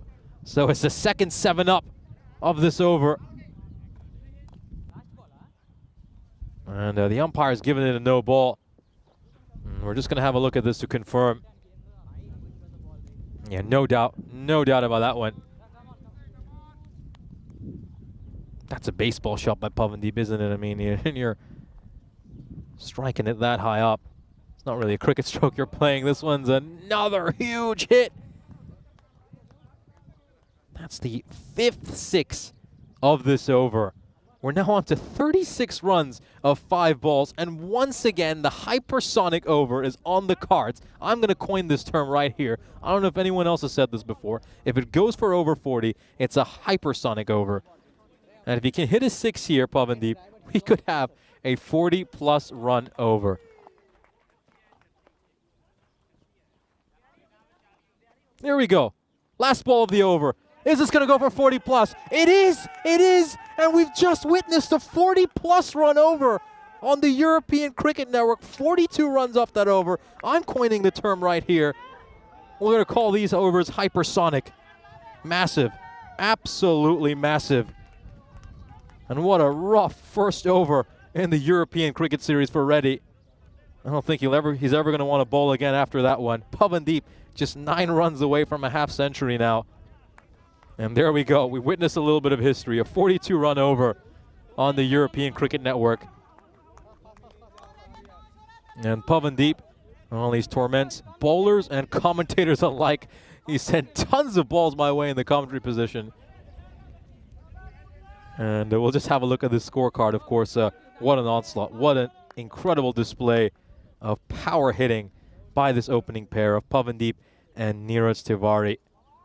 And Pavandeep, now he's another batter. You have to add into that equation of one of the top run getters in this ECS. And wow, just wow. We're still stunned after that last over, just running out of words to describe it.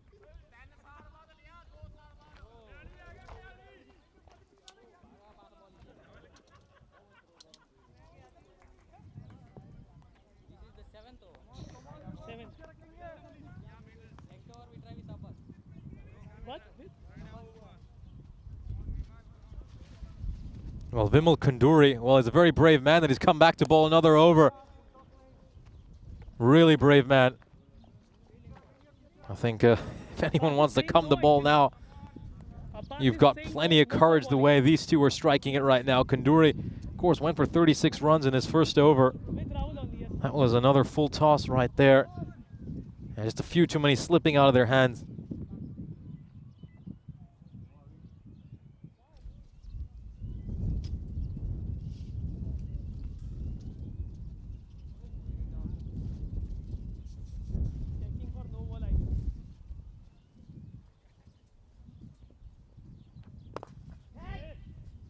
Straight towards the fielder at long off, and he's gonna, oh dear, that's most unfortunate.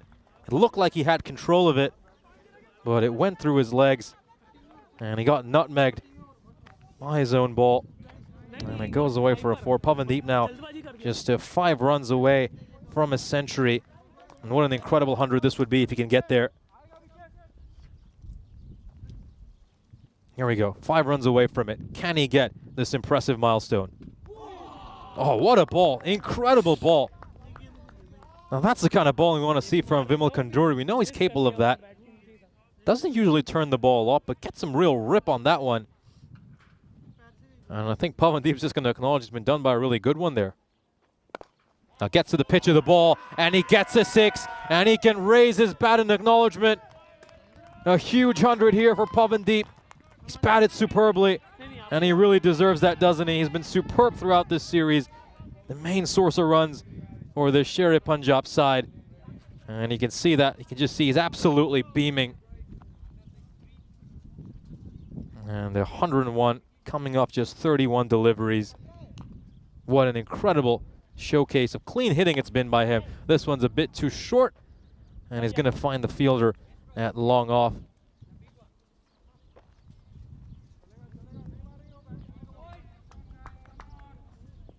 Wonderful, absolutely wonderful Pavandeep, and now we can really enjoy these last 3 overs.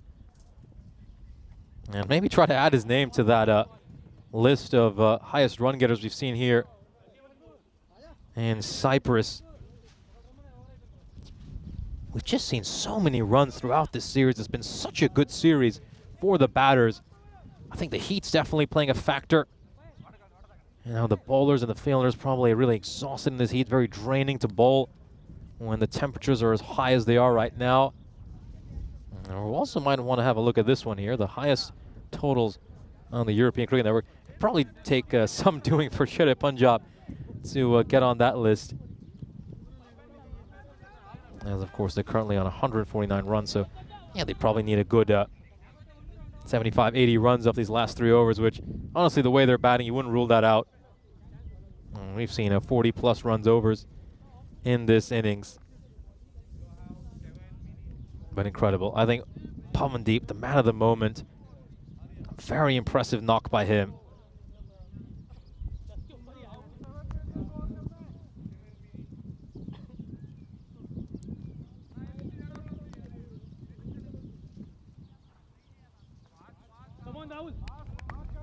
The 7th 100 we have seen so far this series in Cyprus. The 7th 100.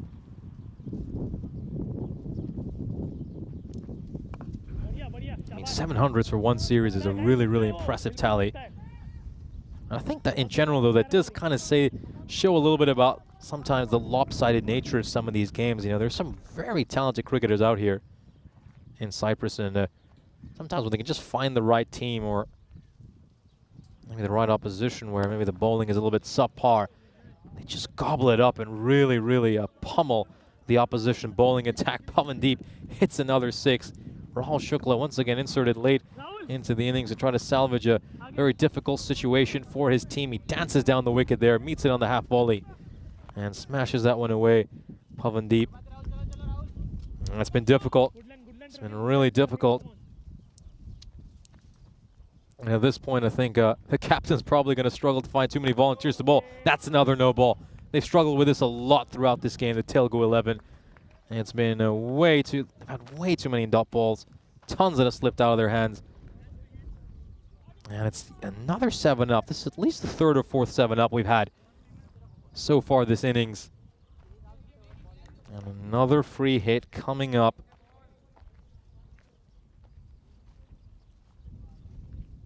Five no balls so far this innings, and they've all been for height. Gets to the pitch of the ball and smacks that one away for a 6. Pavandeep taking full advantage of this free hit. And now he moves on to 120 of just 35 balls. He somehow managed to get even more menacing after hitting this 100. He's just batting that much freer. And you gotta say, some of this bowling is just a little bit loopy and all over the place, and they're giving him some very nice hittable balls.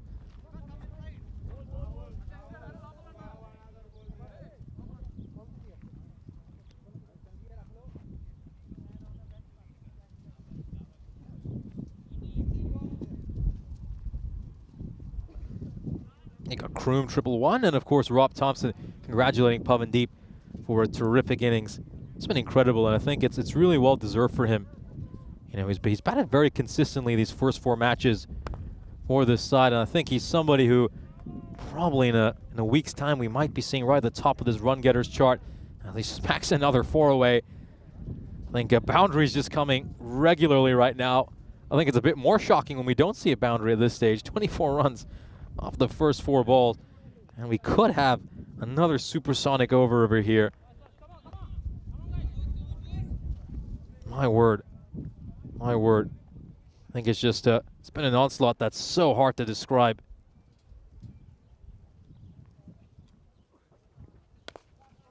No, there's a lot of width on offer there, and it was quite slow and short as well. And Pavandeep will send this one flying over the rope as well. You got to feel for a lot of these M-Docs fielders are pretty much playing fetch at this stage with Pavandeep. And it's a 30-run over. We still got a ball to come. Yet another supersonic over. It's the 3rd over we had over 30 runs so far this match. And Pavandeep now, he could add his name to that largest ever 100 tally. We've already seen Abu Bakr Siddiqui etch his name on that list alongside Akila Kalugala. Can Pavandeep get on that list as well? Doesn't quite middle this as nicely as he'd like, but it still goes away for 4. 34 runs off that over, the 3rd 30-plus run over. And Shukla just left that one in the slot, and Pavandeep struck it straight down the ground for 4.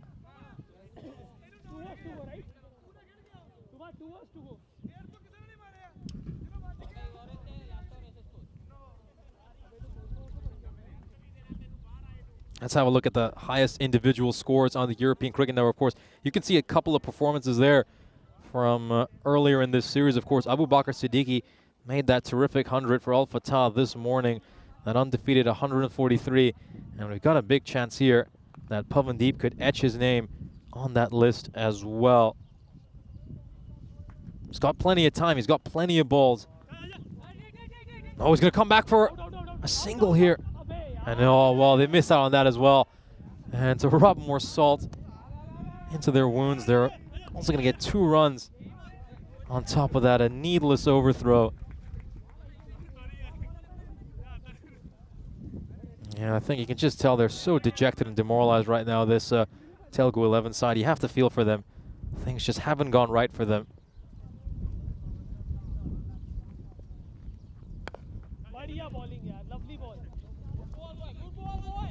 It's going to be a single, so Pavandeep comes back on strike. So he'll need to get at least 143 runs to put his name on that list. You have to feel for Siddiqui, though. I mean, he would have been so excited to make one of the largest 100 on the European Cricket Network. This one goes away for a 4 as well, so he's just 5 runs away now from adding his name to that list of the greatest individual scores on the European Cricket Network. You do have to feel, you really have to feel for Siddiqui, because he got on that list this morning, and he might just get knocked off that list within, well, a couple of hours' time.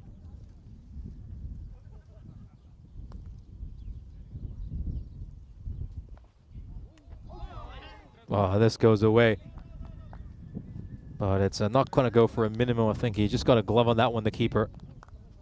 And Pavandeep strolls to the other end. Here's Tiwari back on strikes. Tiwari, mind you, has been batting superbly as well. He's on 42 of 16 deliveries. But he's been very happy to just be at the other end and watch the greatest show in town. Is this going to go for 6 as well? And that was a good effort there by Thadani, but not good enough. That was a really, really good hit. You can see that one. This is a very nice strike because the length isn't too bad over there. Thadani, beg your pardon, Tiwari just watched that ball really closely, and he's just found a way to get underneath it, get enough elevation on it to beat the fielder. 2 runs away from the 200. Single here. Tiwari is now a run short of his half century, and Pavandeep will be looking to add a few more runs.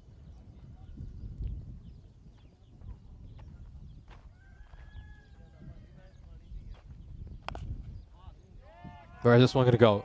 It's going to go the distance. It's going to go the distance. It's a maximo for Pavandeep. And Pavandeep officially has one of the highest individual scores in ECN history. And you got to feel for Siddiqui. He's been knocked off that list just 2 hours after adding his name to that list. What an incredible day of individual batting we have seen here in Cyprus. Abu Bakr Siddiqui, after making 143 not out, is now going to be moved off that list. And instead, we're going to add Pavandeep's name to that list. Terrific, terrific batting by Pavandeep. And, well, we'll have a look at this bowling card. It's grim viewing if you're a Telugu 11 fan. I mean, economy rates of 42 and 34. You got to feel for them. They're giving it a good go. But they've just been outmatched by a really, really elite batter in Pavandeep. Nearest Tiwari, he's 1 run short of getting a half century, so he'll want to knock that one off and get that milestone too. And then maybe Pavandeep will also want to get his 150. No, full toss. And he's just missed that slower ball there, Thadani. You can tell what he's trying to do. And the half century comes up here for Nearest Tiwari. Gets a big round of applause from his teammates. What an incredible opening partnership this has been. 211 runs. Surely up there as one of the greatest opening partnerships we've seen on the European Cricket Network.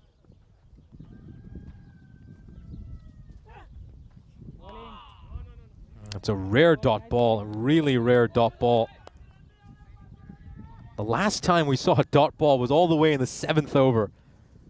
So dot balls have really been like gold dust, I think. Just looking at this this over by over comparison, as we'll take a look at the 3rd ball of this over. Oh, that one just a little too hot to handle for the keeper. Should have been a dot ball in all honesty. But looking, in particular, if you look at the second half of this innings where things have really gotten out of hand, we've seen two 30-plus run overs in the second half of the innings. Just by having a brief look at it, there have been about 7 or 8 balls that haven't been boundaries.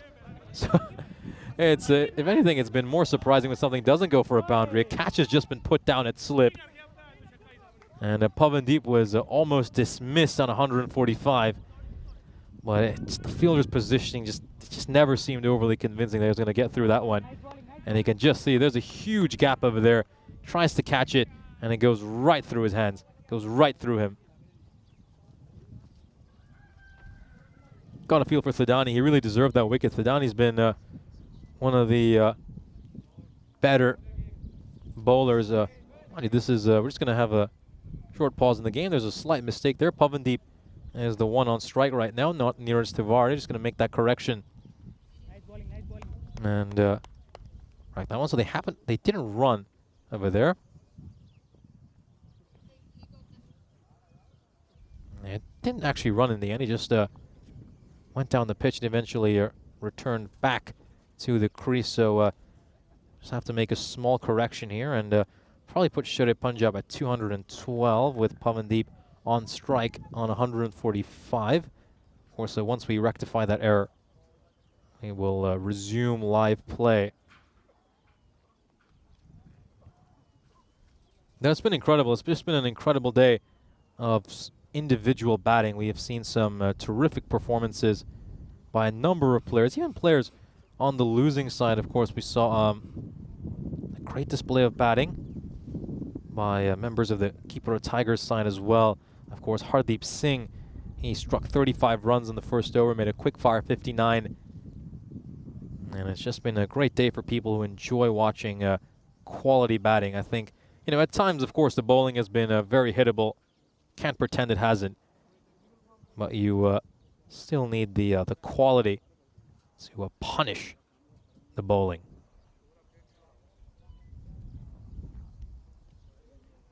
Yeah, we're just going to have a look at some of the reaction in the chat. So Jules Oderberg is talking about how the scoring has gone absolutely bonkers. Kroom 111 saying hypersonic, supersonic overs in abundance. Jeffrey Mobbs joining in on the right time as well, right when things are really starting to get heated here in Cyprus, not just in terms of the weather, but the cricketing action as well.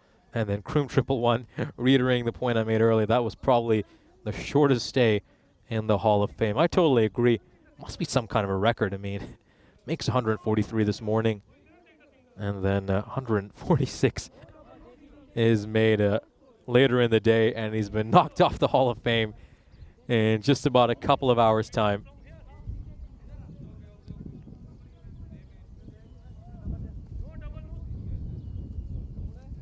So it looks like we've rectified that change. Yep. So it's as I said, 212 for no loss, and Pavandeep on 145. Can he get to 150?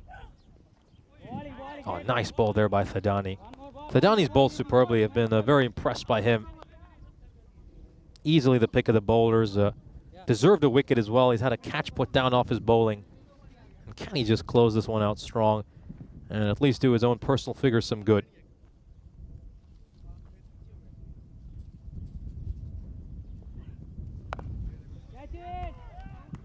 And is this going to go over the rope? It will, and Pavandeep will get to his 150. A great moment for him. He adds himself to that very, very exclusive club of batters who have made 150 on the European Cricket Network. Big congratulations to him. Couldn't have happened to a better man. He's batted superbly throughout the early stages of this European Cricket Series, and now he gets to enjoy a truly, truly special accolade, 150 in a T10 match. He is welcome in one of the most exclusive clubs on the European Cricket Network. Let's take a look at the highlights of this innings. And I gotta be honest with you, there's not too much here for the Telugu 11 to cheer about. It was an incredible opening partnership, an undefeated opening partnership of 218 runs, led by Pavandeep, who struck 28 boundaries during his innings, batting at a strike rate of 343. He was ably supported at the other end by Niraj Tiwari, who made 55 of just 21 deliveries. They were certainly helped by some subpar fielding and bowling at times, but again, they're not to blame for that. You got to hit what you receive. And boy, did they hit them.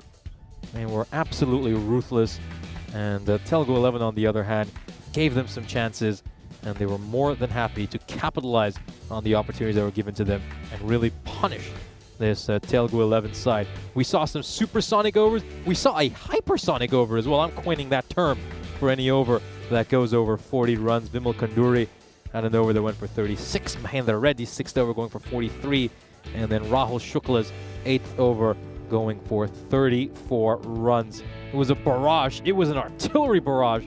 Watching these two batting out there, it was quite rare that we would even get a ball that went for a single or a double. It was mostly just a flurry of sixes for this first innings.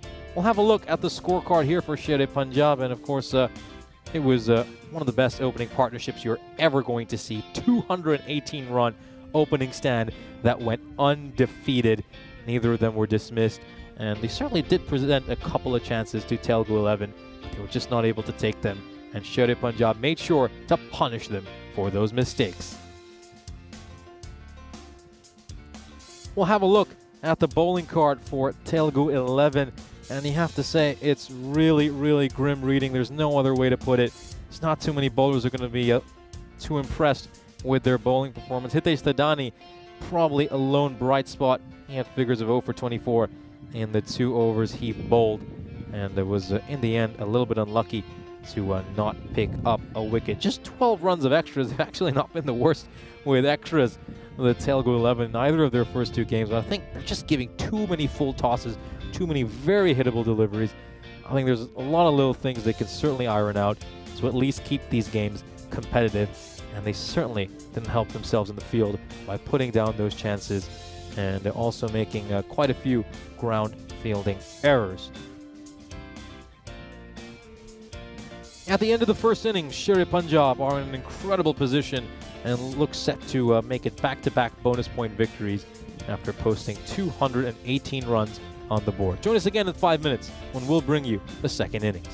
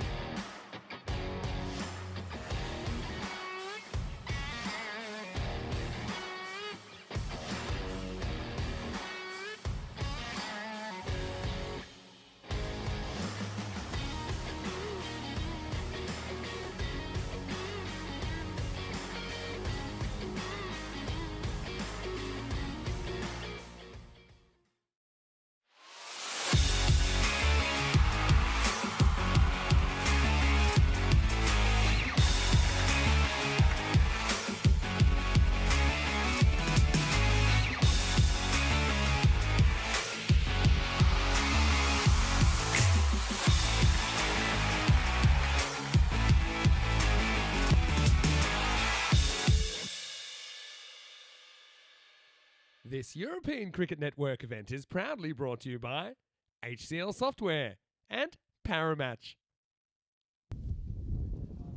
Welcome back for the second innings of our third match of the day. It's great to be back live here in Ipsanas, and we've just witnessed one of the finest opening stands you will ever see on the European Cricket Network. Sherry Punjab made 218 runs for no loss during that first innings. A really special batting performance. Capitalized, of course, on some poor fielding and bowling, you have to say.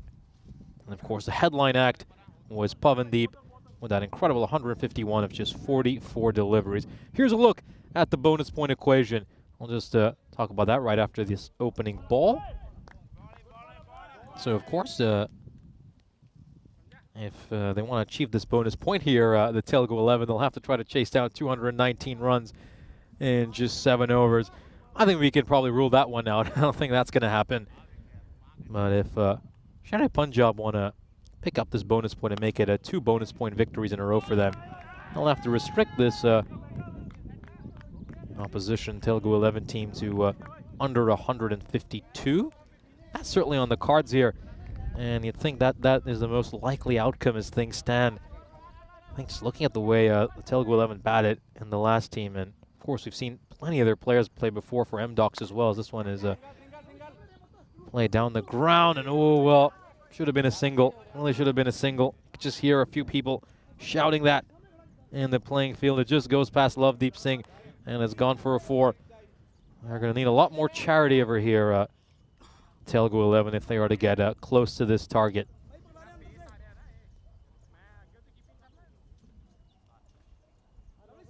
And Kazi strikes a 4. Of course, we've seen Kazi play in the past for MDocs. A lot of these players have played for the MDocs Cricket Club in the past. Featured in about 6 matches. Didn't make too many runs during those appearances, though. Just 5 runs once. So maybe they've just decided to give him a chance to go out there and have a bat, considering that it's very unlikely they're actually going to win this game. Cleans him up. And he's cleaned him up there, so Kazi is not going to make too many runs in this batting appearance either. He departs, having made just 4 runs, only his second boundary is struck on the European Cricket Network. And a very good ball by Rajwinder Brar, full and straight, crashes onto the off stump. And he was absolutely delighted, isn't he? I mean, he went for 35 runs in his first over in the previous match against the Knight Riders, but no problems in this over. Great ball, terrific ball. And it crashes into the stumps. 1 ball left in this first over.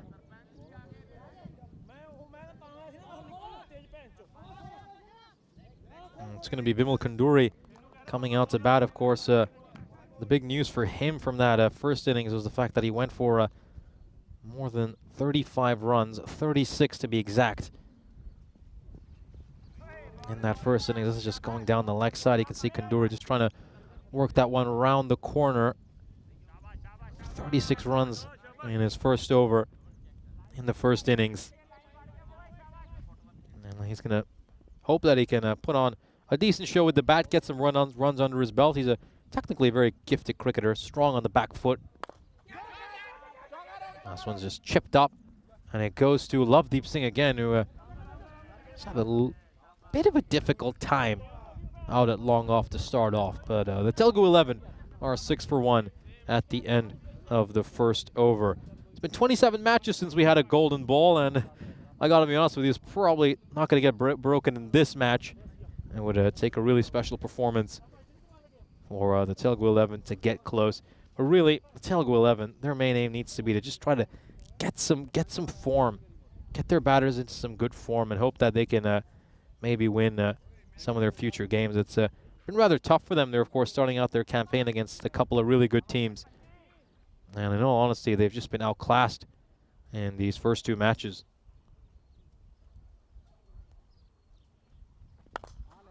Oh, a nice shot there by Vimal Kanduri, but it's really well fielded out in the deep. A good effort there by Lovedeep Singh.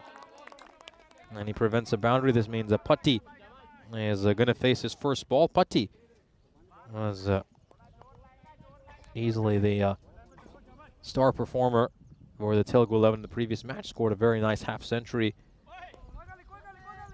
And was the only batter who was able to go at a good strike rate in that innings. Kanduri as well, they'll be looking for some runs. He was very disappointed that he was dismissed on what was a rather contentious LBW call. Another wide.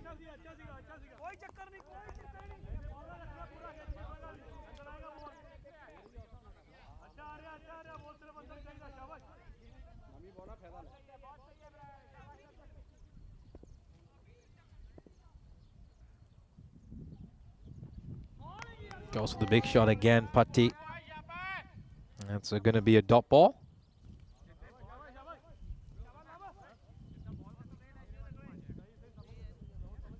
Probably needs to look to just to play that one on the offside. Sandhu is bowling quite smartly. He knows he's swinging towards mid-wicket, so he's just keeping the line nice and wide.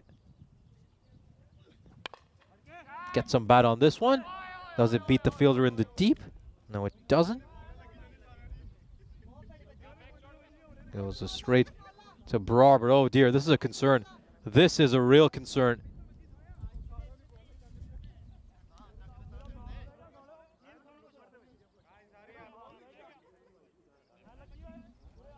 No, he's gone down here. This could be a big loss for Sher Punjab.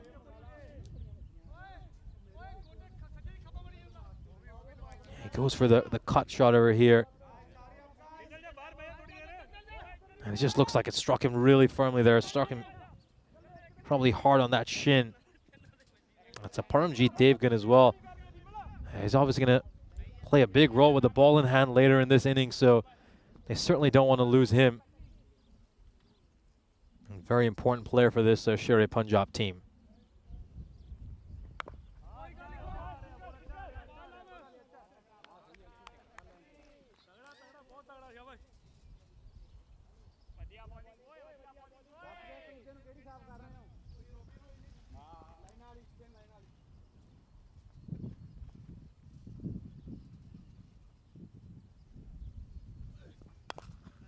Oh, what a hit. This is a sensational hit by Kanduri. Very strong on the back foot. He just rocks back after picking up that length and smacks it on the horizontal bat stroke straight down the ground for 6. Let's have a look at this one. Yep, that's a baseball shot, isn't it? He's just lining himself up and smacks it right into center field, as they'd say.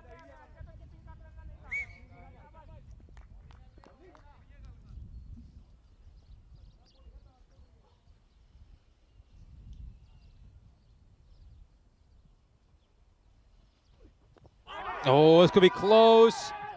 This could be really close. If anything, this actually looks a lot closer than the LBW decision that was given against Kanduri in the previous match. In mind, of course, he was the victim of rather contentious LBW calls, so if you wonder if the umpire is just making up for that last call, it's the same umpire as well, Munibur Rahman. Oh, let's just have a look at this. Where does this strike him? I think it could be a goner.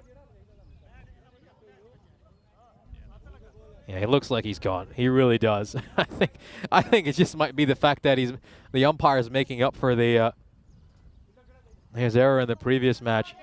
Keep in mind it was Munibur Rahman who raised his finger when many of us thought that it was well, that both height and the line were an issue. And Vimal Kanduri lifts the fight another day, and we'll have a quick look at the standings for Group B. As you can see, Sher Punjab currently on top of this group, and they'll be looking to move on to 10 points if they can pick up a bonus point victory here. Obviously, Sher Punjab would have been absolutely gutted after their big defeats yesterday. A couple of matches they'll feel they really should have won, but they've rebounded in style. They really have, picking up a bonus point victory this morning, and look like they might do the same over here as well. Resham Singh coming into bowl the final over the power play. Starts off with a couple of dot balls. ਜਾਂਦੀ ਪਈ ਆ ਆਰਾਮ ਨਾਲ ਆਪਣੀ ਦਿਮਾਗ ਆਹੀ ਬਾਲ ਕਰ ਲੋੜ ਨਹੀਂ ਕੁਛ ਕਰਨ ਦੀ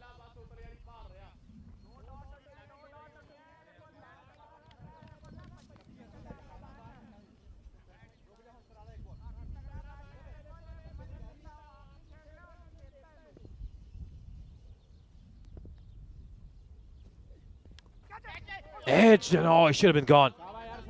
He really should have been gone there, Patti. And he's put down a chance over there. That's Pavandeep. I think you can excuse Pavandeep for a mistake or two after how well he batted. And actually, I'd like to correct myself. So Pavandeep is listed as the wicketkeeper. But based on what I'm seeing, it looks like it's actually Pritesh Deol who's behind the stumps. Yeah, that is indeed Pritesh Deol. This is played out towards mid-wicket, and he's just going to use his feet to do a bit of foot fielding here. And the batters will come across for a second run. So it is Pritesh Deol who is wicket-keeping. Pavandeep was originally listed to keep, but I don't know if he's just really exhausted after that very long innings, and they might have just stuck him somewhere out in the field. I'll certainly have a look to see where he is and inform you as soon as I know. Short. This fielder coming underneath it, and he takes the catch.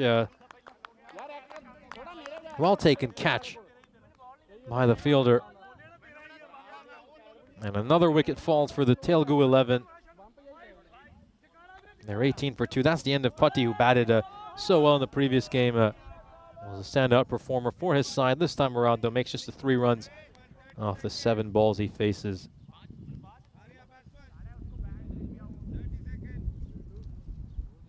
Well taken catch. And it's just really nice right now if you're a beg your pardon, if you're a fan of this Shere Punjab side. You can really just sit back and enjoy these last 7 overs. It's not often that you watch a T10 game and you feel like it's done and dusted within the power play. Well, that's certainly how it feels right now. 1 ball to come in the power play. That's pushed out towards point. It's going to be a dot ball to end the power play. A terrific power play for Shere Punjab, who continue their dominant performance in this match, really picking up from how dominant they really were in that first innings. Here's a look at the highest individual scores we've seen on the European Cricket Network. So as you can see, you got a Akila Kalugala there, and Pavandeep has added his name to that list as well. A couple of hundreds from this series. You gotta feel for Siddiqui. I mean, Siddiqui was on that list right at the bottom after he made 143 runs this morning. And that surely has to be the shortest ever stay in the ECN Hall of Fame. He was barely there for a couple of hours before he got knocked off by Pavandeep. So he'll be feeling absolutely gutted about that. But at least he has the honor of us showing his name a couple of times on our YouTube stream.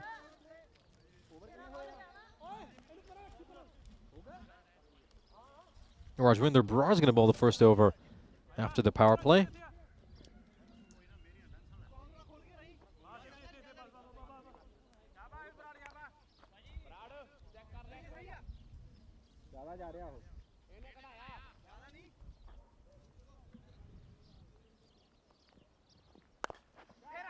Oh, he's just hit that one straight into the stumps. That was a pretty good shot by Vimal Kunduri. But he's extremely unlucky that he's found the set of stumps at the non-striker's end. And everyone can see the funny side of it right now. Not sure Vimal Kunduri sees that.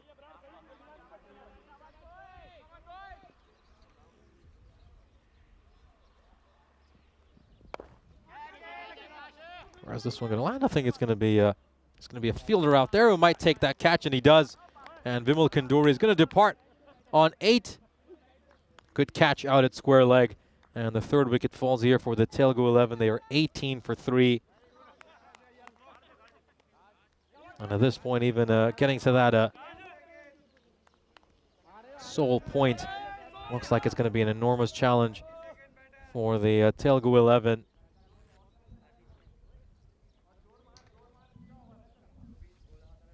Rough one, though. If you're the Telugu 11, I think they're going to have to do a lot of head scratching and reconsider a number of things. Of course, we'll the next time we'll see them will be tomorrow morning against the Nicosia Tigers. That is going to be a very interesting match, of course. As we've mentioned, a lot of these Telugu 11 players used to play for MDOC's Cricket Club. And the Nicosia Tigers and MDOCs, well, it's probably one of the most heated rivalries here in Cyprus. Those two teams, they do not like one another. They really don't. There is no love lost between the two of them.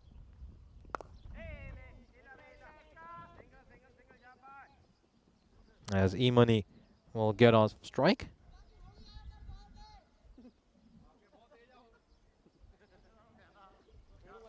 Nicosia Tigers are obviously a very successful outfit. They've had plenty of success at the ECS level.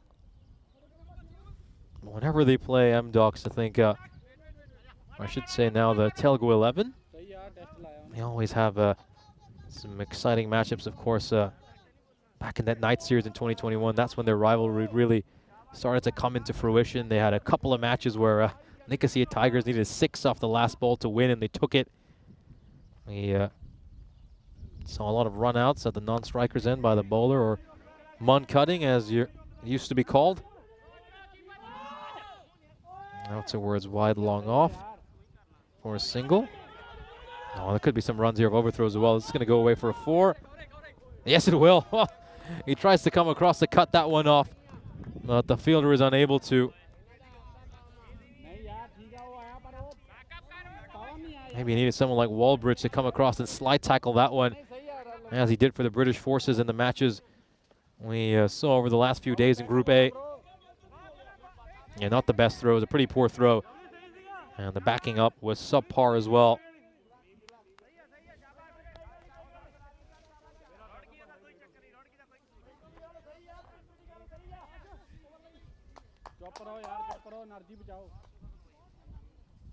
So yes, things certainly don't get easier for this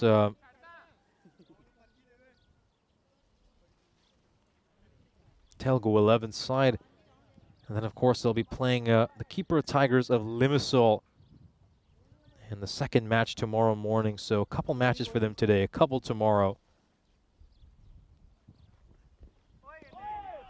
And they're going to need to have a big day tomorrow to try to get some points on the board. Otherwise, they'll be on the outside looking in and might be heading home, just like Everest and the Phillips Warriors in Group A. At the end of 4 overs, the Telugu 11 are 25 for 3.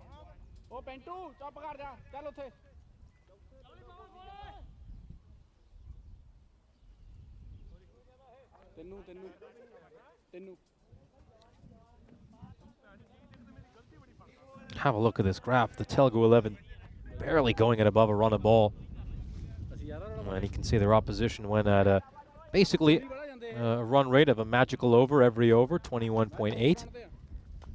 He saw 3 overs go over 30 runs in that first innings.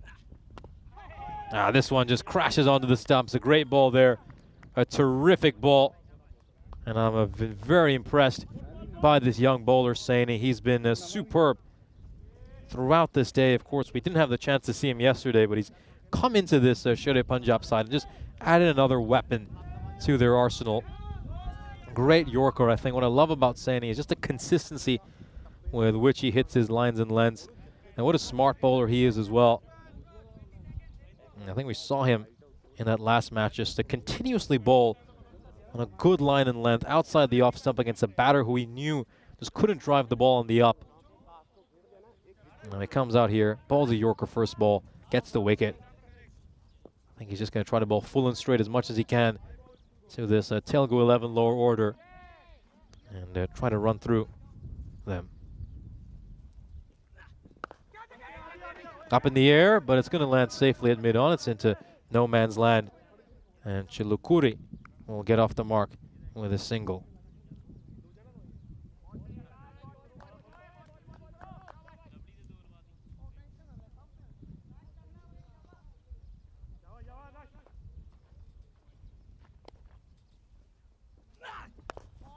Tries to go for the Yorker again. I really like the way he's bowling here.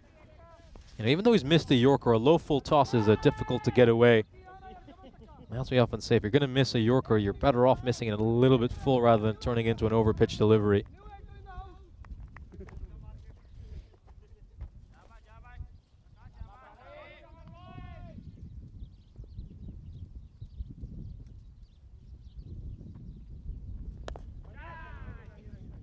Not in full control of that shot, and this is going to be quite a chase for the fielder. He's going to try to use his feet, but he's going to be unable to get to it.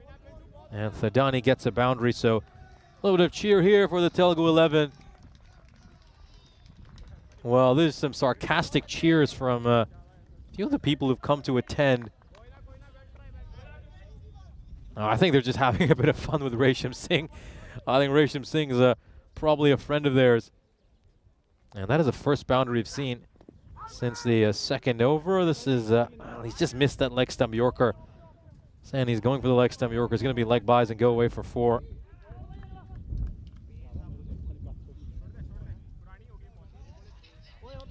I'll just take another look at this. Obviously, this is not going to be credited against the bowler, but you know, it's one of those balls where you would blame the bowler for this one. You know, he's just missed that leg stump Yorker, and it just flicked the pad along the way. It was always going to go for 4 leg buys. Taken, gone, and a nice catch there at slip, and the 5th wicket falls for the Telugu 11. Sani picks up his 2nd, and that is going to be the end for Hitesh Thadani. Just the 12 runs for him, and we'll just take another look at this wicket. Thadani, you can see, is going for the big one again, fails to connect. And the Telugu 11 find themselves 36 for 5. And we're going to just have a quick little drinks break. And it's also a chance just to welcome you into our commentary position. And it's been a tough day, in all honesty, for Telugu 11. They look like they're heading for a 2nd straight bonus point defeat. But for Sher-e Punjab, it's going to be the 2nd straight bonus point victory. It's been 2 very contrasting days for the 2 sides. And you have to say, Sher-e Punjab, they needed this big response. They lost a couple of games yesterday, a couple of games they really felt like they could win, and they felt like they should have won, and they've come out today. They've been decisive, they've been clinical, they've been better than their opposition in every single department. And I think now we can seriously start to consider this Sher-e Punjab team as a potential contender for this ECS crown. We've seen they've got a lot of talent in this side. They've obviously got the power hitting. We saw quite a bit of that on display in, well, with the top order when Pavandeep was firing away. But they've got a good amount of depth as well. You know, we haven't even seen Pritesh Dayal feature too much with the bat. And he used to be one of the best batters for the M-Dog Cricket Club. So Sher-e Punjab certainly looking like a side that could go far in this ECS.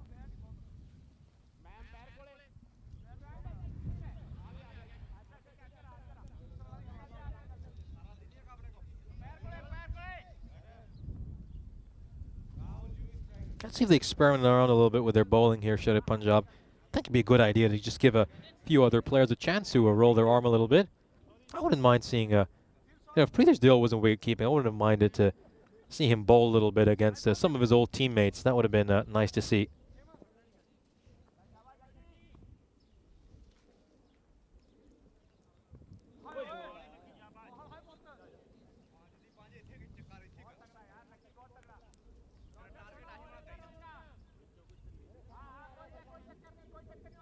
Got a Mufapiri joining us from Zimbabwe, saying this is a commenting on the first inning, saying it was an exceptional display of clean hitting, and it was a real pleasure to watch from Zimbabwe. So where exactly in Zimbabwe are you joining us from, Mufapiri? It'd be great to hear from you.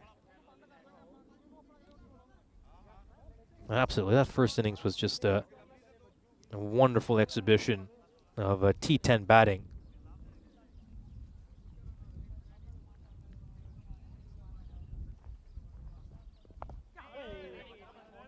Up in the air, this one is played away behind fine leg. It's going to be quite a chase for Dayal, and it's going to go through the goal. That's our first goal of this match. Rather surprised that we actually didn't see one go through the goalposts in the first innings, but we do see one over here. Very nicely played, probably not perfectly played. Probably lofted a little more than he would like, but it just nestles in between the goalposts. Shukla starting out his innings with a 4.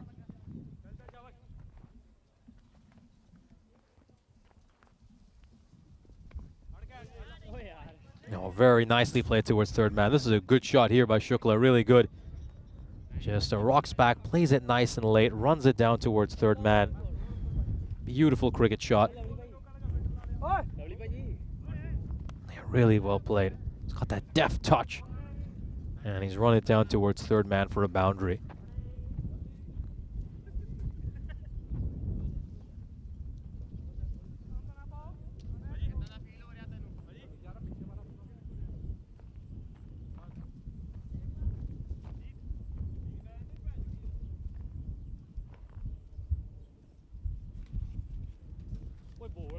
And nice ball there, nice comeback by Singh.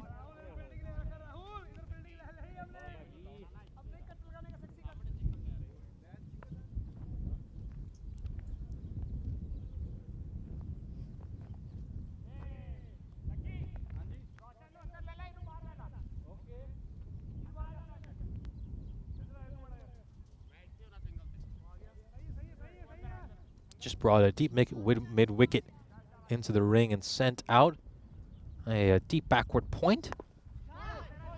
Would have thought the ball might be pitched a little bit wider after making that move, but instead it's straight onto the stumps by Singh. You just wonder if that was a bluff.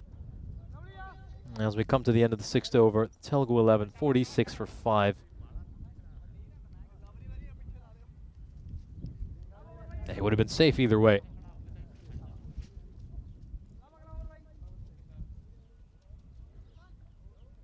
It's a tough one to take if you're Telugu 11. It's a really tough one. I think things don't really get much easier for them from here. As we mentioned, of course, tomorrow morning they play the Nicosia Tigers in the opening match of the day. An old rival for them, a team they really don't love from their old days as M-Docs. And then they'll follow that up by playing the Kipro Tigers of Limassol. As you can see, just a 1 score and the double digits for the Telugu 11.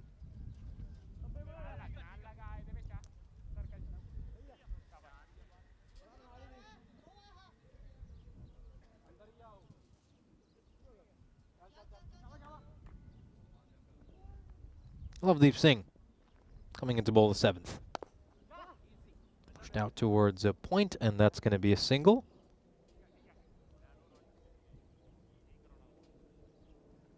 Meanwhile, for, of course, Shere Punjab, they've got another match.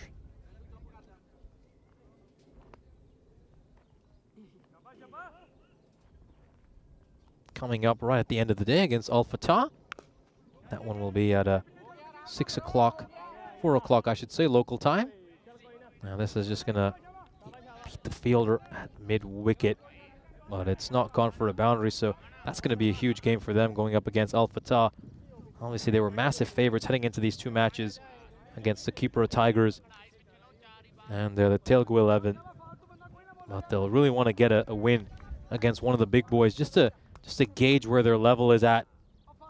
And of course, they'll have to beat one of the bigger sides if they want to get that bye, that elimination round bye, and make it into the top 2. Of course, we've yet to see the Limassol Zalmi feature in this series. Get to see them play for the first time tomorrow, as well as the Nicosia Tigers. I think those 2 teams will certainly play a big role in this race to the top 2. I think I mentioned this morning. This might be one of the toughest groups to predict. And we just see a little outside edge over there. Chulakuri will depart. The 6th wicket falls for the Telugu 11. And a nice moment here for Lovedeep Singh. Picks up another ECS wicket. Yeah, a little thin edge through the keeper. Preethersdale takes a catch. And how often, of course, did some of these Telugu 11 players see Preethersdale taking catches for their side as a member of M-Docs. Now he's tormenting them as a member of the opposition.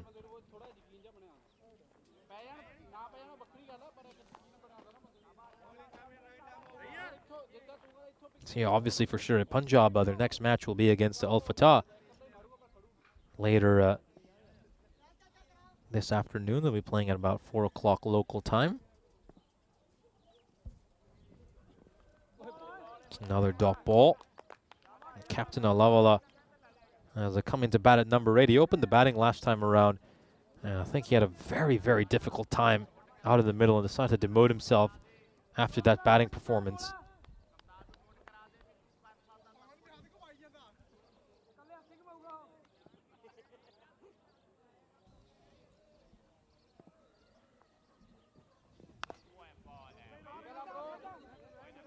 Is he going to come across to cut this one out? No, he won't. So Olivala strikes a boundary. A good little shot for him.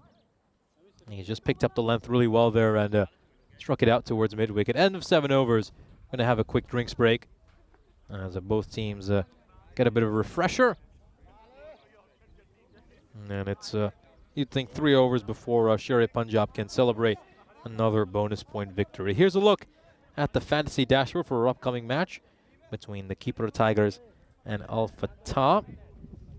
Keeper Tigers obviously suffered a massive defeat at the hands of Sher-e Punjab in their opening match, but there were certainly some signs of encouragement for them. Hardeep Singh in particular was tremendous. He batted superbly during that innings. The main issue for the Keeper Tigers, though, is fielding. It's all about fielding, and they're really going to have to improve on that in this upcoming match. Also, their bowling, I'd have to say. I think they really lost that match in the first innings. They bowled too many hittable deliveries, and it was a lot of full tosses in and around the pads that were really easy to hit, in all honesty, for the Sher-e Punjab batters. As for Al Fatah, well, they're coming off an impressive victory in their opening match, and for them, it'll just be a case of doing more of the same. Abu Bakr Siddiqui might look to hit another 100 and get back on that highest individual scores Hall of Fame. Of course, he made 143 this morning, was on that list for a grand total of 2 hours before Pavandeep knocked him off that list with 151.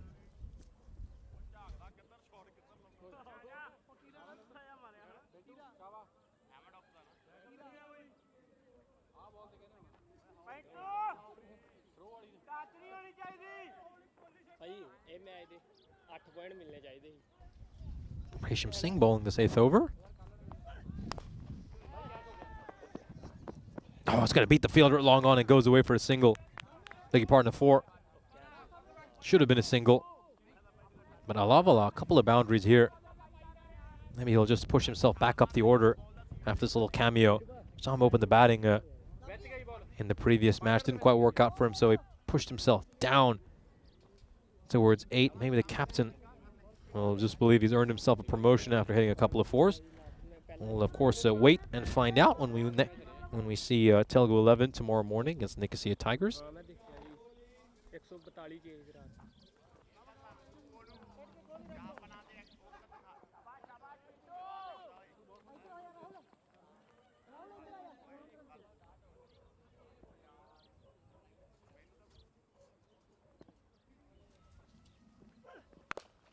Oh, nicely struck, really nicely struck. And this looks like a completely different Alavala to the one we saw earlier today. And he's going to have a lot of question marks for tomorrow, generally about who are his 5 bowlers, who does he want opening the batting. I think there's not been one consistent performer over these 2 games. And as a captain, it's just so hard to go out there and just try to completely reshape your entire lineup off the back of one performance. But he's just desperate. He's going to be looking for someone who can score a few runs, some bowlers who can get a few wickets. Obviously, I think someone like Vimal Kanduri, he's going to stay right up there at the top of the order just because of all the credit he's earned through previous ECSs. So by virtue of his reputation, you'd expect him to be up there as one of the top batters in the order. This one is very nicely played by Shukla, as we just see Russ with a little bit of fielding. Member of our ECN Blue Crew.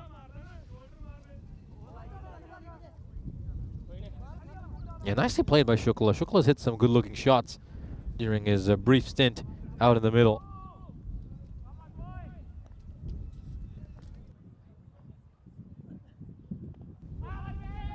Just see he's going there for the Yorker, Resham Singh. Just how incredible, though, is this Sher-e Punjab lineup. We didn't even see Resham Singh bat in either of these opening matches they've had today. Maybe we'll see a bit more of him later. Of course, Shukla, beg your pardon, has departed, so 7th wicket has fallen. Shukla is gone. The Telugu 11 find themselves 67 for 7. Let's take a look at that one. This LBW just caught us a little bit by surprise.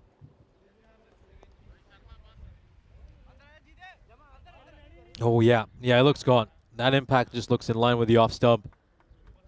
And then it's clearly going on to crash onto the off stump. So it's an LBW. A total non-celebration.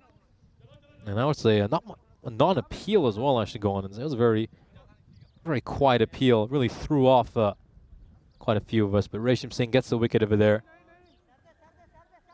As the Telugu 11 are 7 down.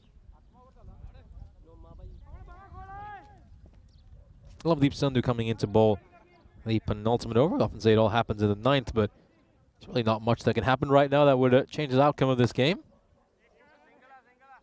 Out towards square leg for a single.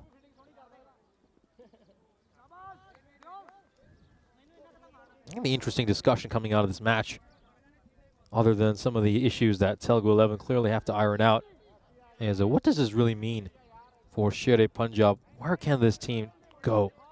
How good are they? Of course, they had some very high hopes for them at the start of this series when we, of course, saw their squad, but then they start off with a couple of losses, a couple of tough losses. And we just wonder whether the side has what it takes to beat the very best teams. And although they've beaten 2 of the underdogs in this group so far today, they've certainly done it in extremely convincing fashion. And they've done their net run rate and their points tally a hell of a lot of good by picking up all these bonus points. They haven't picked this one up. Although, yeah, mathematically, there's really no way that the Telugu 11 are even going to come close to this point. He's looking for the wicket over here, the bowler.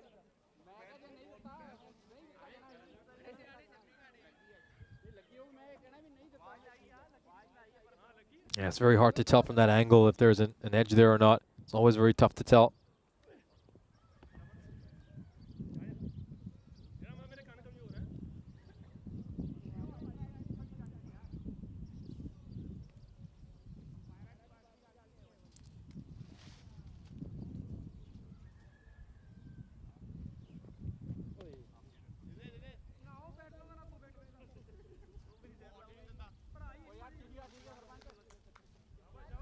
Looking at this group, though, and the big question here is going to be, where do you rank Sher-e Punjab in terms of their talent, their strength, their general squad depth as well, compared to some of these other sides?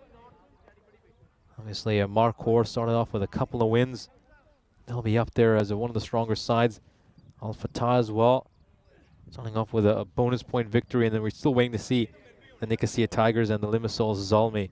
I think what the Sher-e Punjab side has that not too many other teams do with some real depth. There's a lot of terrific hitters in there. I mean, as good as Pavandeep has been throughout this series, this is going to be another wicket here for Sher-e Punjab, and they're just delighted. It feels like a walk in the park for them as Kakita will depart. The 8th wicket falls here for the Telugu 11, who are 71 for 8, heading into the final over. Tame catch, an easy catch. And the innings comes to an end. 71 for 8 at the end of 9.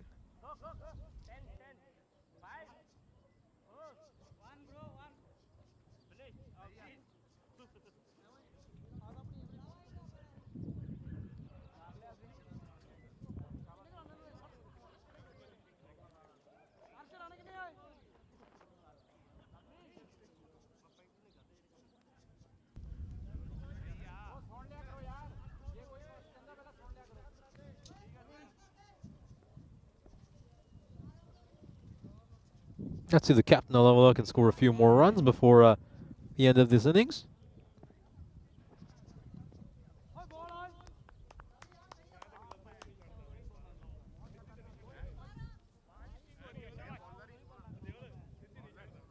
Okay, but just going back to what we were discussing with the Sher-e Punjab side, I think what separates them from so many other teams in this ECS here in Cyprus is they really have true batting depth.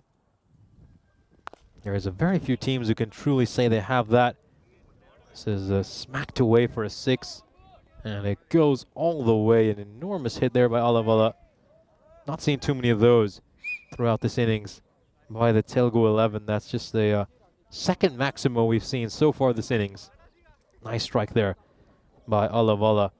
I think what really separates them from a lot of other teams that we've seen so far this series is they're a team who possess real batting depth. They're the kind of side where even if Pavandeep went out for a duck, you'd still fancy them to go on and make a big score, whereas a lot of teams in this ECS, even some of the quality side, are really dependent on a batter or two to do the bulk of the run scoring.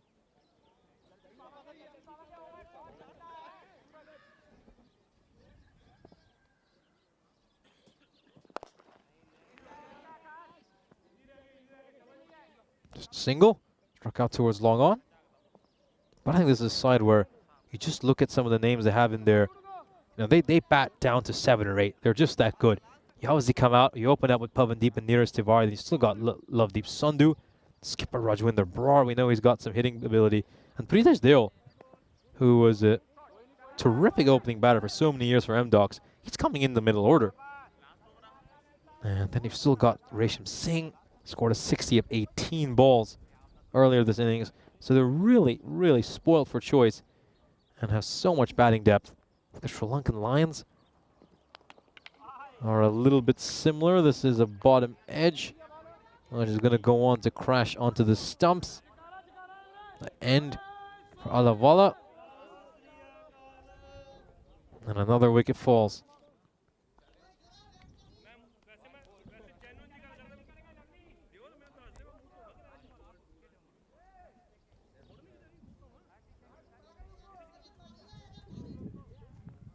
Bottom edge goes onto the stumps, and Telugu 11 are 1 ball away from being put out of their misery.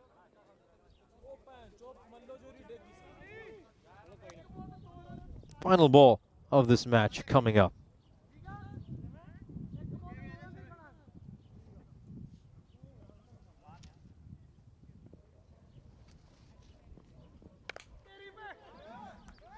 Struck hard, struck firmly, goes away for 4. They end with a boundary. Russ tries to do a bit of fielding there, but the ball gets past him.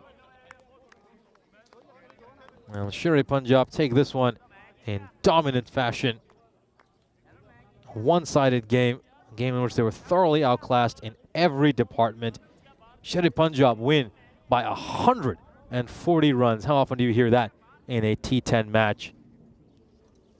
That match was as one-sided as it gets, and the Telugu 11 are going to need to have a goldfish's memory to try to get the memory of this game out of their heads and then come back strong tomorrow when they have 2 really, really important matches.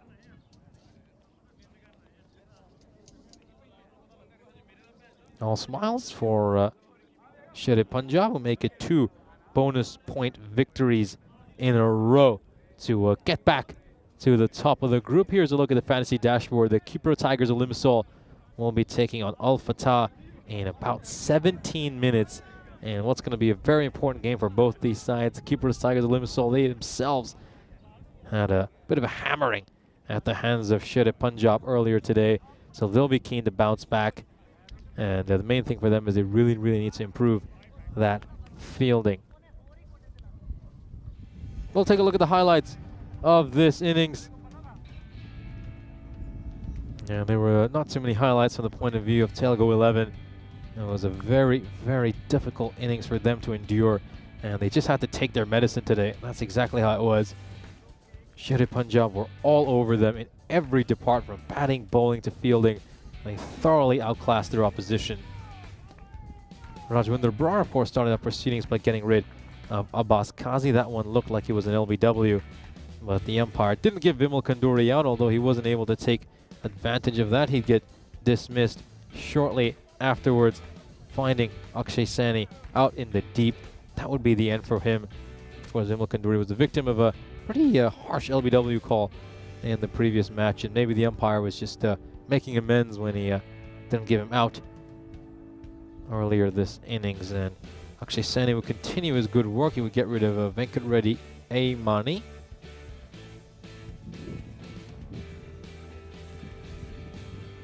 You can just see that was a dismissal of Hitesh Thadani. Caught well by Pavandeep. Pavandeep so often with the gloves behind the stumps was a fielding at slip during this match. They instead decided to give Pritesh Deol a chance to do some wicket keeping.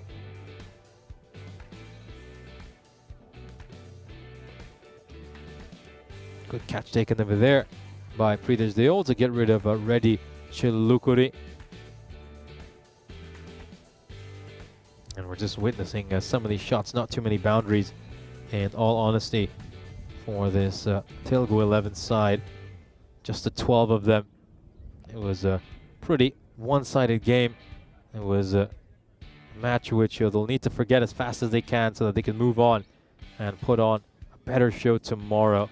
And this was just a bit of catching practice. It was catching practice for Subbareddy Alavala. Bottom edge. That ricochets into the stumps. And you could just see Ross trying to do a bit of fielding, but he couldn't get to that.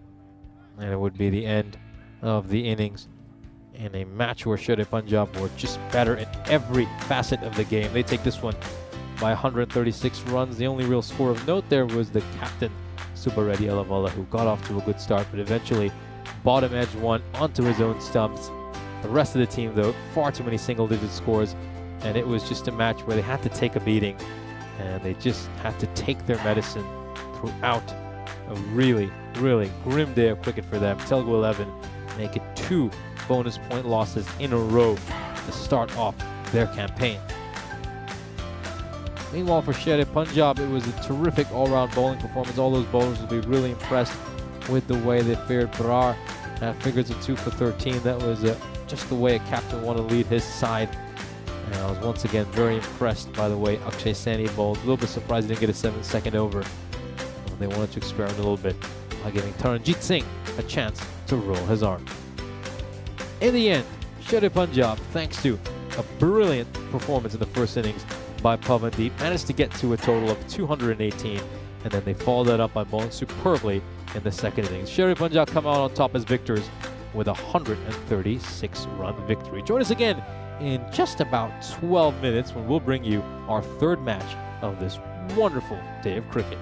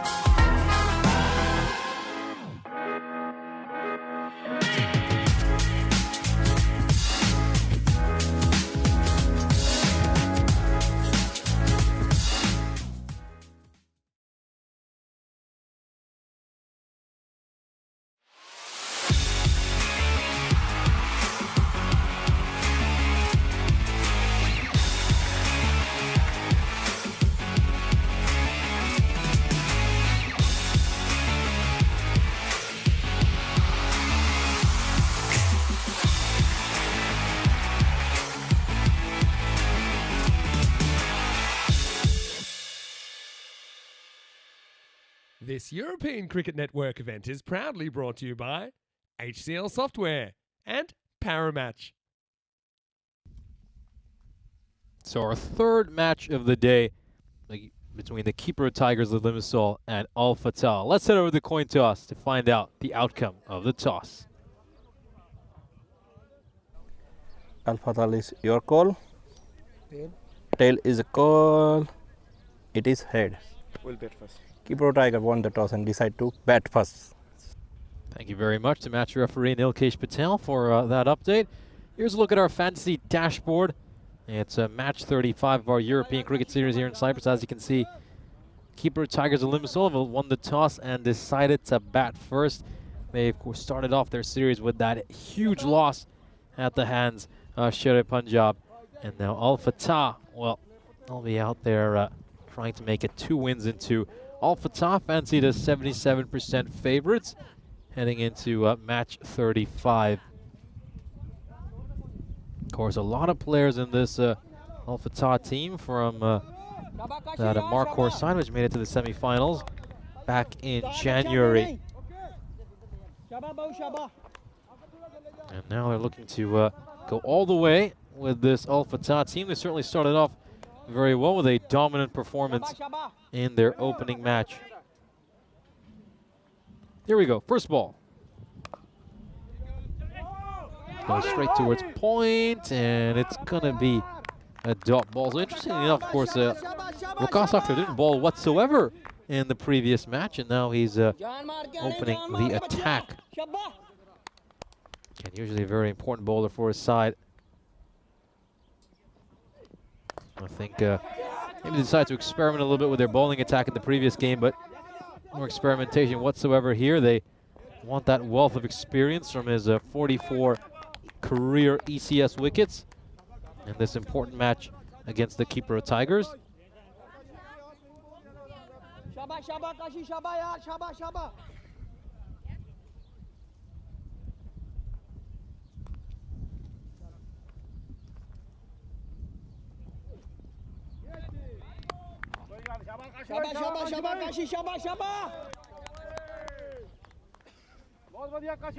Running up a very short run-up, Waqas Akhtar. Generating a lot of pace coming from a short run-up.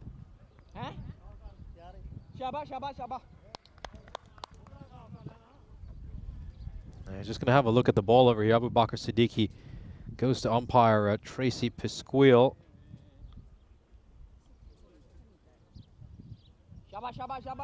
And it seems like the ball is fine to continue play. Fourth match of the day between these two teams. We've got one match coming up after this. I'll play towards backwards point, and this is going to be a throw at the non-strikers, and nice bit of cricket all round. You can see that just plays this one into the pitch. See, it goes for a left arm throw back to the non-strikers end. Firing a Yorker there. And Singh just plays away towards mid-wicket. He's going to be helped by a misfield. That will just allow them to come back for a second run. That's a Faizan Ali who has just let one go right through him.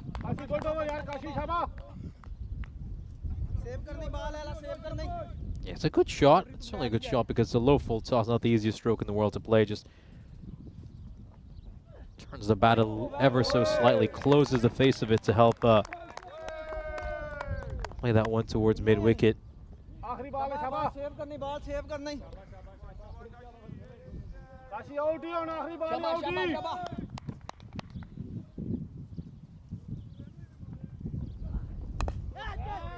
This one's a lofted shot, should be a comfortable catch, and it is a comfortable catch. And Siddiqui holds on to this one, and that's going to be the end for Hardeep Singh. He batted superbly in that previous match, and this time around he'll depart having made just 3 runs. Trying to drive one on the up, was never in control of that shot. And a good catch taken here by Siddiqui. And the keeper of Tigers off to a difficult start. 5 runs off that first over, and they lose a wicket.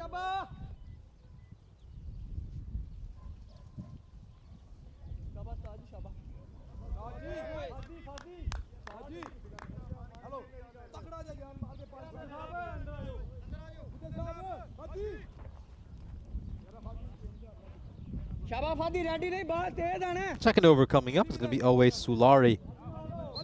On the second over is a big, tall cricketer. Should help him just get that extra bounce on his deliveries. Just put a deep, fine leg in place right now. This fielder is fine enough to almost be considered a backstop. You can just see his feet right now at the top of your screen. And the other fielder outside the ring is stationed at long on.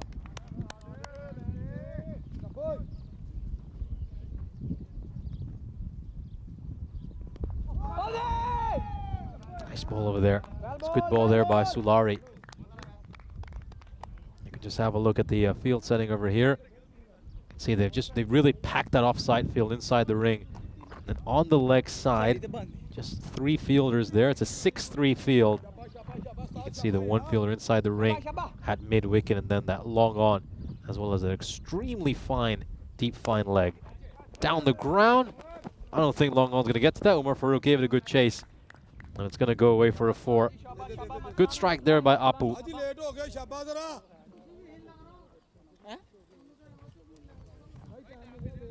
Bit of width on that ball. Just freed his arms, played it down the ground.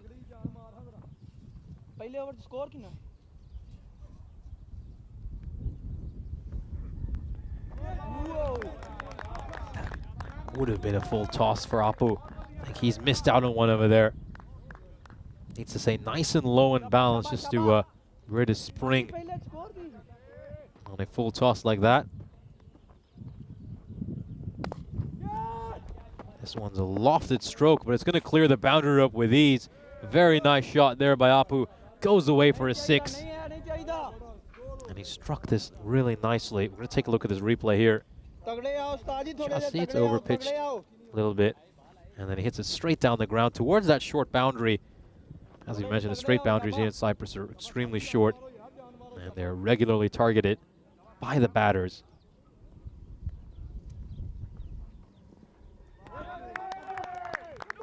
Goes for a big swing and a miss. Another dot ball. We got 1 ball to come in the over.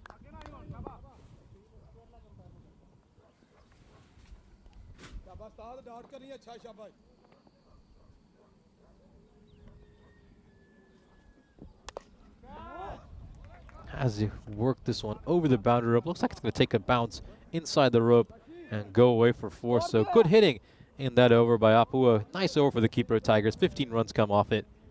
And they are 20 for 1 at the end of 2.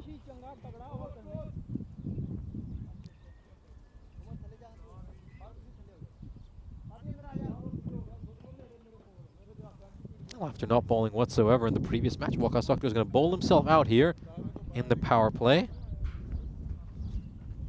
Not a bad move, in all honesty. Obviously a strike bowler, very important bowler for this Al Fatah team. So if he can pick up a few more wickets here, then they'll really fancy themselves to restrict this Keeper Tigers team to a really low total. Here's the standings for Group B. As you can see, Al Fatah started off their campaign with a bonus point victory. This could be a run out. It is a run out.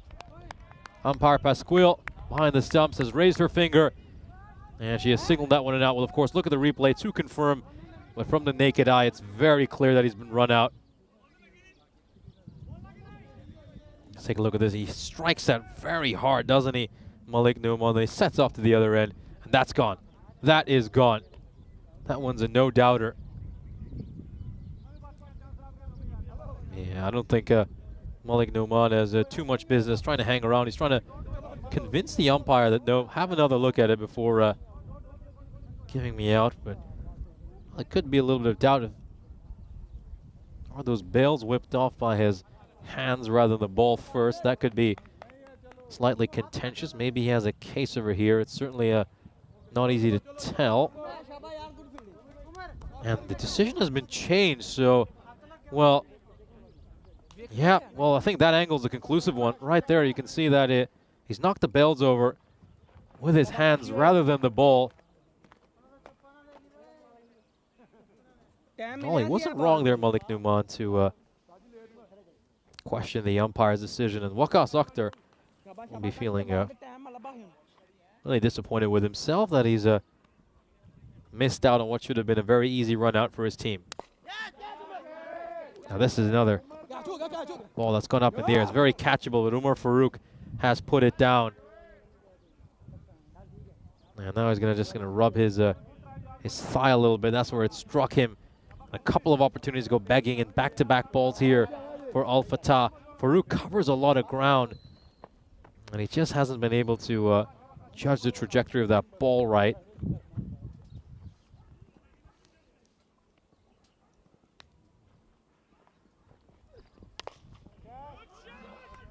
Shot, really good strike, goes away for a 6. Numan hits his first Maximo of this innings.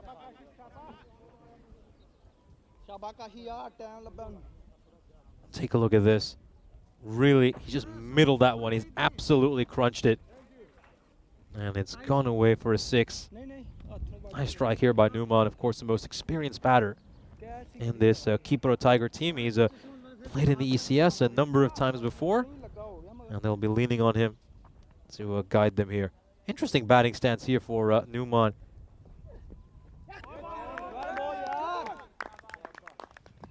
You know, of course, the traditional convention was that cricket's a very side-on game and that you should be batting with a nice side-on stance, but not the case here for Numan.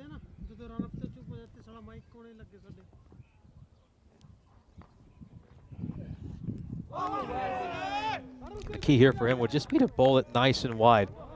With that sort of a stance, he's going to have such an open stance. He'd generally look to bowl it there.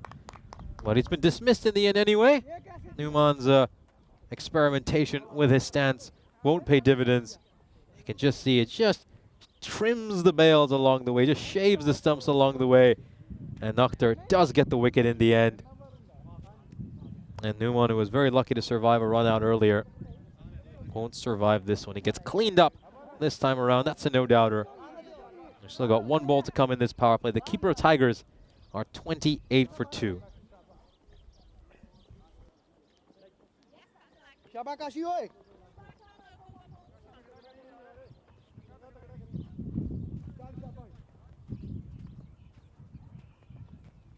Last ball of the power play coming up. It's taking an edge, and there's a fielder very fine at deep third man. He will ensure that it is just a single. Kipro Tigers in all sorts of trouble at the end of this power play. 29 for 2 at the end of 3. This is a good chance for the players to have a drinks break. Here's a look at our upcoming events on the European Cricket Network. Of course, tonight we'll wrap up the cricket in Portugal. It's finals day and should be a massive, massive day there in Portugal. Meanwhile, we'll be with you here in Cyprus through to the 19th of June. Of course, we'll wrap up the ECS on the 14th of June, and after that, we've got 5 great days of international cricket coming to you from another cricket ground. We'll be heading over to Happy Valley, and then as soon as we wrap up here, we'll head over to Central Europe for what should be a great fortnight of cricketing action in a budding cricketing powerhouse in Czechia. And then we've got some great series coming up for me from Romania, Hungary, Bulgaria, and then we'll head over for a weekend of cricket in Croatia. So a great slate of events coming up on the European Cricket Network. Should be a good tour of the continent over the summer.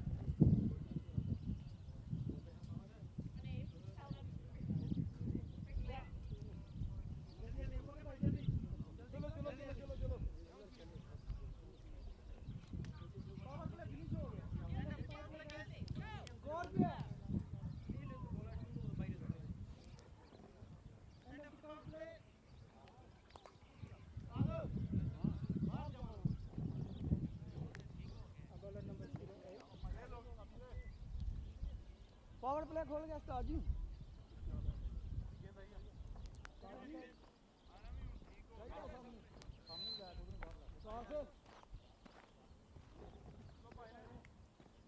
Khan is going to be on strike, ready to face the first over after the power play. Solari, his first over was a touch expensive, and the captain is going to bowl out to both of his 2 opening bowlers, hoping to get some more wickets to really, really hammer his side's advantage in.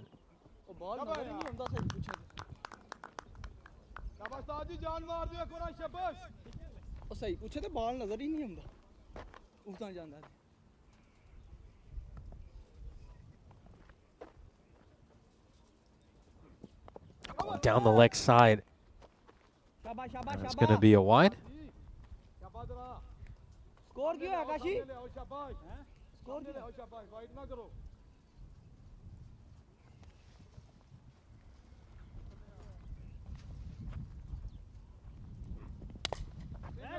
Ball low. Struck firmly out towards wide long off. It's a single. Apu moves on to 17. Khan gets back on strike.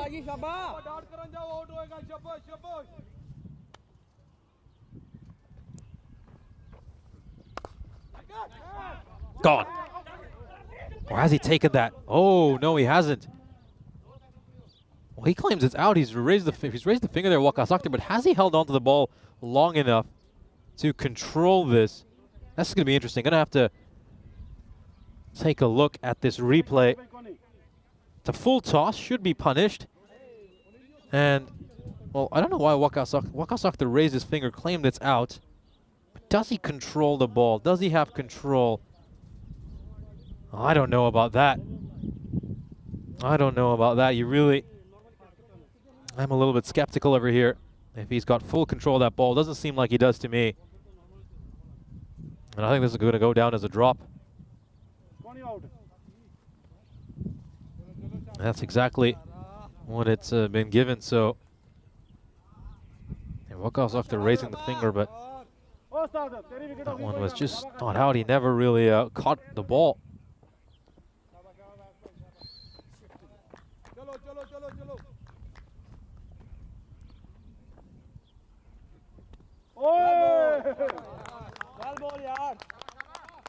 Going to come forward here, Khan, and he's actually ended up yorking himself by taking a few paces outside the crease. Maybe he should consider going a little bit deeper into the crease and maybe trying to turn some of these balls into half volleys.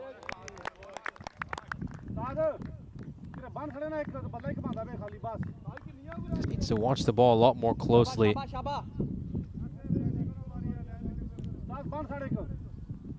Yeah, not really in balance when he's playing that shot. We just got a big gust of wind coming across the field right now. A lot of dust was just thrown onto our equipment here in the commentary position. As the keeper Tigers are 32 for 2 at the 4-over mark. It's yeah, it's just that kind of day, isn't it? It's very hot, it's very sunny, and you're also getting some of these gusts of dust in between, which are obviously rather difficult to deal with. 32 for 2 at the end of 4 overs, going at 8 and over. And Kroom 111 and Duncan in the chat saying that was not out. Kroom saying he's a Herschel Gibbs it. He certainly has. He just didn't have control of that one. I think the more surprising thing for me was just the confidence with which he was saying it was out. Surely he would have felt that he had control of that one. Though was a no-doubter. That's definitely a catch. No problems there. Abu Bakr Siddiqui holds on to a good one. He dropped a catch in that first match, but he's made no mistakes so far this innings, taking a couple of good catches. And that's going to be the end for Apu. It's right down the ground. Very well taken. And Siddiqui is delighted. Good day for him so far. Of course, he scored 143 runs. And the big story was how he probably had the shortest ever stay in the Hall of Fame for any European cricketer.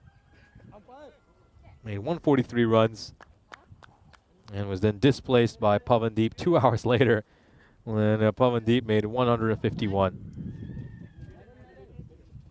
Yeah, a lot of Herschel Gibbs references right now in the chat. Glenn Moses saying, lucky it's not the World Cup he dropped. Yeah, certainly a lot lower stakes here, especially in the match in which this Al Fatah side are fancied as massive favorites. And the sort of match where they'll be looking to pick up a bonus point.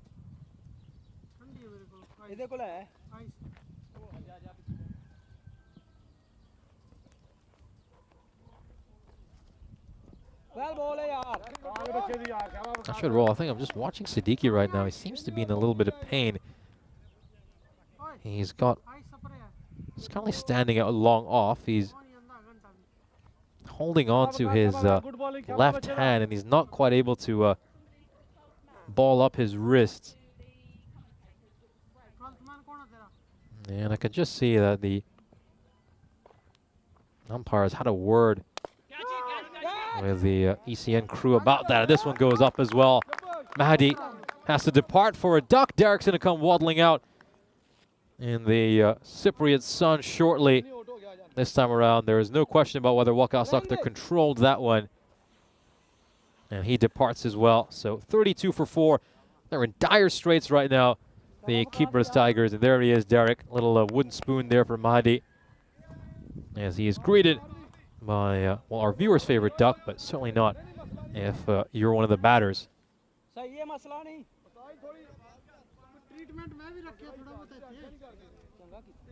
I think Siddiqui now, I've just been watching him. He's obviously was nursing his left hand. It seems like he has just told one of our medical personnel to that he won't require their attention, that he's just gonna toughen this one and just try to tough it out. He's a gritty player, isn't he? I mean, need a lot of grit to make 143 runs at the T10 level.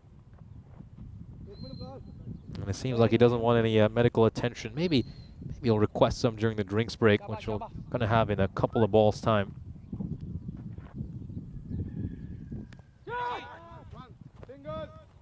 Goes out towards that fielder.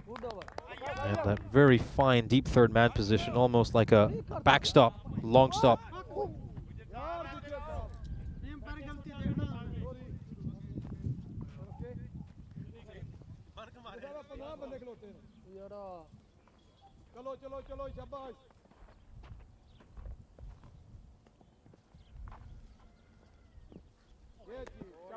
Took some ball pace off that ball. Aziz, and a terrific over for him, comes to an end. Just 2 runs off it, and he gets a couple of wickets.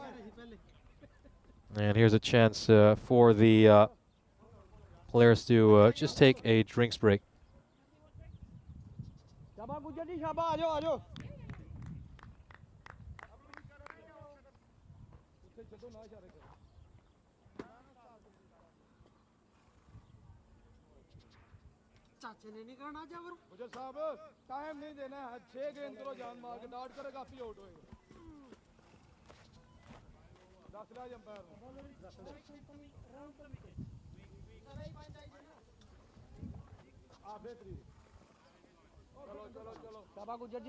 Doesn't look like the players are going to have a drink in the end.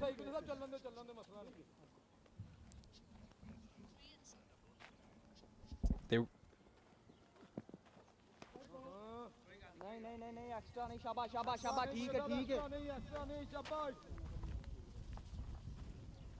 starts off with a wide over here, Hussein.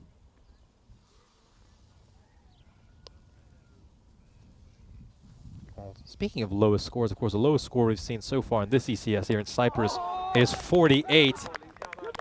And it would still take quite a special bowling performance for this Al Fatah side to restrict them to under 48.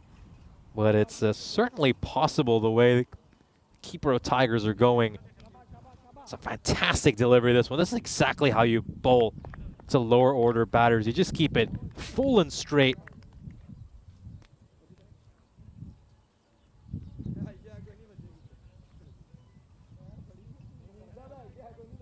Another wicket falls here. And you got to give full credit to this Al Fatah team. They've been absolutely ruthless. Just a couple of mistakes in the field, but other than that, they've been on it right from the get-go, looking to thrash this Cyprus Tigers side. And then, of course, their aim will be to try to chase down these runs as quickly as possible in the second innings, get that bonus point, get that huge net run rate advantage. It's been a really good day so far for this Al Fatah club, who are playing in their first ever European cricket series.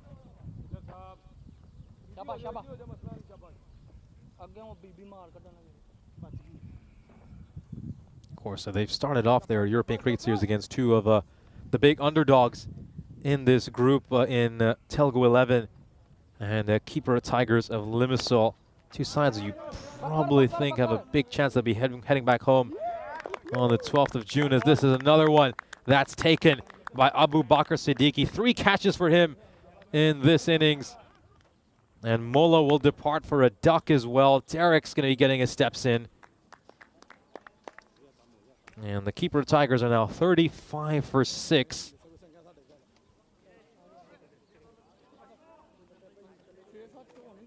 There we go. Derek comes out to greet him.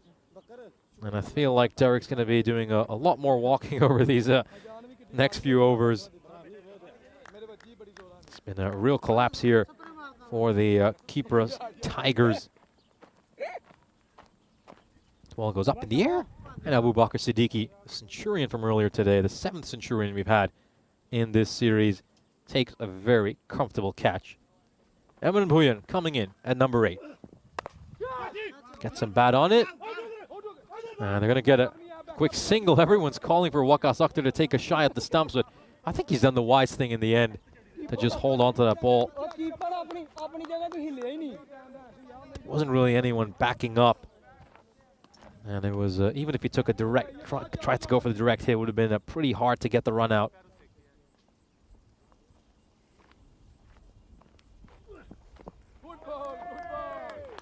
Good ball, really good ball. Maybe Islam would have been better off just stepping inside, taking the wide. You're talking about lower order batters, of course, don't quite have that same awareness that players do higher up the order.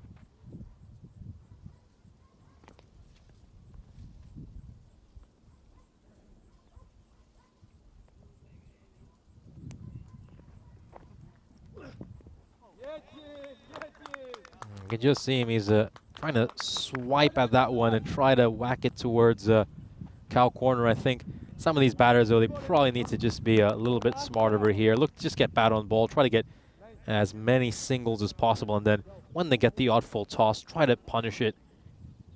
We'll have a look at this scorecard. It's been single-digit scores all around with the exception of Jahidul Apu. Especially when you look at that middle order, it looks like a telephone number, doesn't it? 7301. What is that? That's Cardiff, I believe, in the United Kingdom. 0730. Should know that.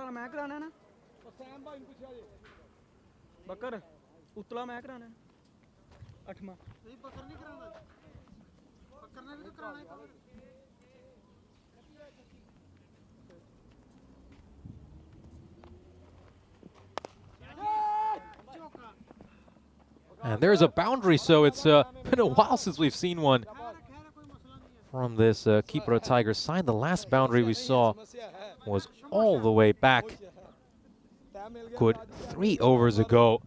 Back in the 3rd over, Waqas Akhtar was hit for 6. It's been 3.3 overs since we last saw a boundary. And this is certainly a very welcome one for the keeper's Tigers. Good shot there by Emran Bhuyan. Can we get back-to-back boundaries here? We might. And this has gone the distance to 6. So it's the 3rd 6 of this innings, a maximo for the keeper's Tigers. The first time they've hit back-to-back boundaries in this innings. And he watches the ball really closely there, and you can just see, plays this one very nicely. Just turns the bat ever so slightly in his hands, closes its face to hit it towards that vacant square-leg boundary. Smart cricket here by Emran Bhuyan. Good batting.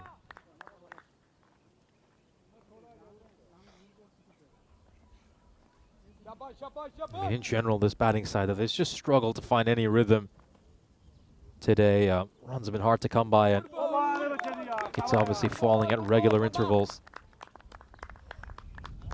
In the previous match they were involved in against Sher-e Punjab, you did see Hardeep Singh get a bit of joy. He did 35 runs off that first over of Rajwinder Brar. Well, unfortunately for him, he just didn't have much support from the rest of his teammates. So far in this match, just no one really has just been able to hang around and just make a few runs to at least help them get to a respectable total.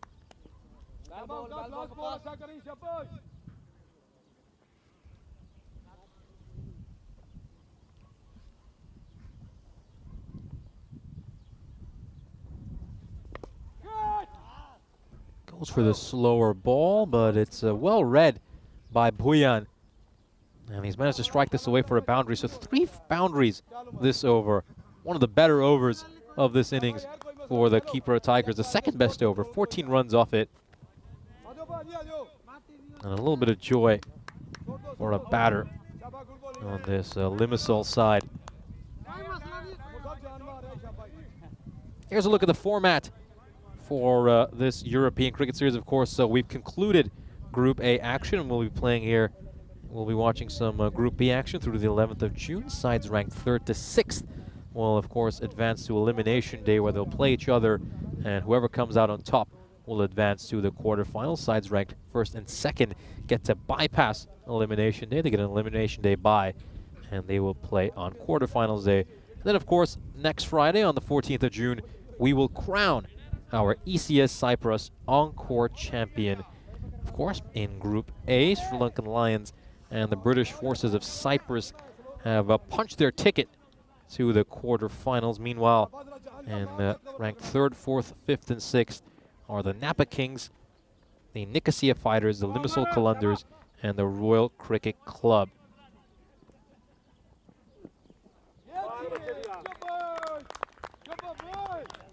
Umar Farouk coming into bowl. He's really embraced his role as a death over bowler. I remember seeing him bowl a little bit for the Black Caps last time I was here. And I have to say, he's just made himself a death over specialist in T10 cricket.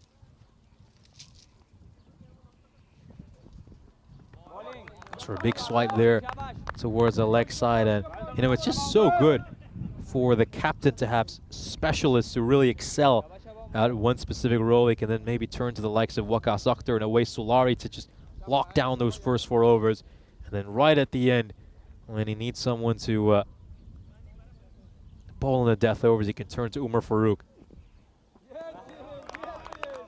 Islam just falling away there. He has absolutely no balance. His head is all over the place. Doesn't look like he's going to make contact with the ball.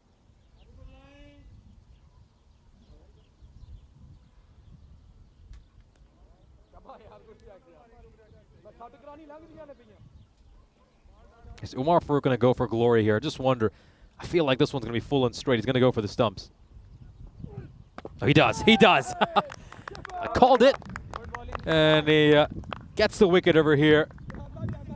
Great bit of bowling there by Umar Farouk, and a well-deserved wicket. That's a perfect Yorker right at the base of the stumps, and there was no way that Islam was ever going to play that one.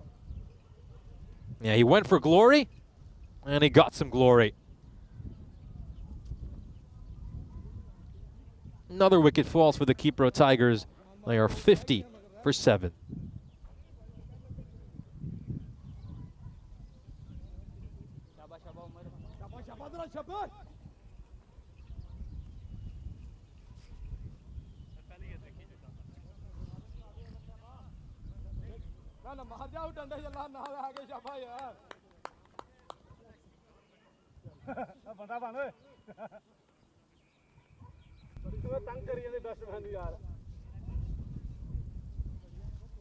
Number 9 comes in to bat for the Kipro Tigers. The expected score currently is at 70. I'd say that's a little bit optimistic considering what we've seen from the Kipro Tigers so far this innings. Though I think he just needs to get Emran Bhuyan on strike and see what he can do.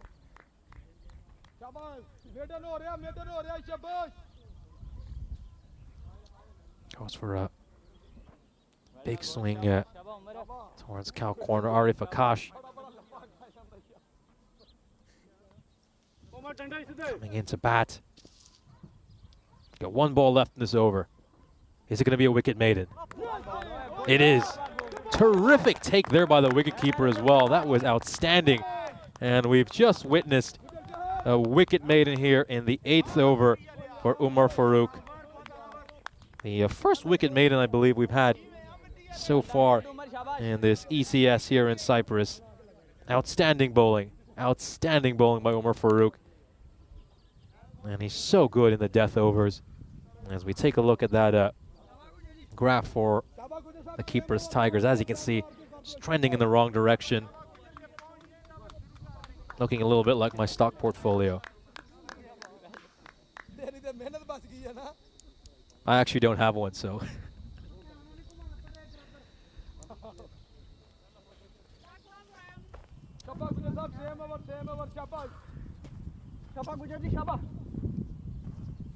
Tasawwur Hussain coming in to bowl the penultimate over. Yeah, runs very hard to come by here for the keeper of Tigers there. Honestly, just keeping it very simple here.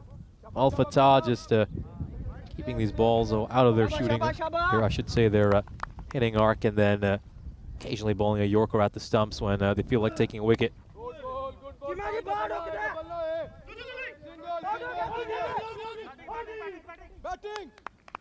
Just a single over here. Arif Akash will come back on strike.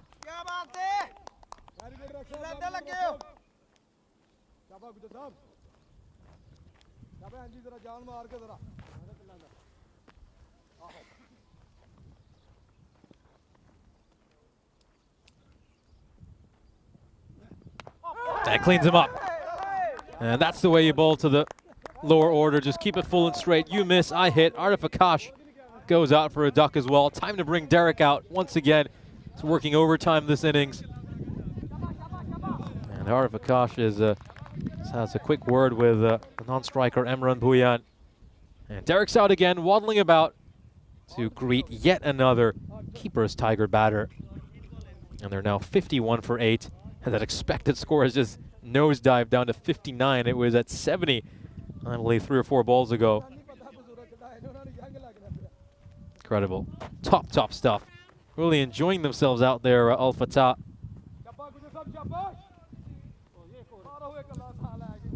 Going to be Baljinder Singh coming in at number 10.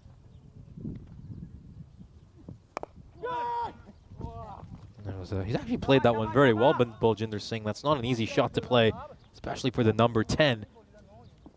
Low full tosses are often hard to get away for recognized batters further up the order. Yeah, look at those figures for Hussain. 3 for 4 in the 10 deliveries he's bowled. Smart, very smart bowling there by Hussain. Bhuyan just trying to get leg side. And so he bowls that one a little wider. I have to say, I don't quite understand that tactic by Bhuyan, considering it's a bowler going around the wicket. If anything, you'd probably want to go across your stumps and maybe look to play it on the leg side. Bhuyan, is he going to find the boundary over here? Yes, he will. And he's going to be aided by a little mishap in the field. That's Waqas Aziz who lets that one go through him. Rare mistake by this Al Fatah side who've been so clinical throughout this innings. A boundary to end the over. And Emran Bhuyan putting together a half-decent innings over here. I think he's certainly someone who's earned himself a promotion up the order. There's a look at the bowling card for Al Fatah. It's been a spectacular all-round performance. Every single bowler in that unit will have their head held up high. And it looks like Umar Farooq is going to bowl this final over. Bowled a wicket maiden in his first over.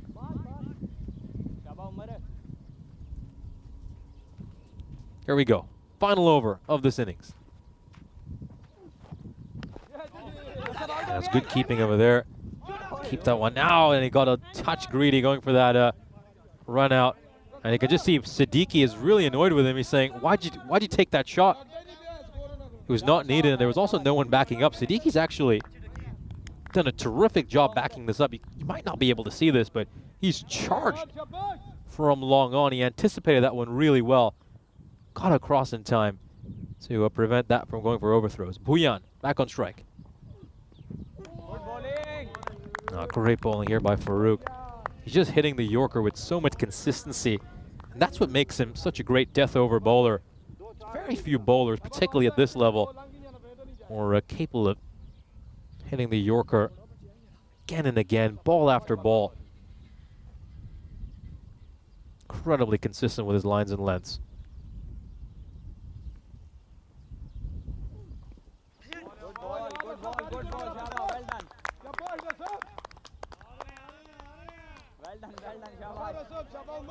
Well, can Farooq make it 2 maidens in a row in his spell? That would be quite special if he can achieve this. Of course, still has 3 balls left in his spell, and I certainly don't want to hex him. Well, that would be a really, really special accolade for him. if he doesn't give up a single run during his spell. Oh well, right on cue. Right on cue of Hexton. And that's going to go for a single. Put that down as another commentator's curse. To be honest with you, we haven't been too bad with them throughout this series. I remember prior series have done a much worse job where almost not wanted to say anything in order not to curse the player out in the middle.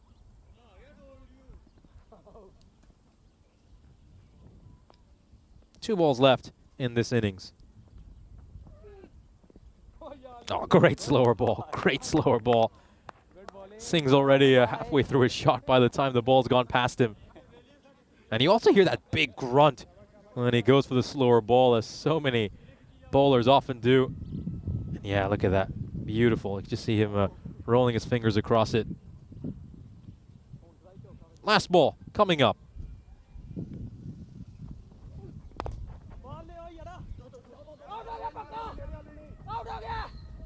They're going to come back for a second run here, and is this going to be a run out? It'll be a little bit tight. We'll have a look at this. But I think it's good running between the wickets by the keeper Tigers. Let's see if they get to 60 or whether they'll be stuck on 59. Comes back here, no problem there whatsoever. Certainly won't be a short run. And, well, let's have a look at this here. I think he's grounded his bat in time. Yep, I think it should be okay. Let's have a look at this. Yep. I think we can give them a couple of runs for that last ball. And we'll just wait for confirmation. There it is. They move on to 60. So good running between the wickets by the two batters at the end. And in the end, the keeper's Tigers go at exactly a run a ball over their 10 over quota in this first innings. A great bowling performance by Al Fatah, with Umar Farooq in particular putting on a brilliant showing, giving up just 3 runs in the 2 overs he bowled. We'll have a look at the highlights of this innings. And in all honesty, this highlights package is all Al Fatah. Not too much joy for the keeper's Tigers in this innings. Didn't manage to strike too many boundaries, just 5 4s and 3 6s. 8 boundaries in total. That's not going to win you too many T10 games. And they also played out lots and lots of dot balls. A struggle to get going. They really did. I think one bright spot for them would be that Bhuyan batted decently, and he might earn himself a promotion up the order. And he could be a handy batter for them in for subsequent games. And this was a catch put down by Umar Farooq, and he just rubbed his thigh after that one, although Umar Farooq would have plenty of joy later in this match. Of course, he bowled a wicket maiden in that 8th over. And a nice one there for Waqas Akhtar. He got rid of Malik Noman. That one just shaving the stumps along the way. And the bails would come off. Akhtar here, he was convinced he had taken this one out, and he was telling the umpire, no, it's out, but he clearly had no control. And a little bit more honesty would have been appreciated by the fielder. And this time around, no question about whether he had control of that one or not. Takes that catch very comfortably. And we saw a lot of bowlers go for glory, go for that Yorker right at the stumps against the lower order, and they were rewarded for it. They managed to clean up a lot of batters lower down the order. You're just going to see a few shots here at the end by Imran Bhuyan. He made 21 of 14, strike rate of 150, 3 4s and 1 6. And Umar Farooq, well, this was that terrific wicket maiden he bowled in the 8th over, went for glory and got rid of Tawadul Islam. Really, really good bowling by this Al Fatah side. Just slipping past the 2 fielders in the deep. And in the end, the keeper Tigers would make just 60 runs. And you'd fancy Al Fatah to knock these runs away really quickly in the second innings to get that big boost for their net run rate and also pick up the bonus point. We'll have a look at the scorecard for the keeper Tigers. As you can see, it was a pretty sorry inning for them. That middle order looks like a phone number, 73010, and just 2 scores in the double digits. I think the one thing that we're looking out for here is that Imran Bhuyan probably earned himself a promotion up the order with that performance. He looked more comfortable than most batters out in the middle. As for Al Fatah, very complete bowling performance. Tasavar Hussain picking up 3 wickets, a couple for Akhtar, a couple for Aziz, but then Umar Farooq for me, he is the pick of the bowlers. 2 overs, gave up just 3 runs, a wicket maiden in the 8th over. He's just embraced that role of a closer and a death over specialist, and I think he's going to be such a key player for the Al Fatah side if they want to go on and lift this ECS crown. We are halfway through this match, and the Keeper Tigers are going to need to pull off a miracle in the second innings if they want to defeat Al Fatah. Al Fatah needs just 61 runs in the second innings. We'll see you in 5 minutes.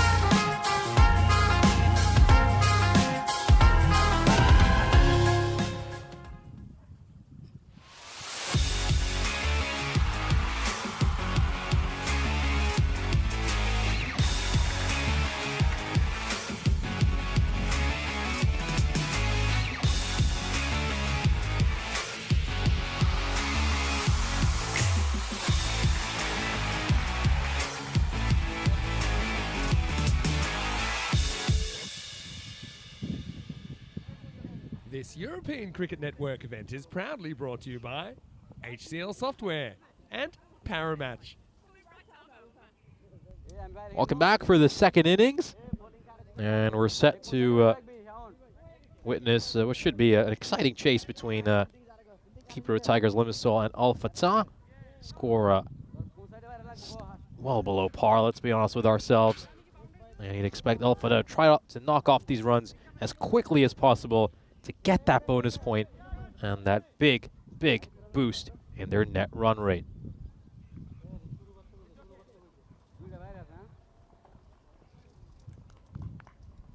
Here we go, Siddiqui facing the first ball. Big swing and a miss. Of course, Siddiqui started out his campaign with that great 143 not out earlier today. And we've talked at length about how he had the shortest stint in the Hall of Fame for highest individual scores. He added that name to his name to that list, only for Pavandeep to go out 2 hours later, smack 151, and knock him off that list. And he will start off here with a nice boundary, scores of 4 on his second ball. Nice way to get off the mark. And he can't really afford to bowl there, short and wide. You know, the keeper of Tigers, I think it's going to be very tough to see them even getting a point out of this match. Main thing I'd want to see from them is a little bit more discipline. I think they were all over the place with their bowling in the previous match they're involved in. And let's see if they can take some catches as well. And they've dropped it again. Well, it's a bit of deja vu. And if there is a misfield as well, they're going to get at some overthrows. Oh, it's a real comedy of errors. And it might be funny for us, but it's really painful if you're a member of this keeper of Tigers side. Yeah, he should have taken that one. Tries to high point that catch, go for the reverse cup. And it just pops out of his hand. He's actually a bit of a crocodile, in all honesty, when he's going for that catch. And then a fielder decides to take a shot at the stumps with no one backing up. And they've done very well to prevent that from touching the boundary rope. Great ball there by Mola. Terrific Yorker. That's more like it. That's where he needs to be. Yeah, ducked that one out well in the end, Siddiqui. I think the big concern from them, their point of view, after that loss they suffered at the hands of Shere Punjab earlier today, looking for the wide. He will get the wide. It was just the amount of poor bowls they delivered. They actually didn't end up giving that many extras, around 10 runs of extras, but a lot of that was because Shere Punjab were spoiling some of the wides by chasing at wider deliveries. This time it's definitely a wide. Yeah, the big issue for them was just their catching. They couldn't hold on to anything. And then some of the bowling as well. Tons of full tosses bowled around the pads, and at times it just felt like they were giving Shere Punjab hitting practice. So the key for them in this innings, regardless of the result, needs to be, let's see if we can just hit lines and lengths with more consistency, and let's see if we can field better. And so far, with the 3 wides we've seen bowled here, doesn't seem like much has changed.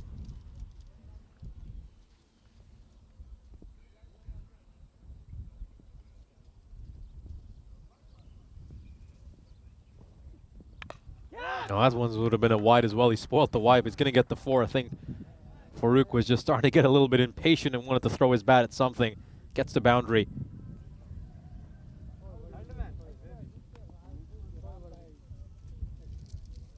Yeah, top edge goes away for 4.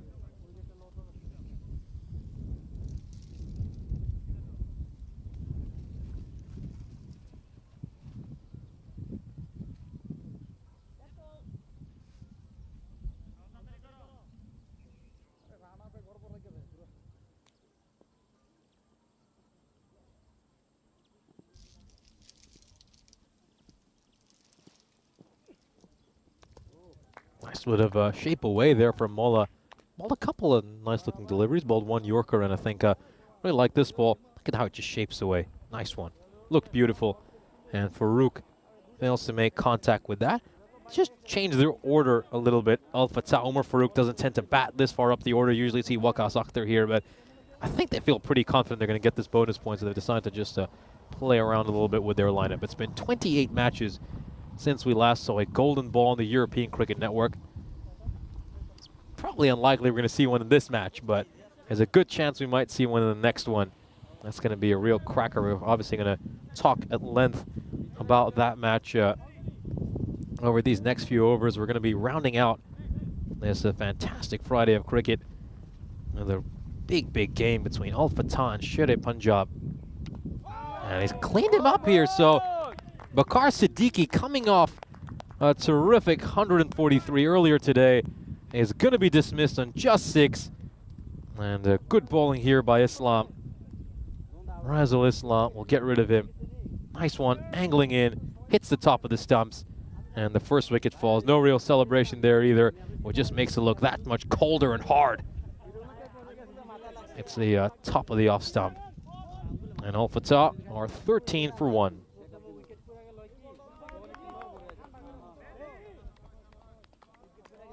Now Viking Bay joining us on the chat. Good to have you on here.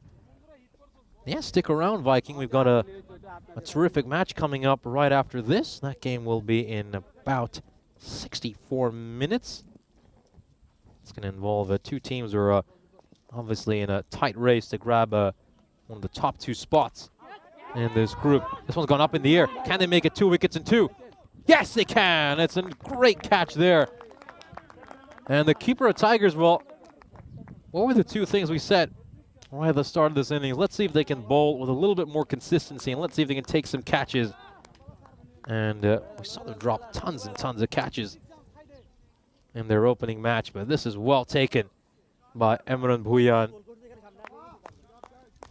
And maybe the technique isn't perfect on that one either, but what matters is that it sticks. And he's going to be greeted by Derek. Off he goes. Derek's certainly been very busy this match.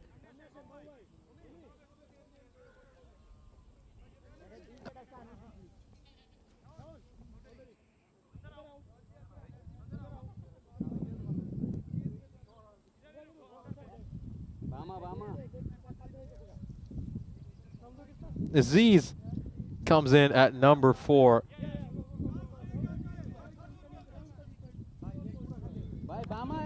Interesting, though, that Waqas Akhtar hasn't come in to bat. I guess they just want to give a few other players a chance to get a few runs under their belt. They've just played around with the order that they originally listed a little bit. This goes away for a 4. Nice shot by Aziz. That ball was just going down the leg side. Aziz has helped it away, gets the 4, gets off the mark in style. Yeah, nicely played off his pads. Struck behind square leg.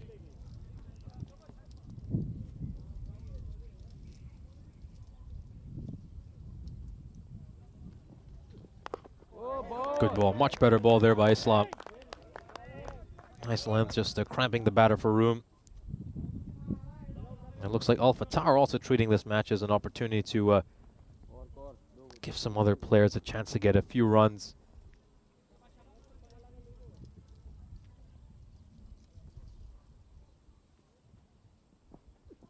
A full toss. This could be a no ball. It's been struck away very firmly. Just waiting for the square leg umpire's decision. We'll have a look at this replay as well to confirm.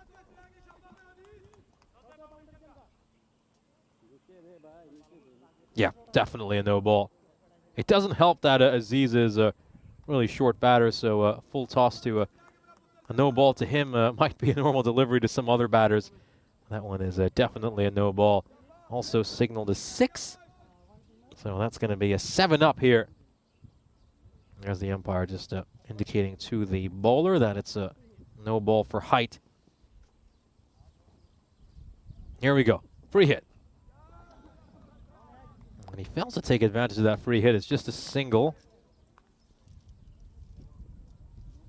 Yeah, he should have stepped inside and taken the wide there, in all honesty, Aziz. Yeah, needlessly chased at one.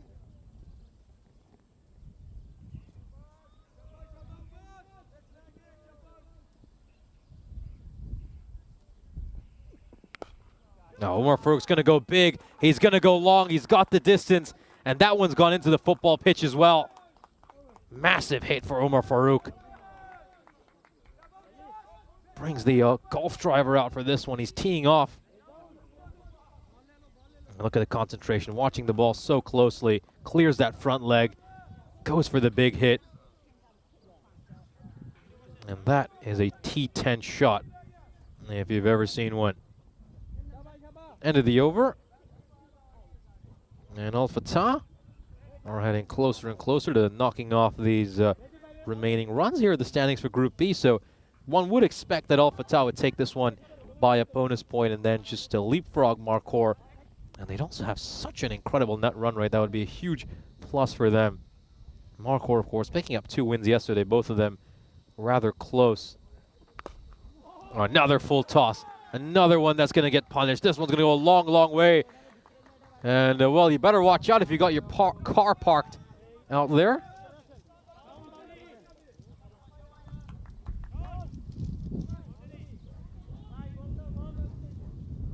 There was a full toss. Does really well. And we just might have to have a look over here as well. If that's a no ball, I thought that might be coming down initially. And, yeah, should be fine. Good swing.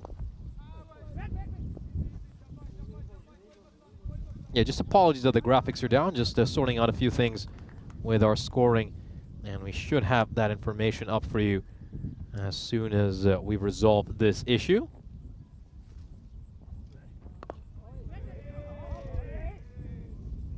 Nice a couple of balls here to come back. So, yeah, we can just give you the update now. So, Al Fatah 37 for 2.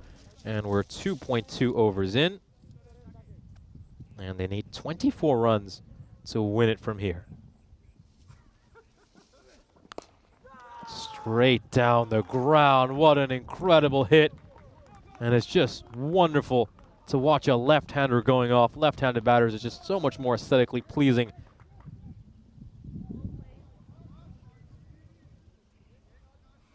In the slot. Bang. Hits that one straight down the ground. Second 6 this over. Baljinder Singh has gone for 12. He's still got 2 more balls to come.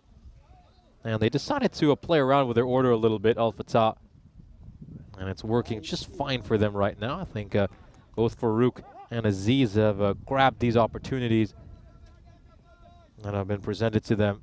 It's another wide.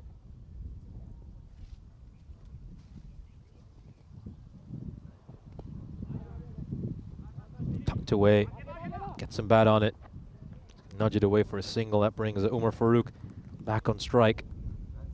As you can see, even for the bonus point now, look how easy it is. They have to go at under 4 and over to achieve the bonus point. Really, I think they could knock these runs off certainly before the end of the 4th over.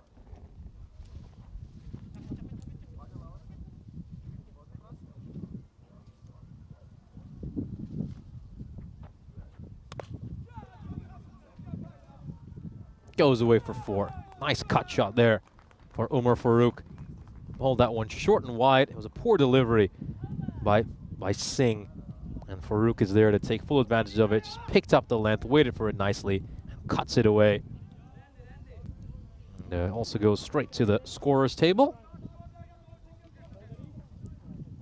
Final ball of the power play coming up. No, it isn't actually. Just see that it's been changed, so it's a 49 for 2 at the end of this power play. A terrific power play for Al Fatah. They're going to need to knock off just another 12 runs to win it from here. Really would fancy them to get it in this over, as you can see. 36 runs off these last 2 overs. Emran Bhuyan bowling the first over after the power play. I think he was the lone Keeper Tigers batter who can be proud of his batting performance. Made 21 runs and to help the side get to at least run a ball for their total. Oh, that's a very wayward delivery. That is a really wayward delivery. It's going to be a minimo. I think it's just caught some of the pitch along the way, which is going to spare him a no ball. Let's just see. Yep, certainly hit the pitch along the way. And away it goes. No way the keeper was ever going to get to that. 7 runs needed now for Al Fatah to secure this victory.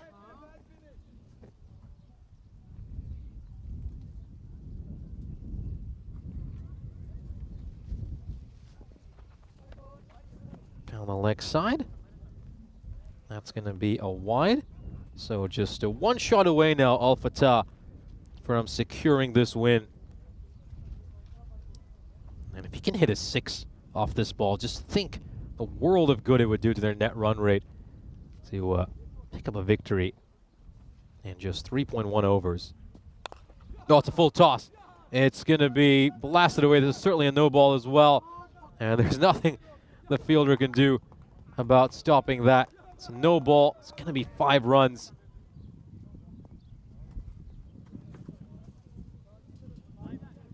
And just 1 run needed now for Al Fatah to secure this victory. Scores are level. And the fielder, well, even if he had caught it, wouldn't have made much of a difference. But I guess it would have made a difference in that it would have prevented it from going for a 4. But a single is all they need now to take this victory. Dominant, absolutely dominant is the only way to describe this match. 1 run away from taking this one, Al Fatah. Oh, this one's a no ball as well. So they're going to knock this total off within the power play. Emran Bhuyan ends up giving up 18 runs, because that was a 7-up right at the end, without bowling a single no ball. He's going to have an infinite economy rate for this match. And that is a sensational victory. Al Fatah winning it with 7 overs to spare. Dominant, really one-sided. It was an absolute bludgeoning and a real humbling for this Cyprus Tigers team. Al Fatah continue their sensational start to this series. It's back-to-back wins for them, back-to-back crushing wins as well. And they're going to be absolutely delighted. The next match, though, will certainly be a much stiffer task for them, going up against Sher-e Punjab. It will look like they are back on track after picking up a couple of wins today. This is going to be huge, absolutely massive. Both these teams, of course, harbor ambitions of silverware, so they'll be desperately trying to finish in that top 2. Looking forward to this game. This one will be coming up in 50 minutes' time. Before we move on to that game, though, we'll relive the highlights of this very, very short innings. Al Fatah looked really sensational out there. This was a fantastic performance by them. They, of course, in all honesty, won this match in the first innings thanks to their terrific bowling, where they restricted the Cyprus Tigers to just 60 runs. Saw a little bit of joy early in the innings for the Cyprus Tigers. They managed to pick up a couple of wickets, got rid of Abu Bakar Siddiqui, and then finally held on to a catch as well. That would be the end for Tasawwur Hussain. But then Aziz was promoted up the order and came in at number 4. Really enjoyed this opportunity that was granted to him. He was certainly helped by a lot of the full tosses that were bowled to him. He would make 28 off 11 balls. Umar Farooq was pushed up the order as well. He doesn't usually open the batting, but he was asked to this time around, and he sent one into the parking lot. That was a tremendous hit. 14 of 5 deliveries for Umar Farooq. It was quick, and it was painless, I guess. That's the only way you could describe it for the Cyprus Tigers. They did a good job, Al Fatah, at least making sure the Cyprus Tigers' suffering didn't last for too long. And this was just that comical 4th over where we saw Emran Bhuyan fail to bowl a single legal delivery, gave up 12 runs without bowling a legal ball. And it was all smiles in the end for Al Fatah, who make it 2 bonus point victories to start off their campaign. This one was so impressive, taking it with plenty of overs to spare. We'll have a look at this scorecard for Al Fatah.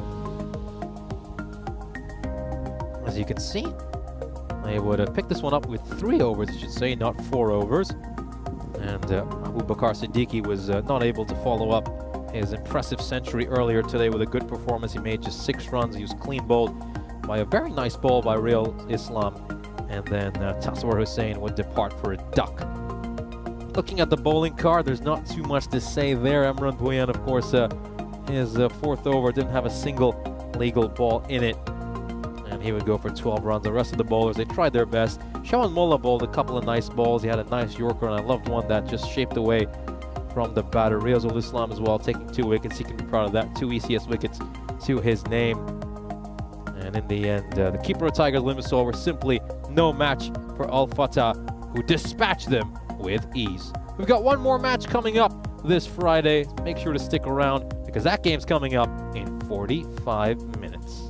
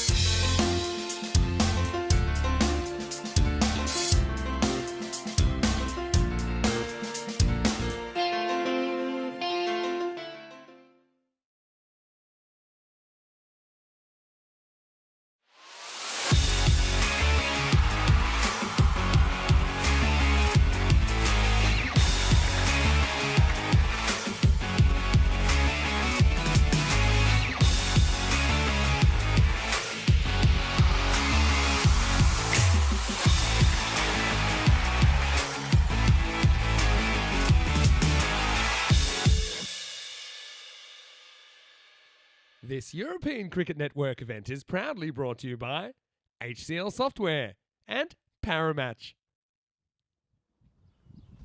Welcome back for our final match of the day from here in Ipsanas.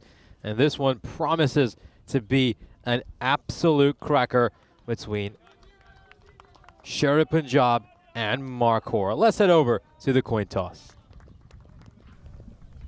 Is Sher-e Punjab call? Head is a call. It is tail. Decide to bat first. Alpha won the toss and decide to bat first. Well, thank you very much to match referee Nilkesh Patel for that update. And it's going to be Al Fatah. Apologies for that mistake. Who will be batting first. They'll be taking on Sher-e Punjab in our final match of the day. Of course, the key players for Al Fatah will be Abu Bakar Siddiqui and Waqas Akhtar. We've yet to see Akhtar truly flex his muscle during this series. Haven't quite seen him at his best. Hasn't really been able to show what he's capable of, but this is a big game for him, and I expect a big performance. Meanwhile, for Sher-e Punjab, Pavandeep, of course, coming off that incredible 151 earlier today. Here's a look at the win predictor. Al Fatah fancied as 54% favorite, so it's almost a coin flip this match. It's going to be a really tight one, and I expect it to go right down to the wire. So a nice way to conclude this Friday with what should be a fantastic game of cricket.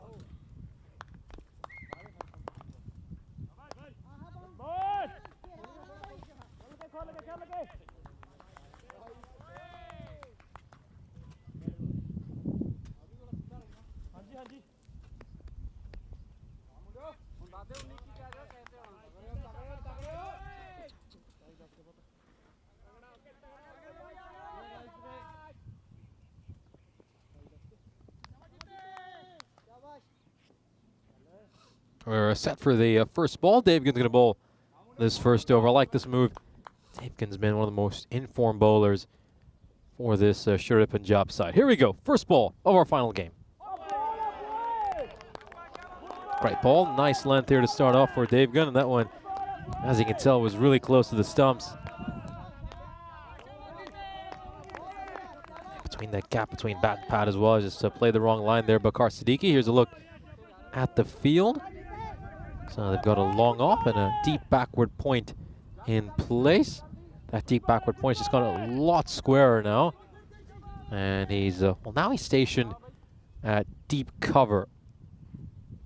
They just move the cover inside the ring across the point, and very, very good shot there by Siddiqui. Davegan straying down the leg side, and Siddiqui with a nice little swivel on the spot. And he sends that one clear of the boundary rope. 6 runs. Yeah, flat 6. Look how flat that one is.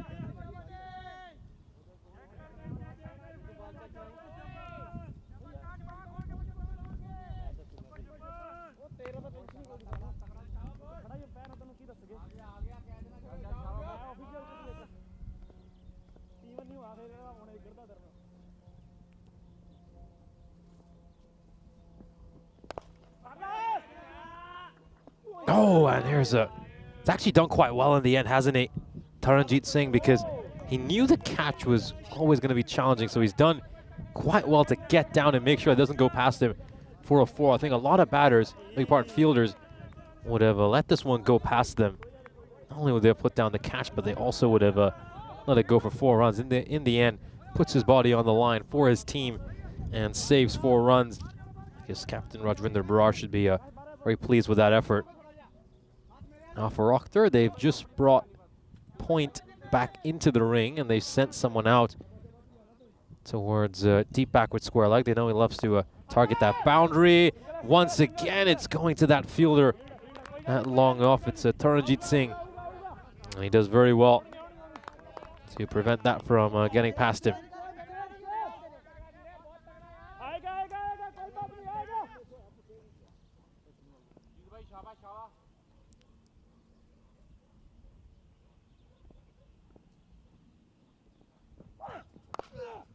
No, what a hit. This is a solid hit. This is going to go well clear of the boundary rope. And it might even have gone into those goalposts we have out at wide long on. A superb hit here. Really, really good hit It's because he just judges that length so quickly, doesn't he? And he's back and he's ready to play that shot. Great one by Siddiqui. Obviously, he'll be very disappointed he missed out on the runs in that previous match against the Cyprus fighters Limassol.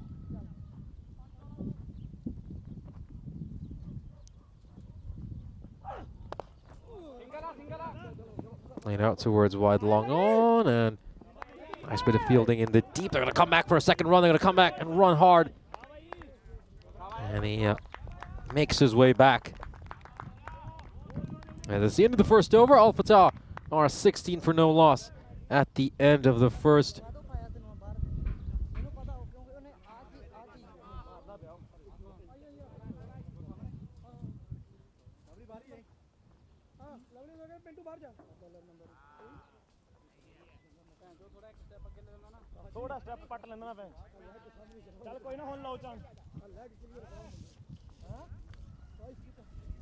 Now we're about to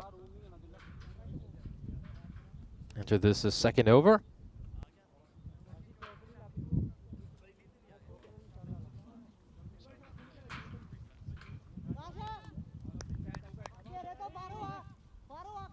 Brar coming in to bowl this second over.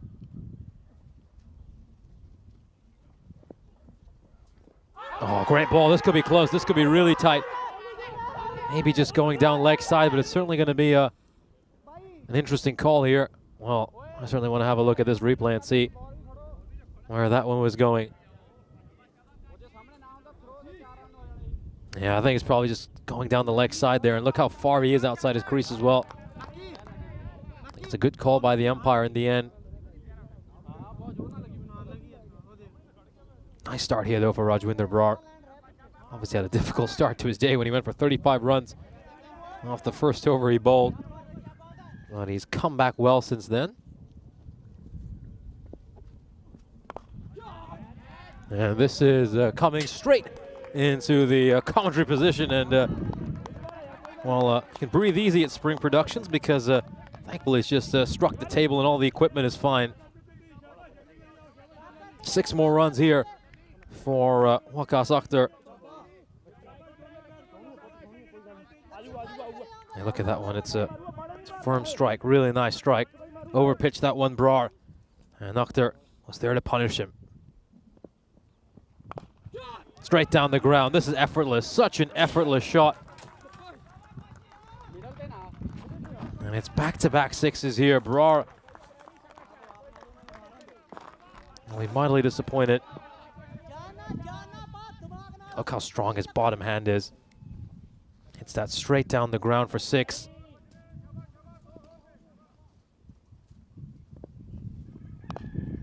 This time he's going to target the mid-wicket boundary, but there's protection out there, and it's going to be a single.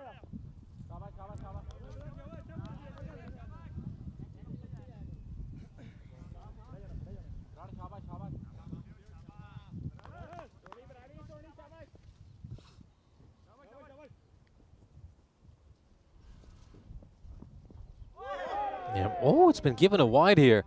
Well, Rajwinder Brar is stunned by that decision. Take another look at this. Oh dear, that one looks well inside the tram line. Yeah, I think the umpires just got that one wrong. Well, they're only human after all. It's been a long, tough day in the sun. And it's only natural that the umpires would make the odd mistake here and there. Very good shot there by Bakar Siddiqui. Hits that one away for a 6. Rajwinder Brar just need that little break from the umpire with that dot ball. And unfortunately for him, because of that wide, that means he's going to have to bowl another one here.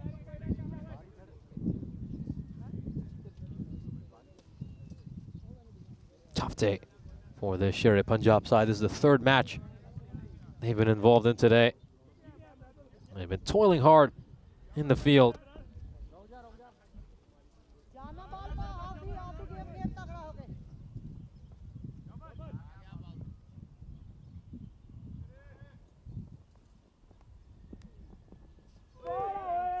Takes some pace off that ball. Nice lower ball by Rajwinder Brar to end the over. 36 for no loss at the end of 2.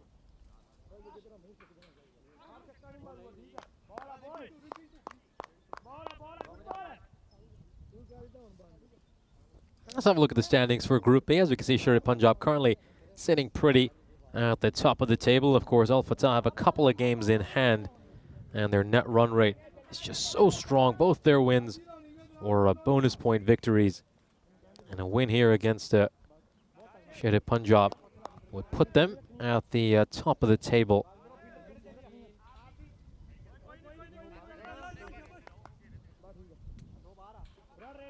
So they're going to bowl Akshay Sani a little bit earlier. And I think this is a good move. He's been their most impressive bowler today. And it's a good thing to get him up front. Oh, great carry through the keeper. Great carry. Ball with good pace. So very consistent with his lines and lengths. Yeah, look at that one. It just takes off. And the keeper's taking that one at head height. Once again, it's Pritesh Deol behind the stumps. It's not Pavandeep.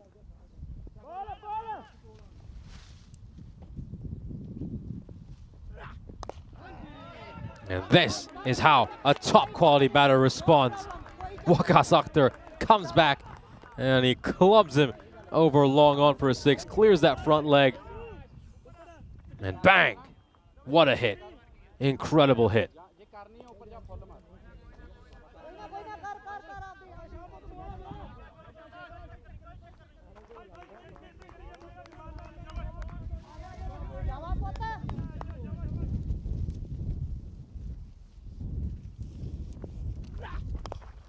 It's going to try to play this one away towards mid-wicket, and the ball's going to beat the fielder. Goes away for a boundary. Consecutive boundaries here for Akhtar. Yeah, they're off to a flyer of a start. Al Fatah nearing a 50 opening partnership. See, he just closes the face of the bat in his hands. And he works that one away towards cow corner for a 4. Yeah, these two going at an electric pace right now. Run rate at 18.4 and just one shot away from a half century.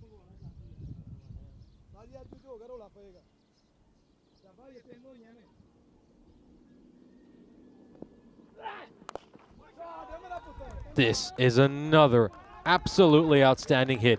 He has managed to launch that one over the fielder at wide long on for another 6. The 50 partnership comes up with a great hit.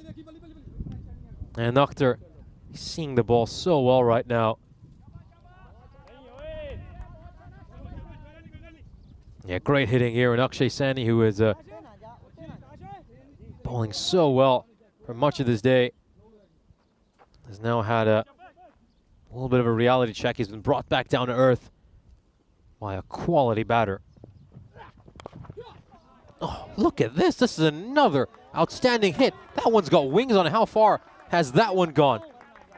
Deposited into the olive grove, straight down the ground.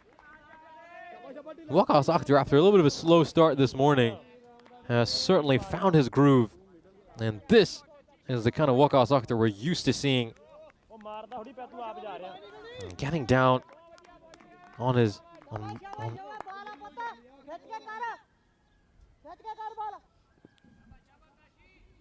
It's just incredible the way he struck that. Now goes for the big one again. And it's gonna sail over long on. Another wonderful hit. He just gets down on it on his knee and he just elevates it over that boundary rope. Wonderful. Look how he's just clearing that front leg. Great hand-eye coordination, watching the ball so closely. And then smashing it away for 6. 64 for no loss at the end of this power play. Al Fatah once again off to a terrific start. And they get 28 runs off that third over. Just look at that for a start. Constructing skyscrapers in the power play. And Sherry Punjab, there'll be a lot of head scratching for them right now. Got to figure out a way to stem the run flow here. Going to go for Resham Singh to bowl this first over after the power play. I was just wondering if it was going to be Neeraj Tiwari instead, the spinner. Maybe just hoping he could control this run rate a little bit. Instead, they go to Resham Singh. Certainly expect Tiwari to bowl the next over, though. The bare minimum.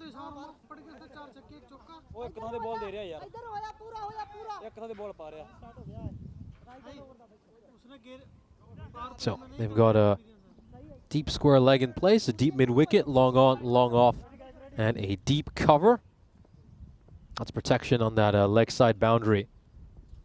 Needs to bowl on a good length and quite straight here. Oh, there's an edge there. There's an edge. Yes, there is. Oh, well, how about that for a little dance move by Resham Singh? And he gets the wicket, does the trick immediately for his captain. Gets rid of the danger man, Siddiqui. And the man who scored 143 in our opening match of the day. There's a little edge there through the wicket keeper. What is this? A bit like a ballerina with a hooper. I don't know what that is. And Pritish Dale takes the catch. Oh, Resham Singh's a real entertainer, isn't he?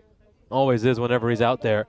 And the first wicket falls for Al Fatah for 64 for 1.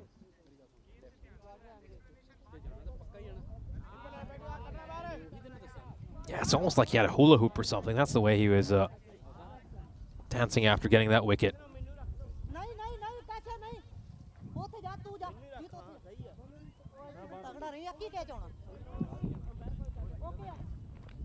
So Aziz, he's earned a promotion up the order by virtue of that great batting performance previous game against the Keeper Lions.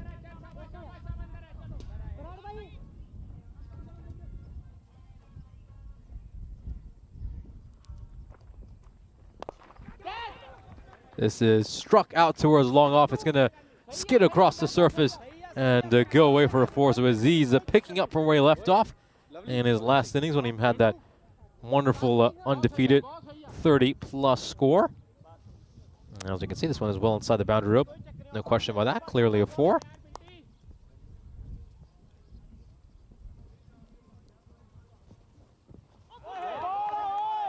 Yeah, better ball there by Resham Singh. Just beats him for pace. And you can see the shot Aziz is rehearsing.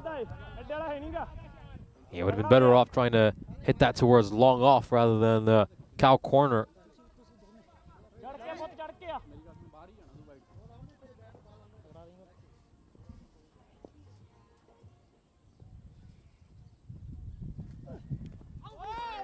Yeah, good ball here. Good ball here by Resham Singh. You can just see Aziz trying to get leg side of the ball, looking to hit it square of the wicket.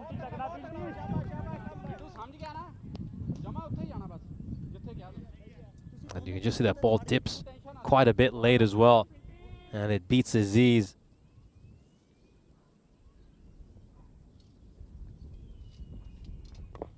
Oh, great ball. Jams in the Yorker. And he gets a single. So nice bowling in this over by Resham Singh. 5 runs off this over so far. Let's see if he can close it out strong. It's a really good Yorker. He's batting well outside his crease over there as well, Aziz. And he nails that Yorker there, Resham Singh.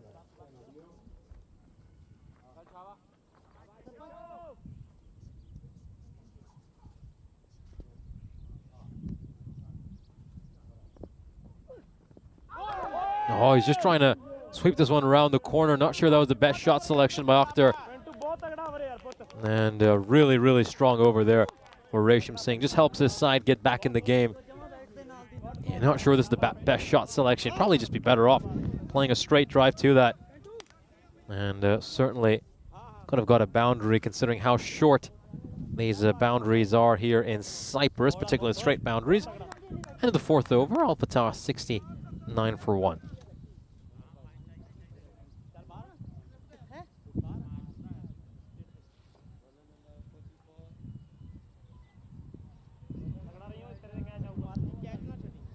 Score कितने शोरा 70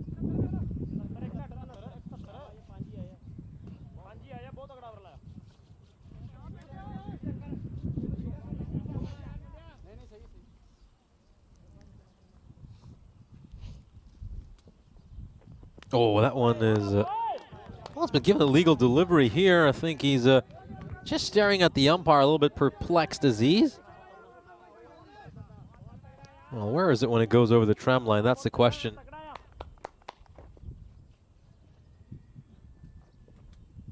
Yeah, this one's definitely a wide, easy decision for the umpire.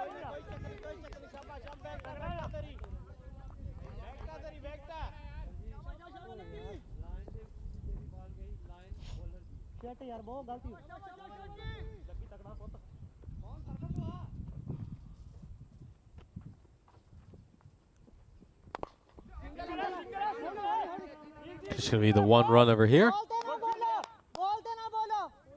It's a fielded out a deep cover. They've got a clear plan here to Aziz, isn't it? They've put a fielder at wide long off, a fielder at deep extra cover. Also a deep point for him, and they're just looking to get him to try to play it through that offside. And then those fielders out there, boundary roamers, will protect that boundary. Very different plan for Akhtar, though. They really packed that leg side. Yeah, with the kind of field setting they have, should be on a good length and fairly straight, although they've just brought square leg into the ring and sent deep extra cover out, so that should just change the plan a little bit, and that one's a little bit too spicy to handle for the wicketkeeper. Is there any bat on that? Seems there is.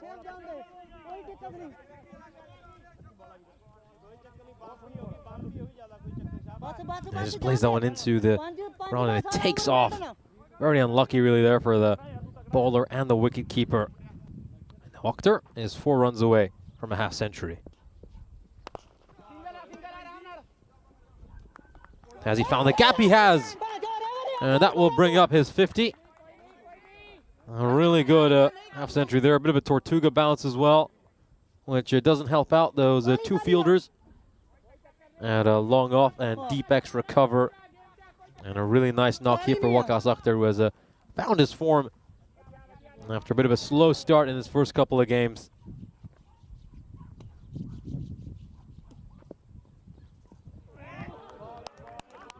Yeah, rash shot there, rash shot. He's looking to clear that front leg and trying to go big over cow corner. You know he's capable of hitting it through the offside. You can just see the shot he's rehearsing. That's the one he should have played.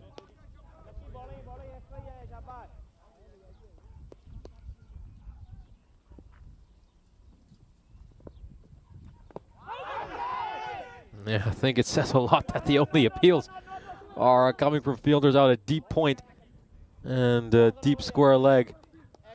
We're definitely going way down the leg side. End of the 5th over. Al Fatah are 80 for 1. Yeah, that was, I don't think that would be an LBW if you had a 3rd set of stumps lined up. But you can see what he's trying to do there, the bowler. Akhtar just trying to make some room to hit it over the offside, and he just followed the batter really well. Here's a look at what we've got coming up for you tomorrow in Cyprus. So we're going to see the Nicosia Tigers feature for the first time this series. They will open up the day with a match against the Telugu 11, who really struggle in both their opening matches. A couple of bonus point defeats for them. Telugu 11 then take on Kipro Tigers Limassol. Both those teams have had very difficult starts, and as things stand, they're probably the favorites to go to be 7th and 8th, if you can even call that a favorite. And then the Nicosia Tigers will take on the Kipro Tigers Limassol in our lunchtime match. And then Limassol Zalmi have a doubleheader to round out the day. The first time we'll be seeing them play as well. So a long day of cricket tomorrow, and it should be another very exciting day. Really looking forward to seeing a couple of new teams in the Nicosia Tigers and Limassol Zalmi take part.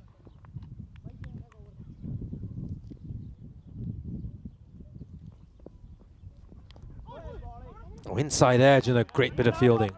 Fantastic fielding there by a short, fine leg.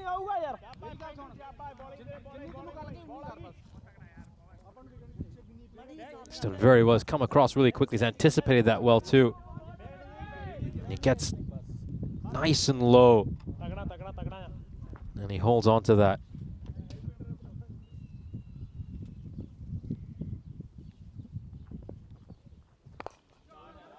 Just misses the length a little bit over there, doesn't he? Just misses the length a little bit, and it becomes overpitched. And Akhtar will once again smash it through extra cover for another 4. Always looks to get that front leg out of the way, doesn't he? And then he just has that little whip-like motion with his bottom hand. And helps him generate the power to muscle it through extra cover. They've just moved that fielder who has a deep cover to deep extra cover. He's gone a little bit straighter. Good ball. Good ball there by Resham Singh. Comes back with a slower ball. The slower ball has been underused throughout this ECS.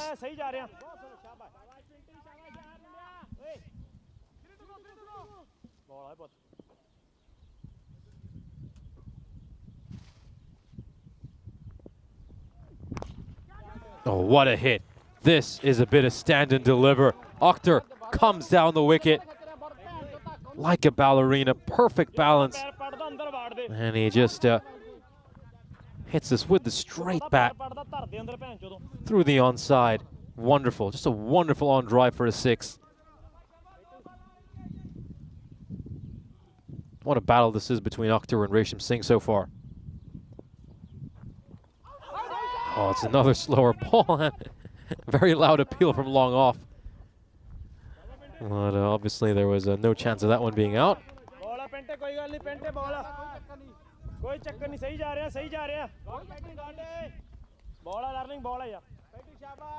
Last ball of the over coming up. It's been a very engaging battle between these two. It's been nice back and forth between Akhtar and Resham Singh. Who's going to get the last laugh on this final ball? Straight down the ground. It's going to take one bounce before going over the rope, and it looks like Akhtar is going to get the last laugh in this battle between Akhtar and Singh, and they move on to 94. So very good strike. Bit of a horizontal bat shot. Goes straight down the ground. That's a 4. And Al Fatah are 94 for 1 at the end of 6.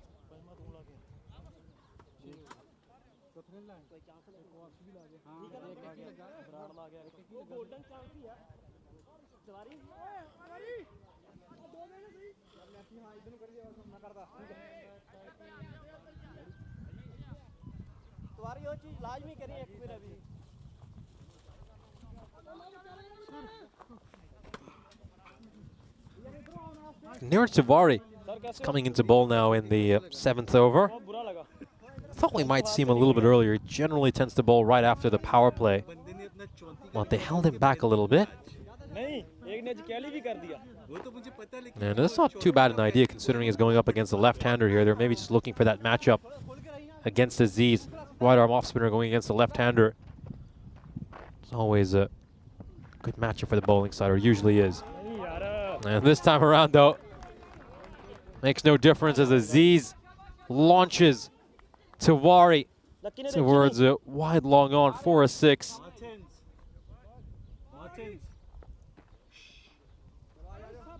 He just flights that one a little bit too much at Tiwari.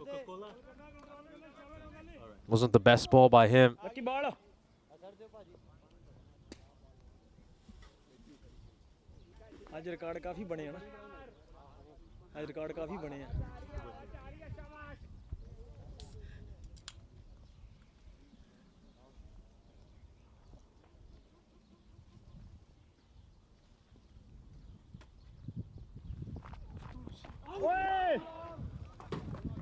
Oh, it's just missed everyone. That's beat everyone. That's beat the batter, the wicket keeper.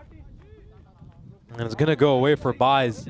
Tiwari just bowls a quicker one over there. And he's bamboozled the batter. And Pritesh Dale isn't able to do anything about that one either. They've just been a little bit porous here, haven't they, Sherry Punjab? Leaked a few needless runs. Expected score right now is at 164.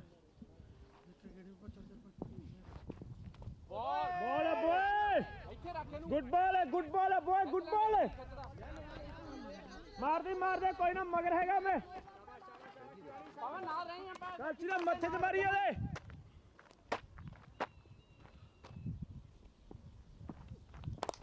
Full toss.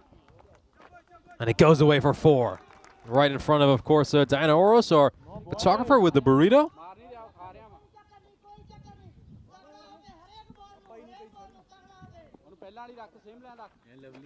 This is not the best delivery by Tavari. And it gets punished. Aziz will be hoping he was captured right in the act when he hit that boundary. Oh, dances down the wicket, meets it on the half volley, and sends it into the olive groves. What a shot by Aziz. Really good shot, terrific footwork. He's just read the length on that ball so well. And look at how quickly he comes down the wicket. And he sends this away for a 6. Beautiful shot, beautiful bit of footwork. And I think that one deserves a couple extra runs just for style points.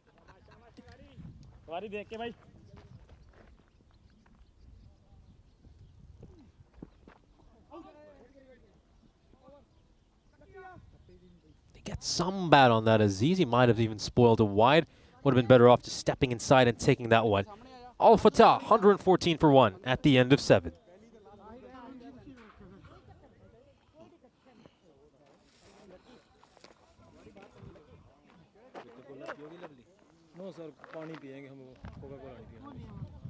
Chance for some of these players to get a few fluids in. It's been a long, hot day. Both these teams playing in their 3rd match. It's also a chance for us to tell you a little bit about the ECCW, of course. So we made history last year by playing the inaugural Women's European Cricket Championship. And we'll be coming back with the 2nd edition this December. Much like the men's ECC, it's been divided up into 2 divisions, the Challenger Division and the Premier Division. As you can see, some really good sides involved in both divisions. And I'm really looking forward to this. Should be a great tournament.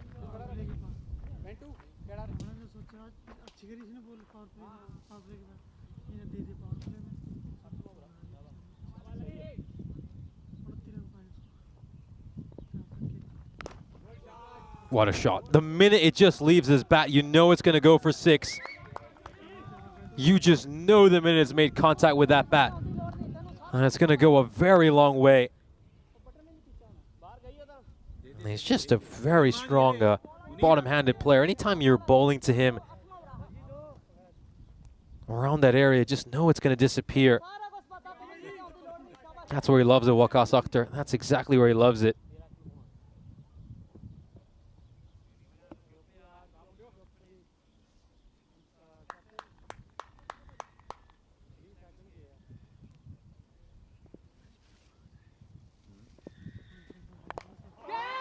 This one could have a fielder interested, but it's going to fall short of the fielder at long on.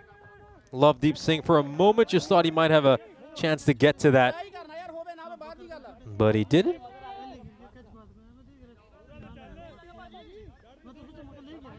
Great partnership between these two so far.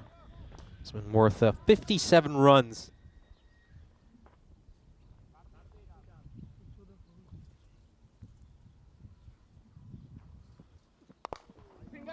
Pushed out towards long off. That's going to be a single. A nice recovery by Singh after getting hit for a 6.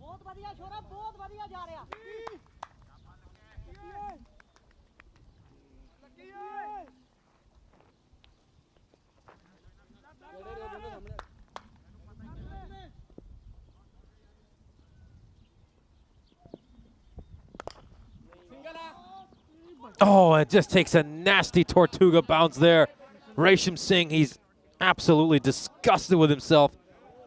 But he's very unlucky there. He actually read that one really quickly. He was in position, and he gets down very low, almost too low. Because look at that. Look at how that nasty bounce it takes right at the end.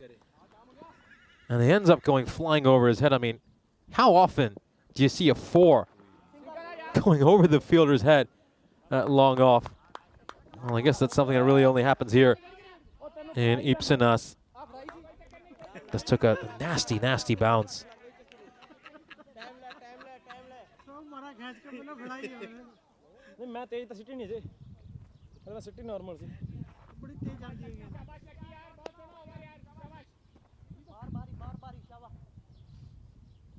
Last ball of the over. He's just missed out on the wide Yorker there.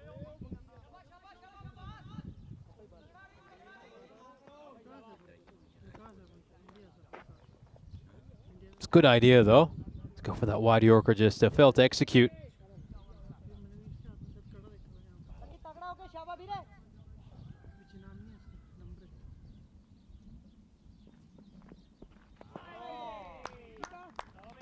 Ends with a dot ball, so Al Fatah, 128 for 1.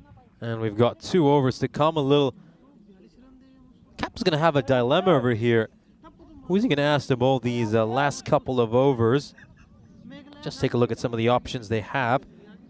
Paramjit Devgan would be one of them. We're just having a look at the graph here for Al Fatah. Paramjit Devgan went for 16 runs in his first over. It does look like the captain's going to ask him to bowl this penultimate over.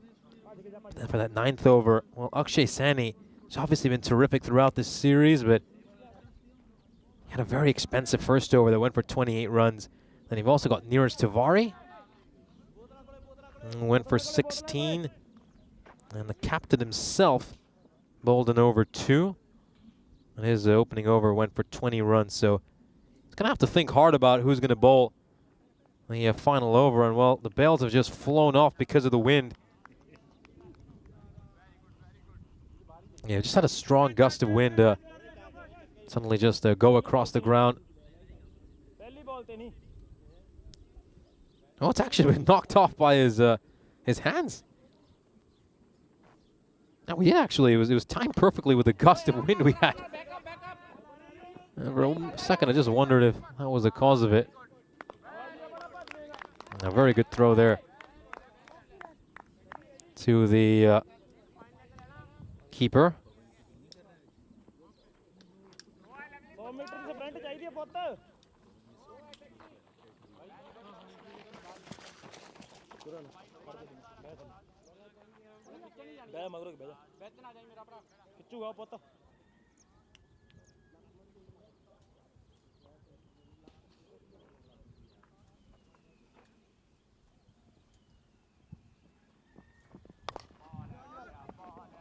Towards long on, that's going to be a single.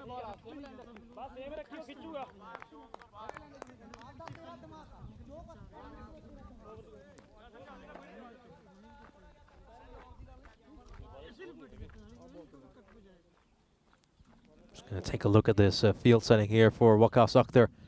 Cow corner in place, long on, long off, deep extra cover, and deep point. Oh, it's not a good ball by Devgan. It's really not a good ball. It's short. It's going down the leg side. All Akhtar has to do is get some bat on it, and it goes away for a 4.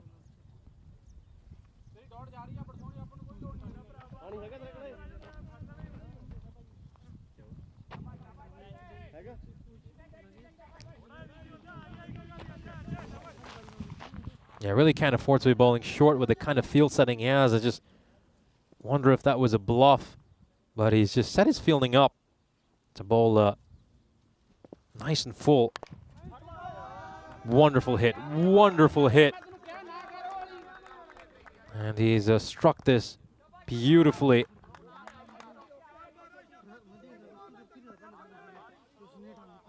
Look at that, look at the poise and the balance as he hits that stroke. A cross-batted whack towards wide long on. Great hit. Just 13 runs away from 100 as well now.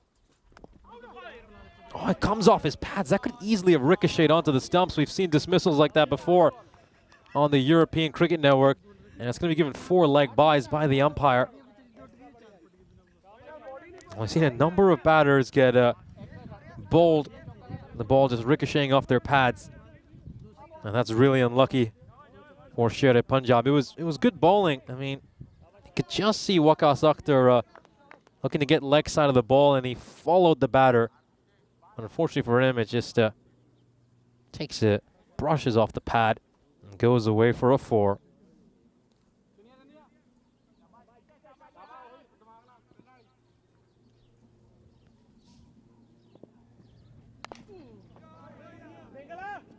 This one should just be a single. And Akhtar will keep strike. heading into the final over, and you'll also just be 12 runs away from a century. And we head into the final over, so now the captain, he's got a real dilemma here. He's got a real dilemma. You're probably going to see the bowling card right after this. This should be just fine. And who's he going to give this final over to? I mean, Saini obviously has been really consistent throughout the series. He had a difficult first over. Does he just go back to him?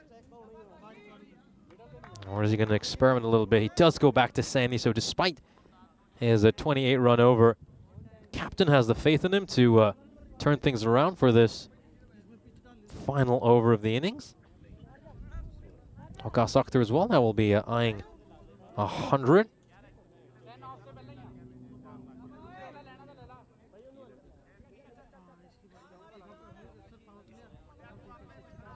It would be his first ever T10 100. If he can pull this one off, his previous highest score was 73 against the Cyprus Mouflons and the ECS we had here in Cyprus last spring. This one's a wide.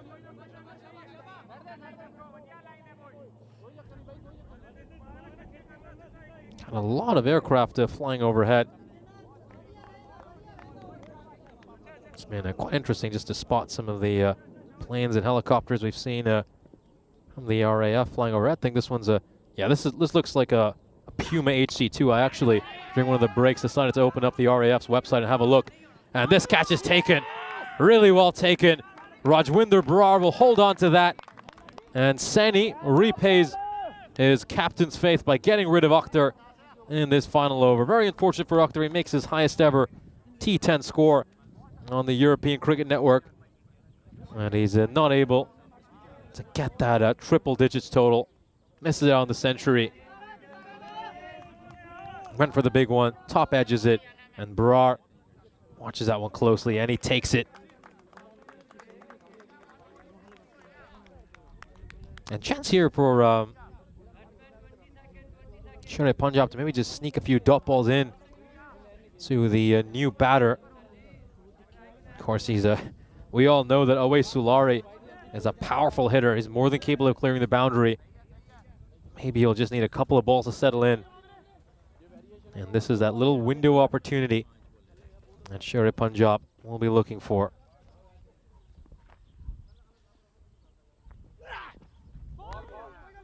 Oh, it's been given a wide. Well, this looks a little bit harsh to me. I think it's the second wide call I've seen that I probably disagree with.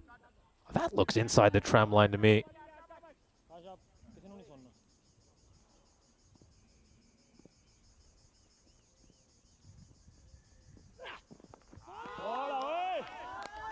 Yeah, swings hard, but misses Sulari. It's a bit of a wild swing, and then you can see him rehearsing the shot he should have played.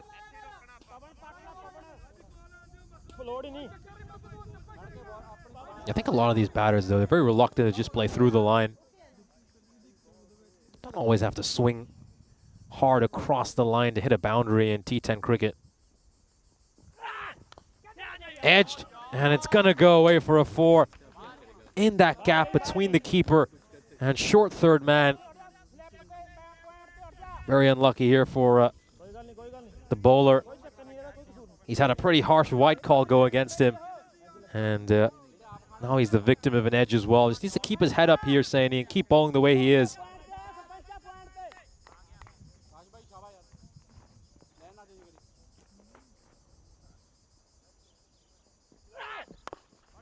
Yeah, good ball.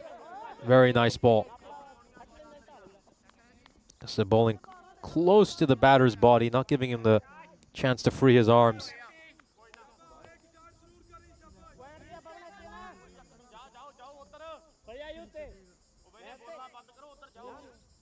Two balls left in this innings.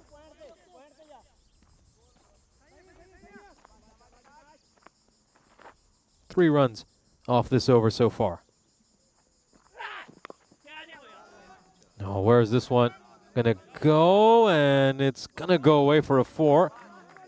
Beg your pardon, it's been more than 3 runs this over. Of course, this is the second boundary we've seen so far this over. And both of them have been very, very fortuitous. for this Al Fatah team. They've come courtesy of edges. And he got a feel here for Sani. I don't think he's bowled too badly this over. It's just been very, very unlucky. Last ball of the innings coming up. Can they bring up the 160 here? Al Fatah.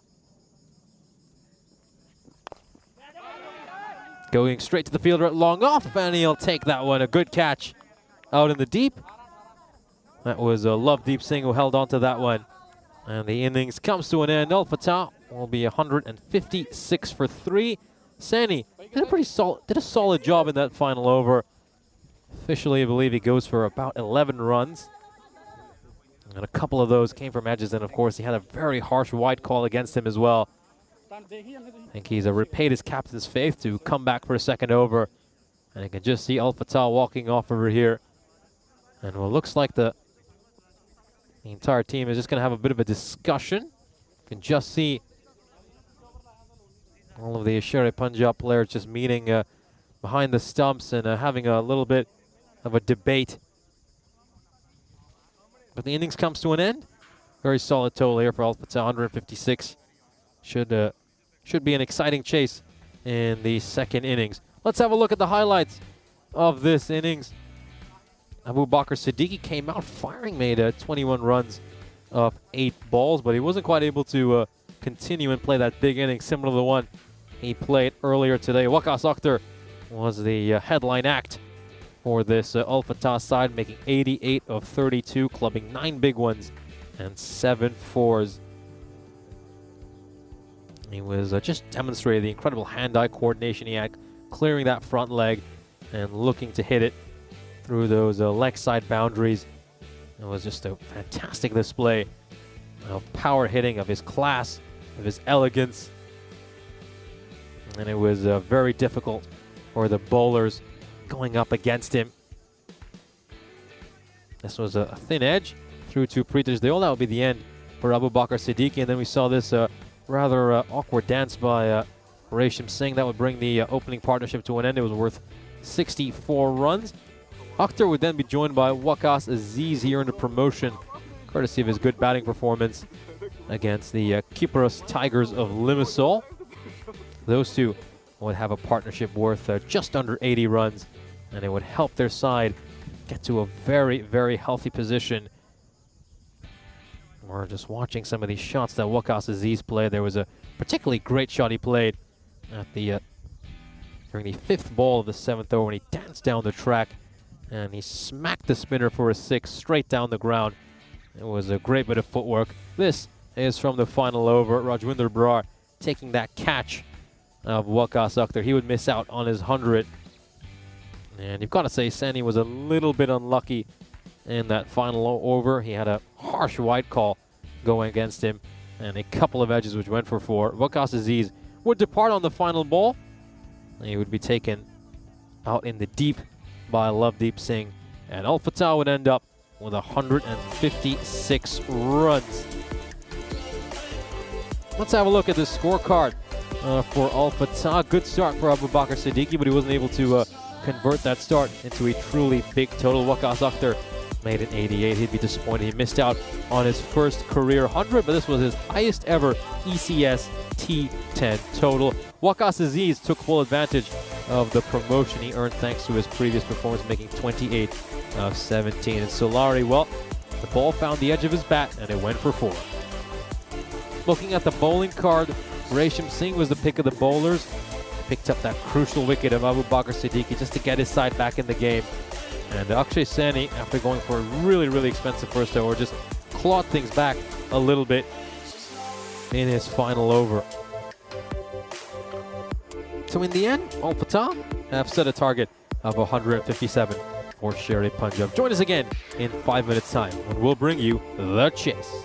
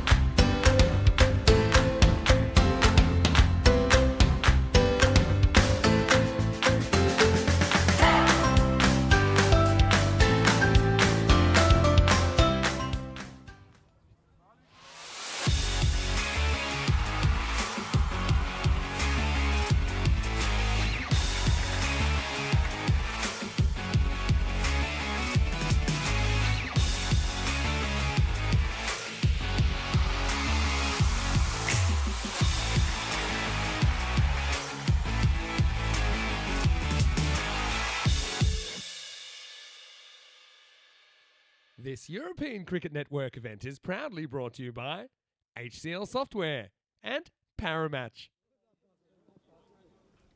Welcome back to Ipsenas. It's our final innings of the day. It's been a long day of cricket, and it looks like it's going to come to a very exciting conclusion.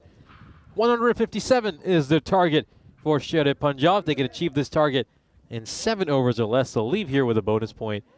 And if their opposition, Al Fatah, can restrict them to 109 runs or less, they'll be the ones leaving here with a bonus point. Both these sides are coming off back-to-back bonus point victories. Can they make it 3 bonus point wins in a row? Or is this going to be a much closer and much more exciting matchup?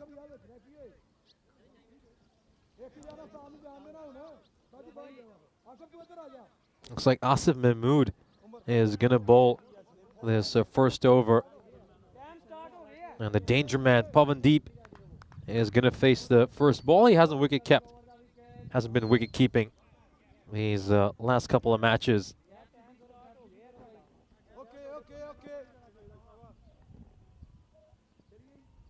I'll be hoping he's nice and fresh to bat. He'll be joined by Neeraj Tiwari at the other end. These two had a 200-run opening stand against the Telugu 11. Start off with a dot ball. It's a good ball here, so the plan for Sher Punjab will probably be quite simple. Attack, attack, attack. No real foot movement there. He was just trapped in the crease. Pavandeep. They've got the batting depth. They certainly do. A lot of good hitters all the way down the order for Sher Punjab. These two should go out there and look to play freely. Hit behind point. There's a fielder there, and that is a terrific fielding effort. Most fielders will let that one get past them. But no mistake there. Saves his side 3 runs. And Pavandeep gets off the mark. Tiwari getting set to face his first ball. Of course, he was Pavandeep's sidekick when Pavandeep made that brilliant 151 against the Telugu 11. Tiwari scored a nice half-century in that match with a very healthy strike rate of 240. No, this is top edge, should be a catch, and it is a catch.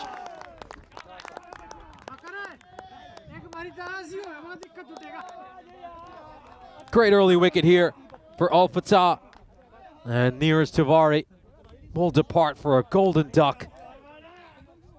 It's short, it's wide. Tiwari really should be punishing it, but he's not middled this. It's come off the bottom edge of the bat, and it pops up, goes for a 4. That's a tough one for Tiwari. That's a tough one. Derek comes out to greet him.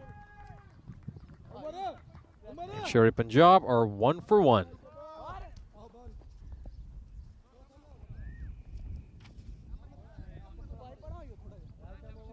Taranjit Singh coming in at number 3.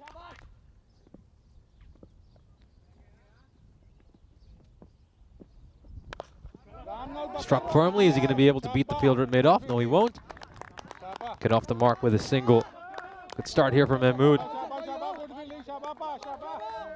Just 2 runs off his first 4 deliveries.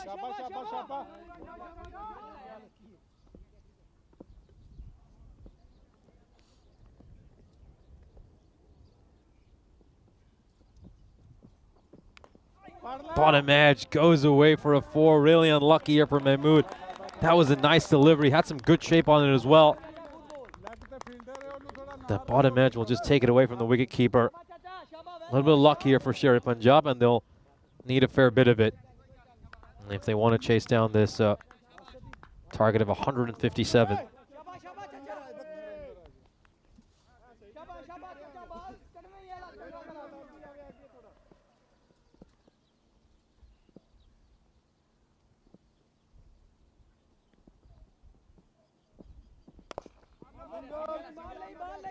Just going to be a single to end the over.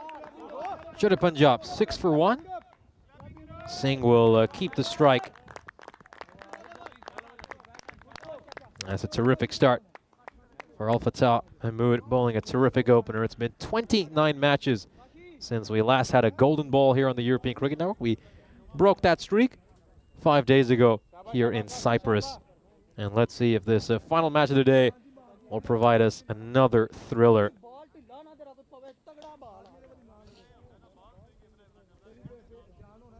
Waqas Akhtar is going to bowl this second over for Al Fatah.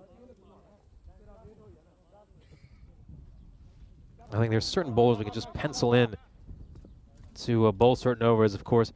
Generally seen Al Fatah bowl out Sulari and Akhtar early in the innings. Oh, wow, this could be interesting because it's hit him right in line with the stumps as a full toss. This one could be very, very interesting. We'll take a look at this. Waqas Akhtar is asking for a review. Sorry, you don't get to do that. And that's probably going down the leg side. That's probably going down the leg side.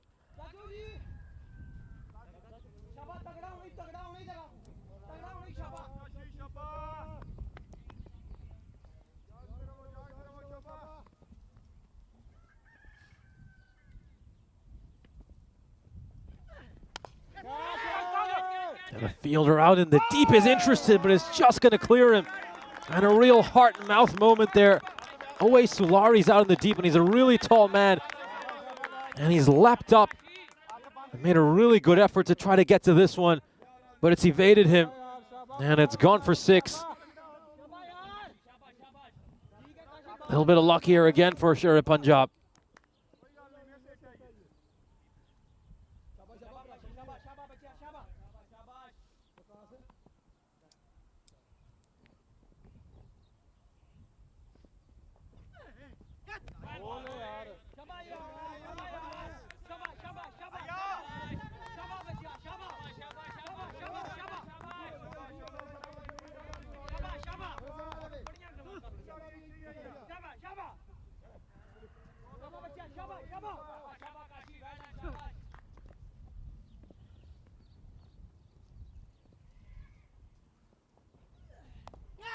Oh, swinging down the leg side, and it's going to be another top edge. And has this gone over the rope? It has. So the edge of the bat has been more productive for Sher-e Punjab than the middle of their bat so far. Pavan, he's looking to get down and trying to maybe slog sweep this one over square leg. Gets the top edge, and it goes away for a 6. They'll be very frustrated here, Al Fatah.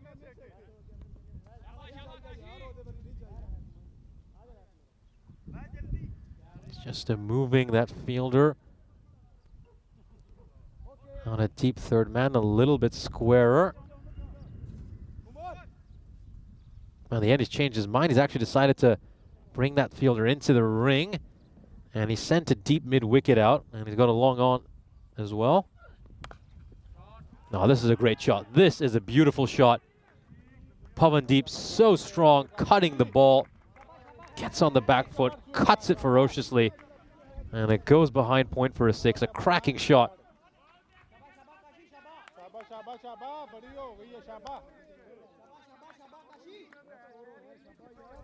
And this is where it's important that Al Fatah don't just let the frustration get to them. Good ball there. That length was terrific. And oh dear, this is just going to make Waqas Akhtar even more furious. We know he's a bit of a firecracker and someone who's prone to being a little bit hot-headed. No, the keeper's got to do better there. He'll be very disappointed with himself. Rasab Sher, so good with the gloves throughout this series.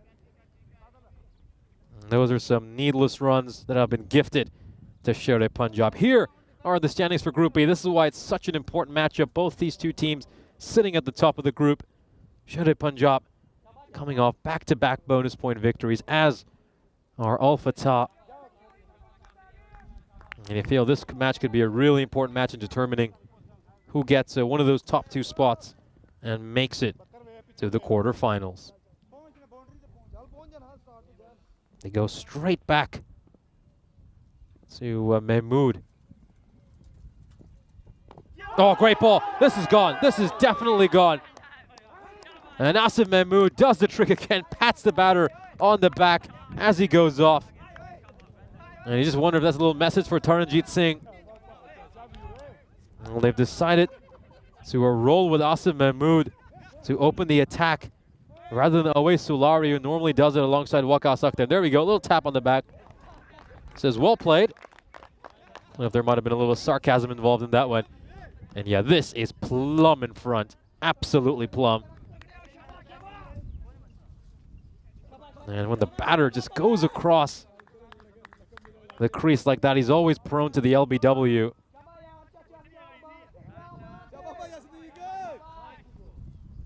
It's just smart bowling, really smart.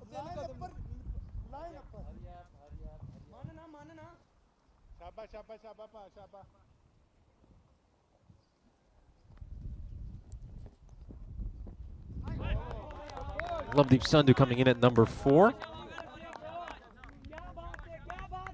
Yeah, that's the risk and reward of stepping across the crease. You're maybe looking to access that offside a little bit better, try to hit a few shots, or maybe pitch around the 5th or 6th stump line towards mid-wicket. That LBW always comes into play. Sandhu's going to get them off the mark here with a single.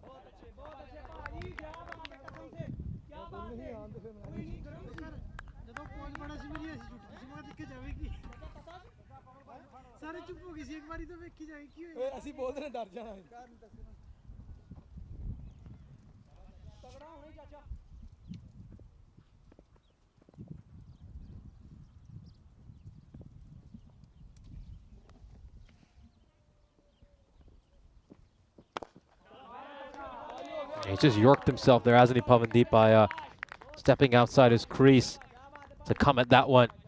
It's another terrific over by Mahmood. Mahmood's bowled a really good spell here at the start of this match. Just put his side in a really healthy position. And they're digging themselves into a hole here, Sher-e Punjab. Lovedeep Sandhu strikes that one really firmly towards square leg, but this is a terrific bit of fielding by Umar Farooq. Saves his side 3 runs, and he just keeps the pressure on Sher-e Punjab. And this is what the top teams do. They exert so much pressure on the batters with their fielding. Just release a little bit of pressure on Punjab if they had managed to get that one away for 4. Long off, comes into the ring. They just send deep third man out. Oh, he's going to come around the wicket here. That explains it. Change of angle here for Mahmood. Interesting decision.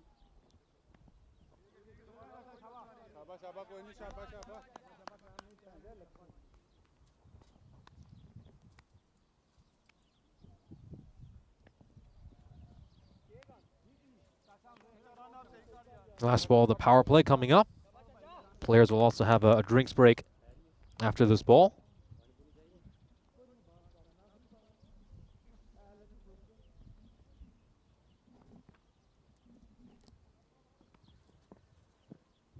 Oh, full toss. That's going to be a no ball as well.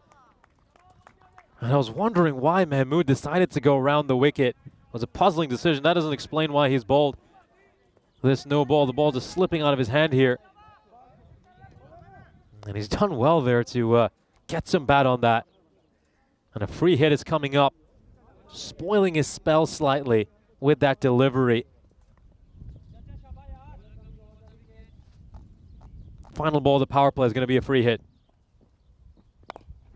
Slower ball there by Mahmood. Gets back over the wicket.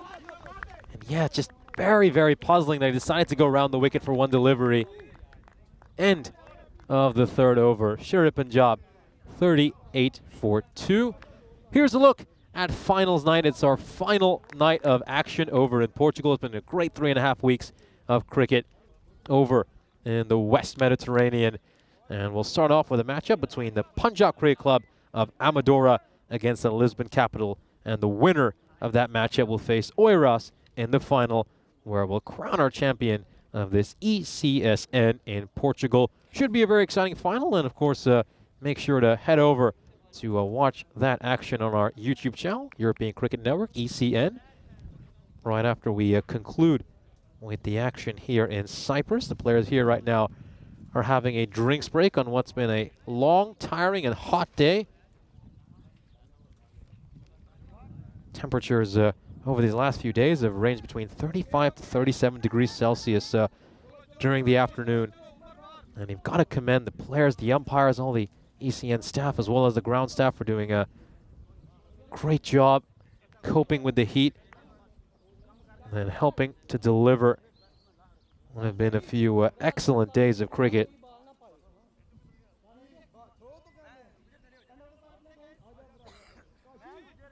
Now the fourth over coming up. Always Sulari is going to bowl the fourth one. Usually he opens the bowling for this Al Fatah Cricket Club. Wondering if Waqas Akhtar will just be called back for the second over here, but maybe they'll just save one of his overs and he can bowl one of the last 3 overs alongside Umar Farooq, who I think we're all certain that Umar Farooq is going to bowl overs 8 and 10.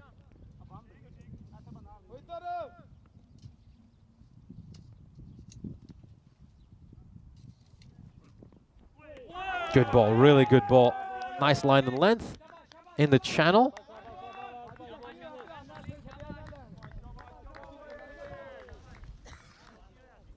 Yeah, very good ball.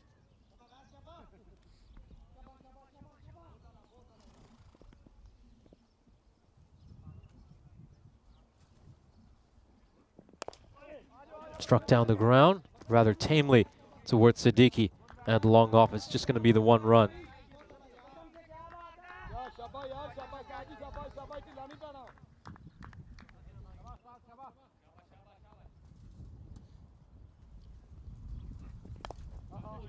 Beautifully played by the batter. Sulari was attempting the leg stump Yorker. It didn't quite come off for him, and Sandhu's struck it away for a 4.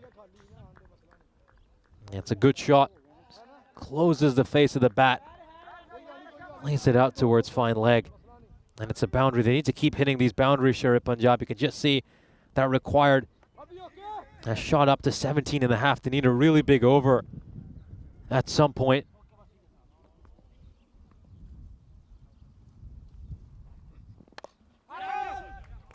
He goes for the wide Yorker this time, Sulari. And he just misses the mark again, and Sandhu gets him away for a 4. Consecutive 4s over here for Sher-e Punjab. That ball was probably going very wide, so he's spoiled to wide, in all honesty, Lovedeep Sandhu.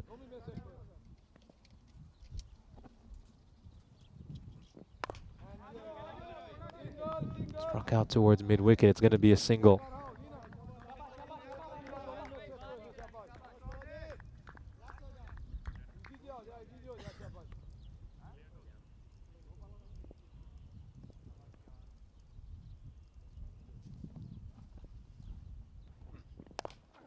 Up in the air. Siddiqui is interested, but I think this is going to clear him. And it does. A 6 to end the over. They really needed that one. Sher-e Punjab, they're required is still above 17. And it just ensures they're still in this game. That over, you can call it a draw. They get 16 runs off it. The end of the 4th over. Sher-e Punjab are still well in this game. You can see they're just below the required right now. And the required has gone up to 17. But with their batting depth, you know they still have a chance. If it's still at about 17 or 18 and over, with 2-3 overs to go, you'd really back them to still have a chance. Now this is an interesting move. Umar Farooq is going to bowl the 5th over. I don't mind this move, considering if he gets rid of Pavandeep in particular here, that could really turn the tide of this match. But we've seen Umar Farooq typically used as a death over specialist, bowls overs 8 and 10. When he's been asked to bowl a lot earlier. The captain still has that 1 over from Waqas Akhtar. And he's yet to use a 5th bowler. Here we go, 5th over. And he's just missed out on that Yorker again. You can see they're aiming for that leg stump Yorker, but when you miss it, you know, you present these fairly easy full tosses that are quite comfortable to just play around the corner for a 4. Sandhu's done that quite intelligently a couple of times in his innings.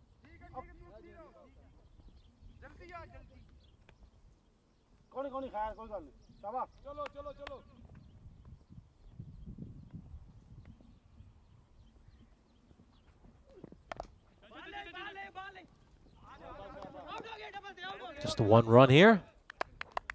Brings Pavandeep back on strike, who's batting on 32 of 13.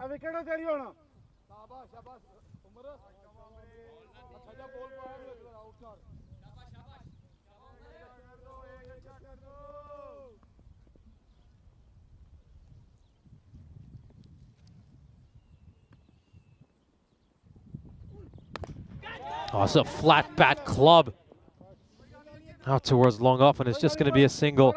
He's staring at his bat here. Pavandeep just wondering why it didn't come out as nicely as he hoped.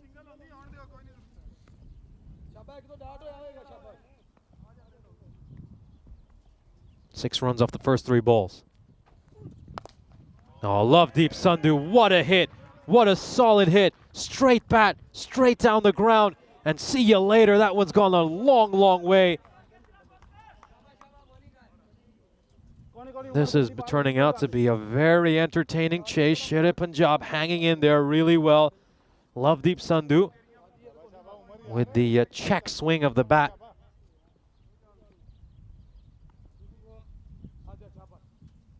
.91 needed now of 32.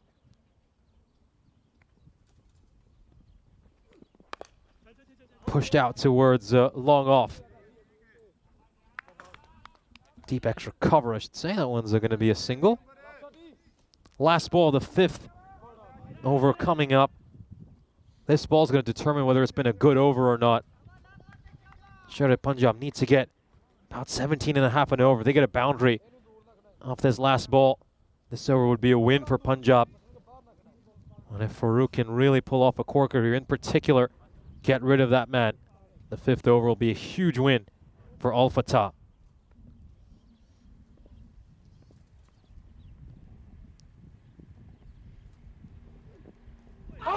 Oh, is there an edge there? The umpire shakes his head. He's absolutely convinced Umar Farooq. He's appealing to the square leg umpire as well. Oh, dear. Well, if he had managed to get that wicket, this would have been a massive, massive moment in the game. It's still a very decent over for Al Fatah. 13 runs from the over certainly benefits them. Is there an edge here? Well, it's hard to tell. It's really hard to tell with that angle. Umar Farooq was absolutely convinced. Take another look at this. Is there an edge over there? It's hard to tell. I don't really see a deviation. Was there a little nick through to the keeper? Well, I guess we'll never know. Halfway through this innings, and Sher Punjab are 67 for 2. A chance to welcome you in to our commentary position, and looks like we're going to have a very exciting finish to what has been a fantastic Friday of cricket. Both these sides are desperately trying to get this win here, so they get that little jump to make it into one of the final 2 spots to go to the quarterfinals. It's been an exciting start to Group B, and these 2 teams are to thank for that. They've both provided us with plenty of thrill and excitement, and it looks like this match is going right down to the wire. Sher Punjab are well in it. They've been hitting boundaries at the right time, but we've got to credit Al Fatah here. They've just not let them get away. 18 and over. You'd say it favors Al Fatah, but I don't agree with that win predictor. It's not quite 78-22. I'd call it a 65-35. It's a lot closer than that win predictor would suggest. Keep in mind, still tons of hitting to come for this Sher Punjab side. You're talking about the likes of Resham Singh, who haven't come out to bat. Prithij Deo, the captain as well, Rajwinder Brar. We know he's capable of whacking a few. There we go. Hussain, he's the 5th bowler that has been used by Al Fatah, and this one's going to get away from the fielder.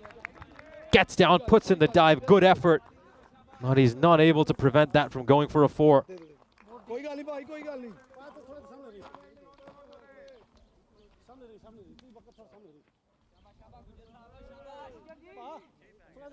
Puts in the dive there, the fielder. You can just see great effort, but he's not able to stop that from going for a 4. I believe that's a Faizan Ali.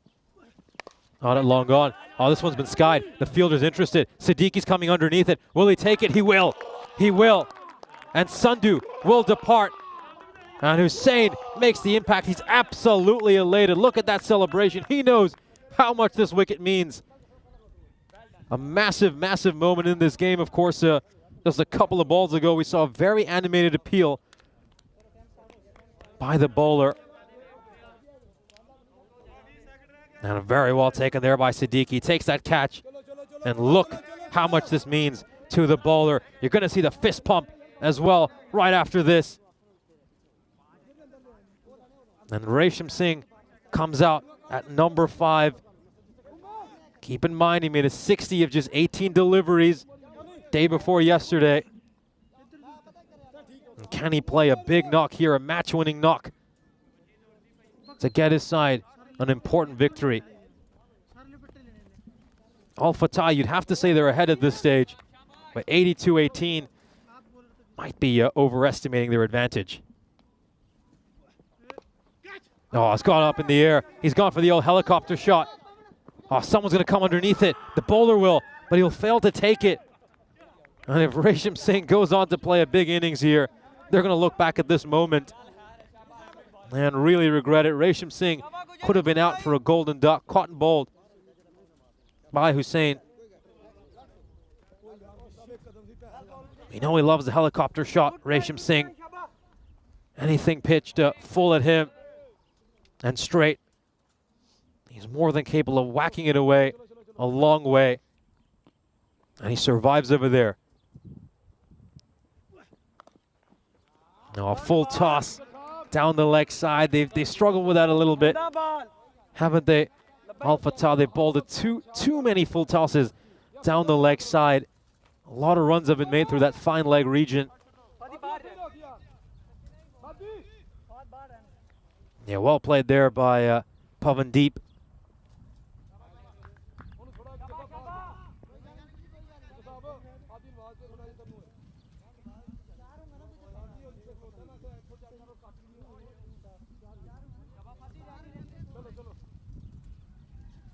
Now, can he come up with a big response here, Hussain? Oh, this is an incredible hit. Wonderful strike. Oh, this ball's going to need a passport to come back. That's how far away it's been struck.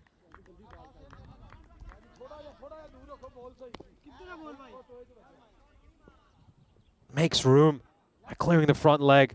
Watches the ball and blasts it over cow corner for a 6. They needed that one. They really did. Sher-e Punjab just brings that required back to 18. Can he get another boundary, though, to end this over and make this a good over for his side?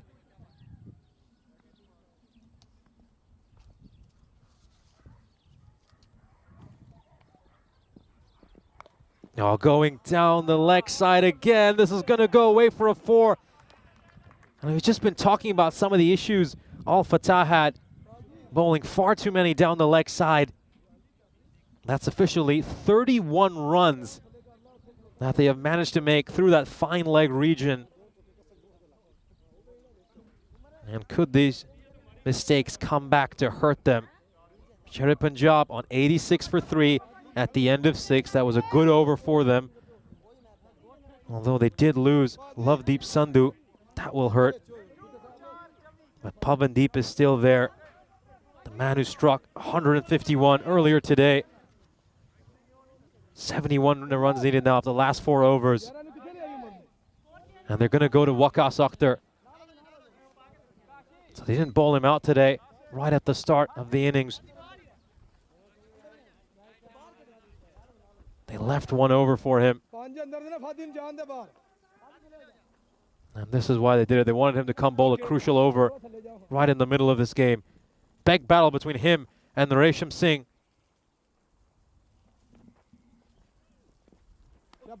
No, it's a dot ball. Smart bowling by Waqas Akhtar. He knows Resham Singh, he really can't hit them if they're wide. It has to be straight for him to get his old helicopter shot out to look to whip the ball with his bottom hand, as he so often does. Now it's a full toss, and it's going to go away for 4. Not quite where Resham Singh wanted to place it, but he gets the desired outcome.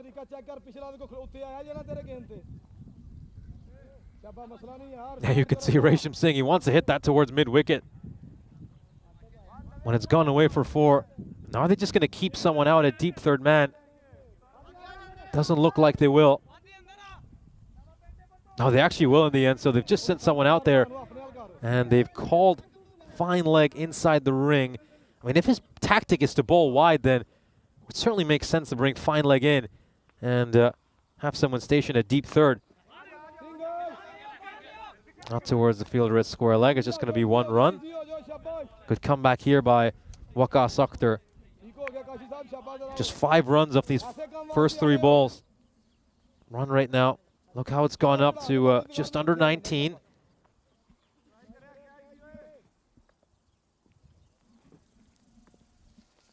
Pamandeep against Akhtar. Oh, great ball here by Waqas Akhtar. Terrific ball. You can just see the batter looking to make some room, trying to get leg side of the ball, and he follows him. He follows him.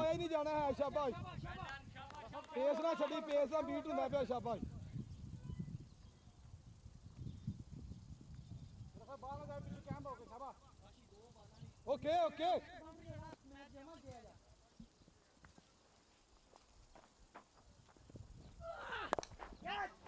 Shouts to catch it. Does it have enough to go over the rope? It certainly does. And Pamandeep will bring up his half century. Another fine knock for Pamandeep, but he knows the job isn't done yet. There's still plenty to do. 60 needed of 19. Waqas Akhtar over pitches that delivery, and it's right in the slot for Pamandeep. Can he get one more boundary to end this over? It's been a good one so far. From Al Fatah's point of view, 11 runs off it. Sher-e-Punjab need 18 to 20 runs of every over from here on out.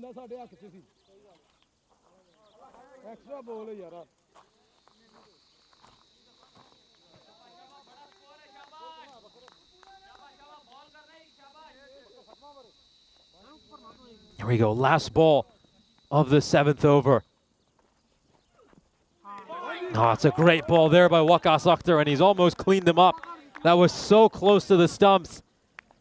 And Sher-e-Punjab, well, they've got a mountain to climb these last 3 overs. They have to go at 20 and over. And at this stage, you really feel like the game has just swung in favor of Al Fatah. Here's a look at the matches we have coming up tomorrow here in Cyprus. It's day 9 of 14 of our European Cricket Series.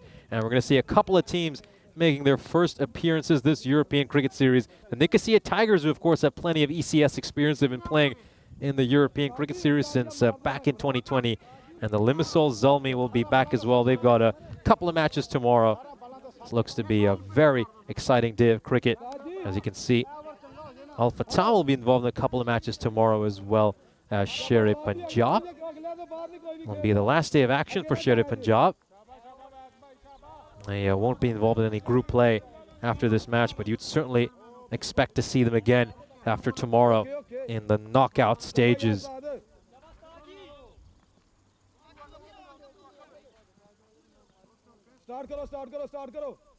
Always Sulari charging in. Resham Singh, has he got a hold of it? No, he's found the fielder out at mid-wicket. And it's just going to be a single.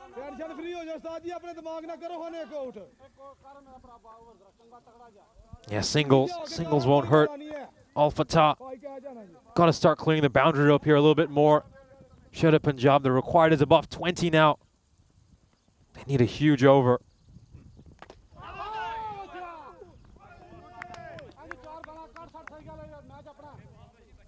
Oh, he's been struck over here.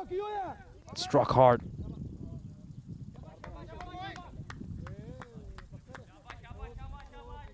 I was going to go check on the batter here, the umpires.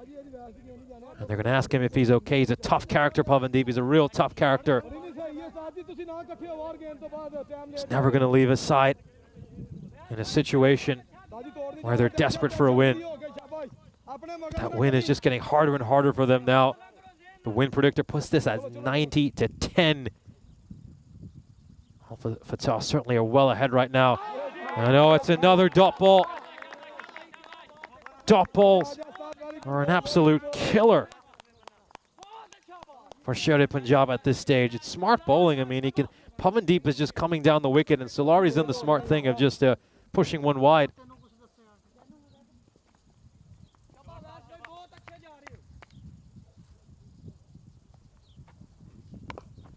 Oh, great Yorker. Terrific one that he's jammed in there. And it's just going to be a single. This has been an outstanding over by Sulari. Coming in during the pressure death overs. And he's delivered an absolute masterclass so far. Resham Singh has launched one. This one certainly has gone a long, long way. Goes all the way for 6. And it just keeps things a little bit interesting here. Can Resham Singh club another 6 to end this over and just make sure his side stays in the game heading into the last 2 overs? You can't ball there to Resham Singh. He's got such a strong bottom handy. Looks like he's got this one away as well. He has! Back-to-back 6s to end the over. And they're still alive here, Sher-e Punjab. They've still got a chance. And it looks like we're going to head in for a couple of really dramatic overs to round out another day. I don't think he had any idea where that one was going. He wasn't even looking at the ball. It's a no-look 6 for Resham Singh. He's probably the only man in the world who can do that. As we're going to have a look at this graph, of course, Sher-e Punjab well below that required rate. They've, of course, made enough runs here to pick up that lone point, but they won't be thinking about that. They'll be wondering if they've got a chance here to go on and pick up the victory. They need 46 runs of these last 2 overs. That's a really steep task, but it's certainly not impossible. Tasawwur Hussain will bowl the penultimate. You'd expect Umar Farooq to bowl the final over. Here we go.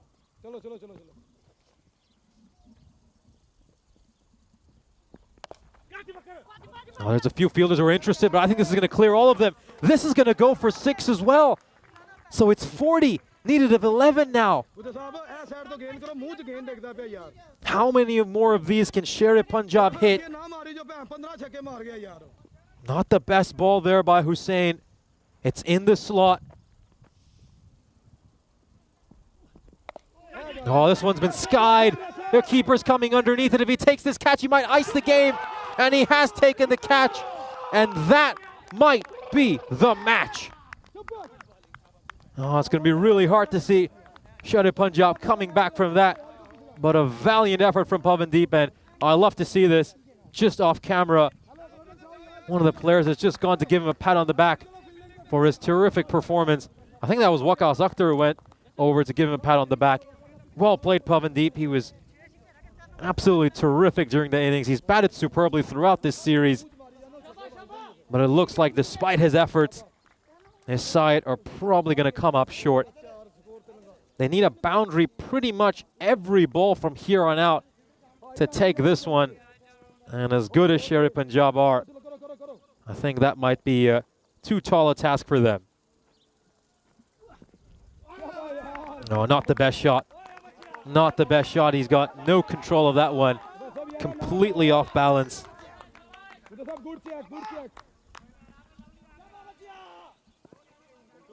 40 needed of 9 now. Al Fatah, you feel, are closing in on this victory.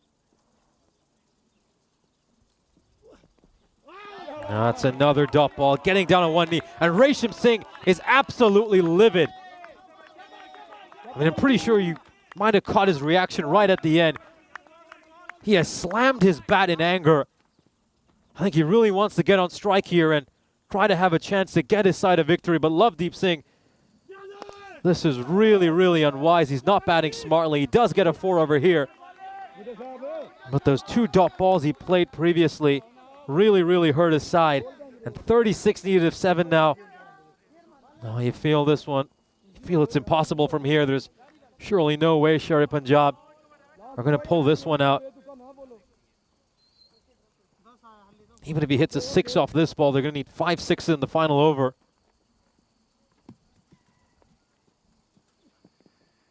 Now it's another dot ball. And that might be it. Hussain might have won his side the match in the 9th over. We often say it all happens in the 9th. And the 9th might have been the over that sealed this one for Al Fatah. Just 10 runs off that over. And they get that all-important wicket of Pavandeep. Sher-e Punjab need a miracle in the final over. 6 6s is what it's going to take for them to pull this one out of the bag. We'll have a look at the bowling card here. Of course, Asif Mahmood with figures of 2 for 15. He was the pick of the bowlers, came out in that power play and really set the tone for his side. And after those first couple of overs he bowled, he just felt like Sher Punjab were chasing the match right from the get-go. And there's going to be another dot ball, so that's it. Sher Punjab cannot win this match. And all Umar Farooq has to do here is bowl 5 legal deliveries. And Al Fatah will make it 3 wins out of 3 to start off their campaign.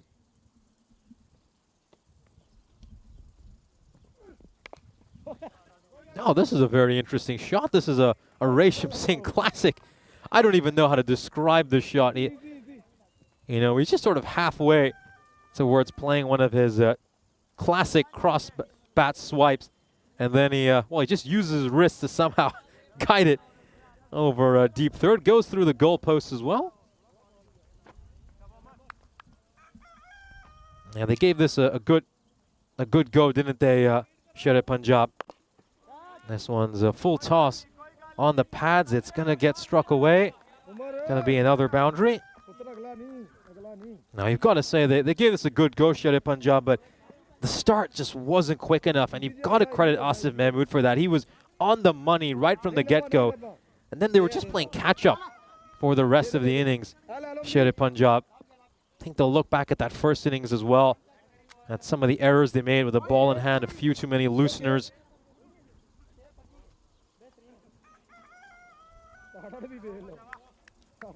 And in the end, you've got to say Al Fatah certainly deserved this win.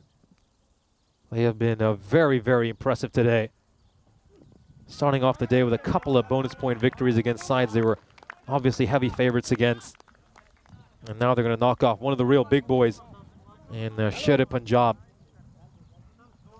A lot of these Al Fatah players, of course, used to play for Encore in the past. Oh, great slower ball there by Umar Farooq. Resham Singh could have had a cup of coffee by the time the ball got to him. Look at that one. Oh, beautiful. Just rolls the fingers across that. Great bit of camera work. And he goes for a shorter one here. That's one for the over. And I think that's a wide as well. That's certainly a wide.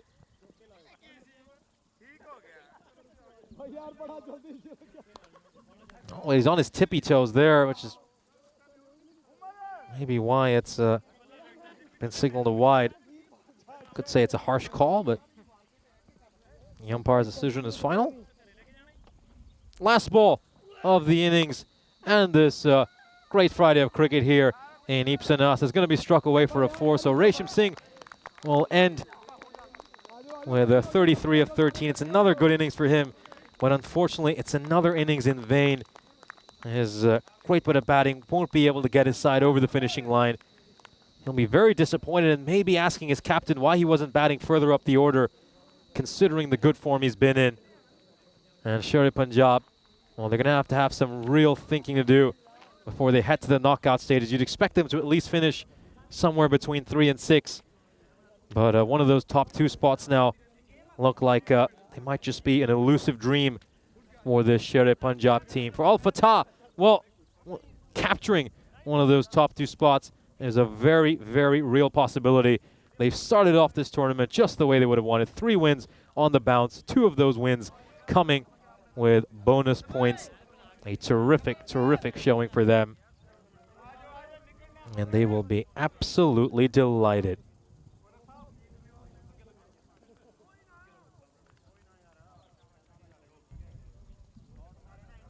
We'll take a look at the highlights of what has been a very, very interesting second innings.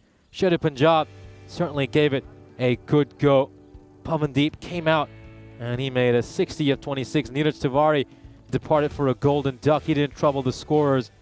And initially, you have to say, Sher Punjab rode their luck a little bit. A lot of these edges were flying to the boundary rope, but you always need a little bit of luck when you're trying to attempt a massive chase in T10 cricket. Pavandeep continued his terrific form. He batted superbly, 60 of 26. Taranjit Singh would make just 5 runs off the 5 deliveries he faced. That was a great bit of fielding there by Umar Farooq to stop that boundary. They really set the tone early, though, you have to say. Al Fatah, we saw some terrific bowling by Asif Mahmood, and that just put Sherry Punjab behind the 8 ball, and they were trying to play catch-up for the rest of the innings, and unfortunately for them, they were never able to catch up. Lovedeep Sandhu came out, he gave it a good go, 27 off the 12 balls he faced. He struck 5 boundaries. Umar Farooq was absolutely convinced there was an edge there, but the umpire deemed there wasn't, and Pavandeep would hang around a little bit longer. Unfortunately for his side, though, it wouldn't affect the outcome of the match. This was a very important catch taken by Abu Bakr Siddiqui to get rid of Lovedeep Sandhu. Tasawwur Hussain was absolutely elated. He had a chance the very next ball to get rid of Resham Singh for a golden duck, but he simply wasn't able to hold on to it. And at this stage, you just wondered whether Resham Singh and Pavandeep could pull off the miracle, whether they could get their side to an unlikely victory. And then this game was iced in that 9th over. We saw that no-look 6 by Resham Singh on the last ball of the 8th over. But it was a 9th over. It started off with a 6, and you just wondered if Sherry Punjab had a chance to pull this one off. But then the very next ball, Tasawwur Hussain would have his man. He would get rid of Pavandeep, and this was the moment that clinched the match for his side. The new batter never looked convincing, played out 3 dot balls before striking a 4, and then of course they needed 36 runs off that final over. Resham Singh gave it a good go, and he just wasn't able to pull it off. And all smiles in the end for Al Fatah, who make it 3 wins in 3.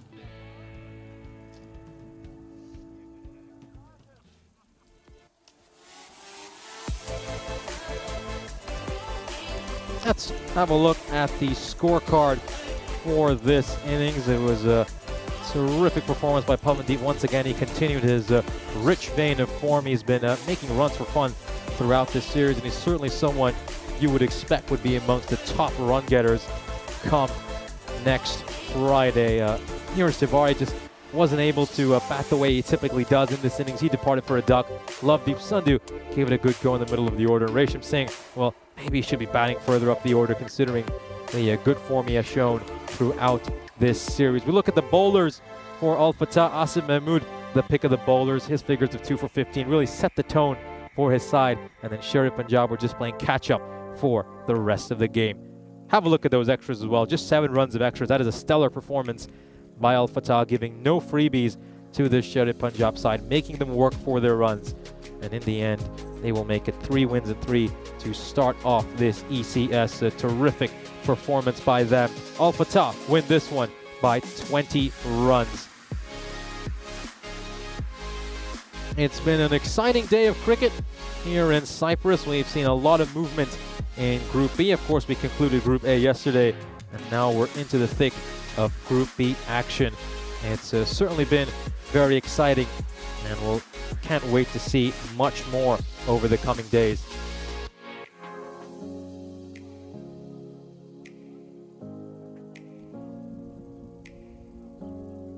Here's a look at the matches we have coming up tomorrow in Cyprus. So we're going to see the Nicosia Tigers and Limassol Zalmi feature for the first time this European cricket series tomorrow. Both these sides, of course, can't wait to introduce themselves to the European cricket audience. They're 2 experienced sides that have been here before, and let's see how they fare in Group B. We'll also see the Telugu 11 play a couple of games to open up the day. They desperately need a win, as do the Keeper Tigers of Limassol. That second match between Telugu 11 and the Keeper Tigers of Limassol is going to be a must-win for both those teams because they're at a fairly similar level. We'll have a look at what to expect in our final night of cricket over in Portugal. It's been a great 3.5 weeks on the other side of the Mediterranean. The Punjab Cricket Club of Amador will be taking on the Lisbon Capitals in the qualifier for the final, and the winner of that match goes on to play Oeiras in the grand final and will crown our ECSN champion for Portugal. So it's just been another great day of cricket here in Cyprus. A big thank you to all the support staff here at the ground and the Cyprus Cricket Association for being so supportive and helping us so much throughout this past week. A big shout out to the Blue Crew as well, who've done an outstanding job. It's been tough coping with the heat and they've made sure that things run as smoothly as possible. The umpiring crew has been fantastic as well throughout this series. I don't think we've had to talk much about them over this past week. They've done a great job, and they've been calling everything superbly outside. And last but not least, a big shout out to everyone at Spring Productions for doing a terrific job over this past week in Cyprus. It's been a really successful week. Of course, today we had Oleg and Martins at the ground, and joining us remotely was our director, Alexander. Big congratulations to all of them on another successful day of cricket. We'll see you back here again tomorrow, and we can't wait to continue what's been an incredible roller coaster here in Cyprus. Have a good night, everyone, and make sure to tune into the action we have later in Cyprus. See you later.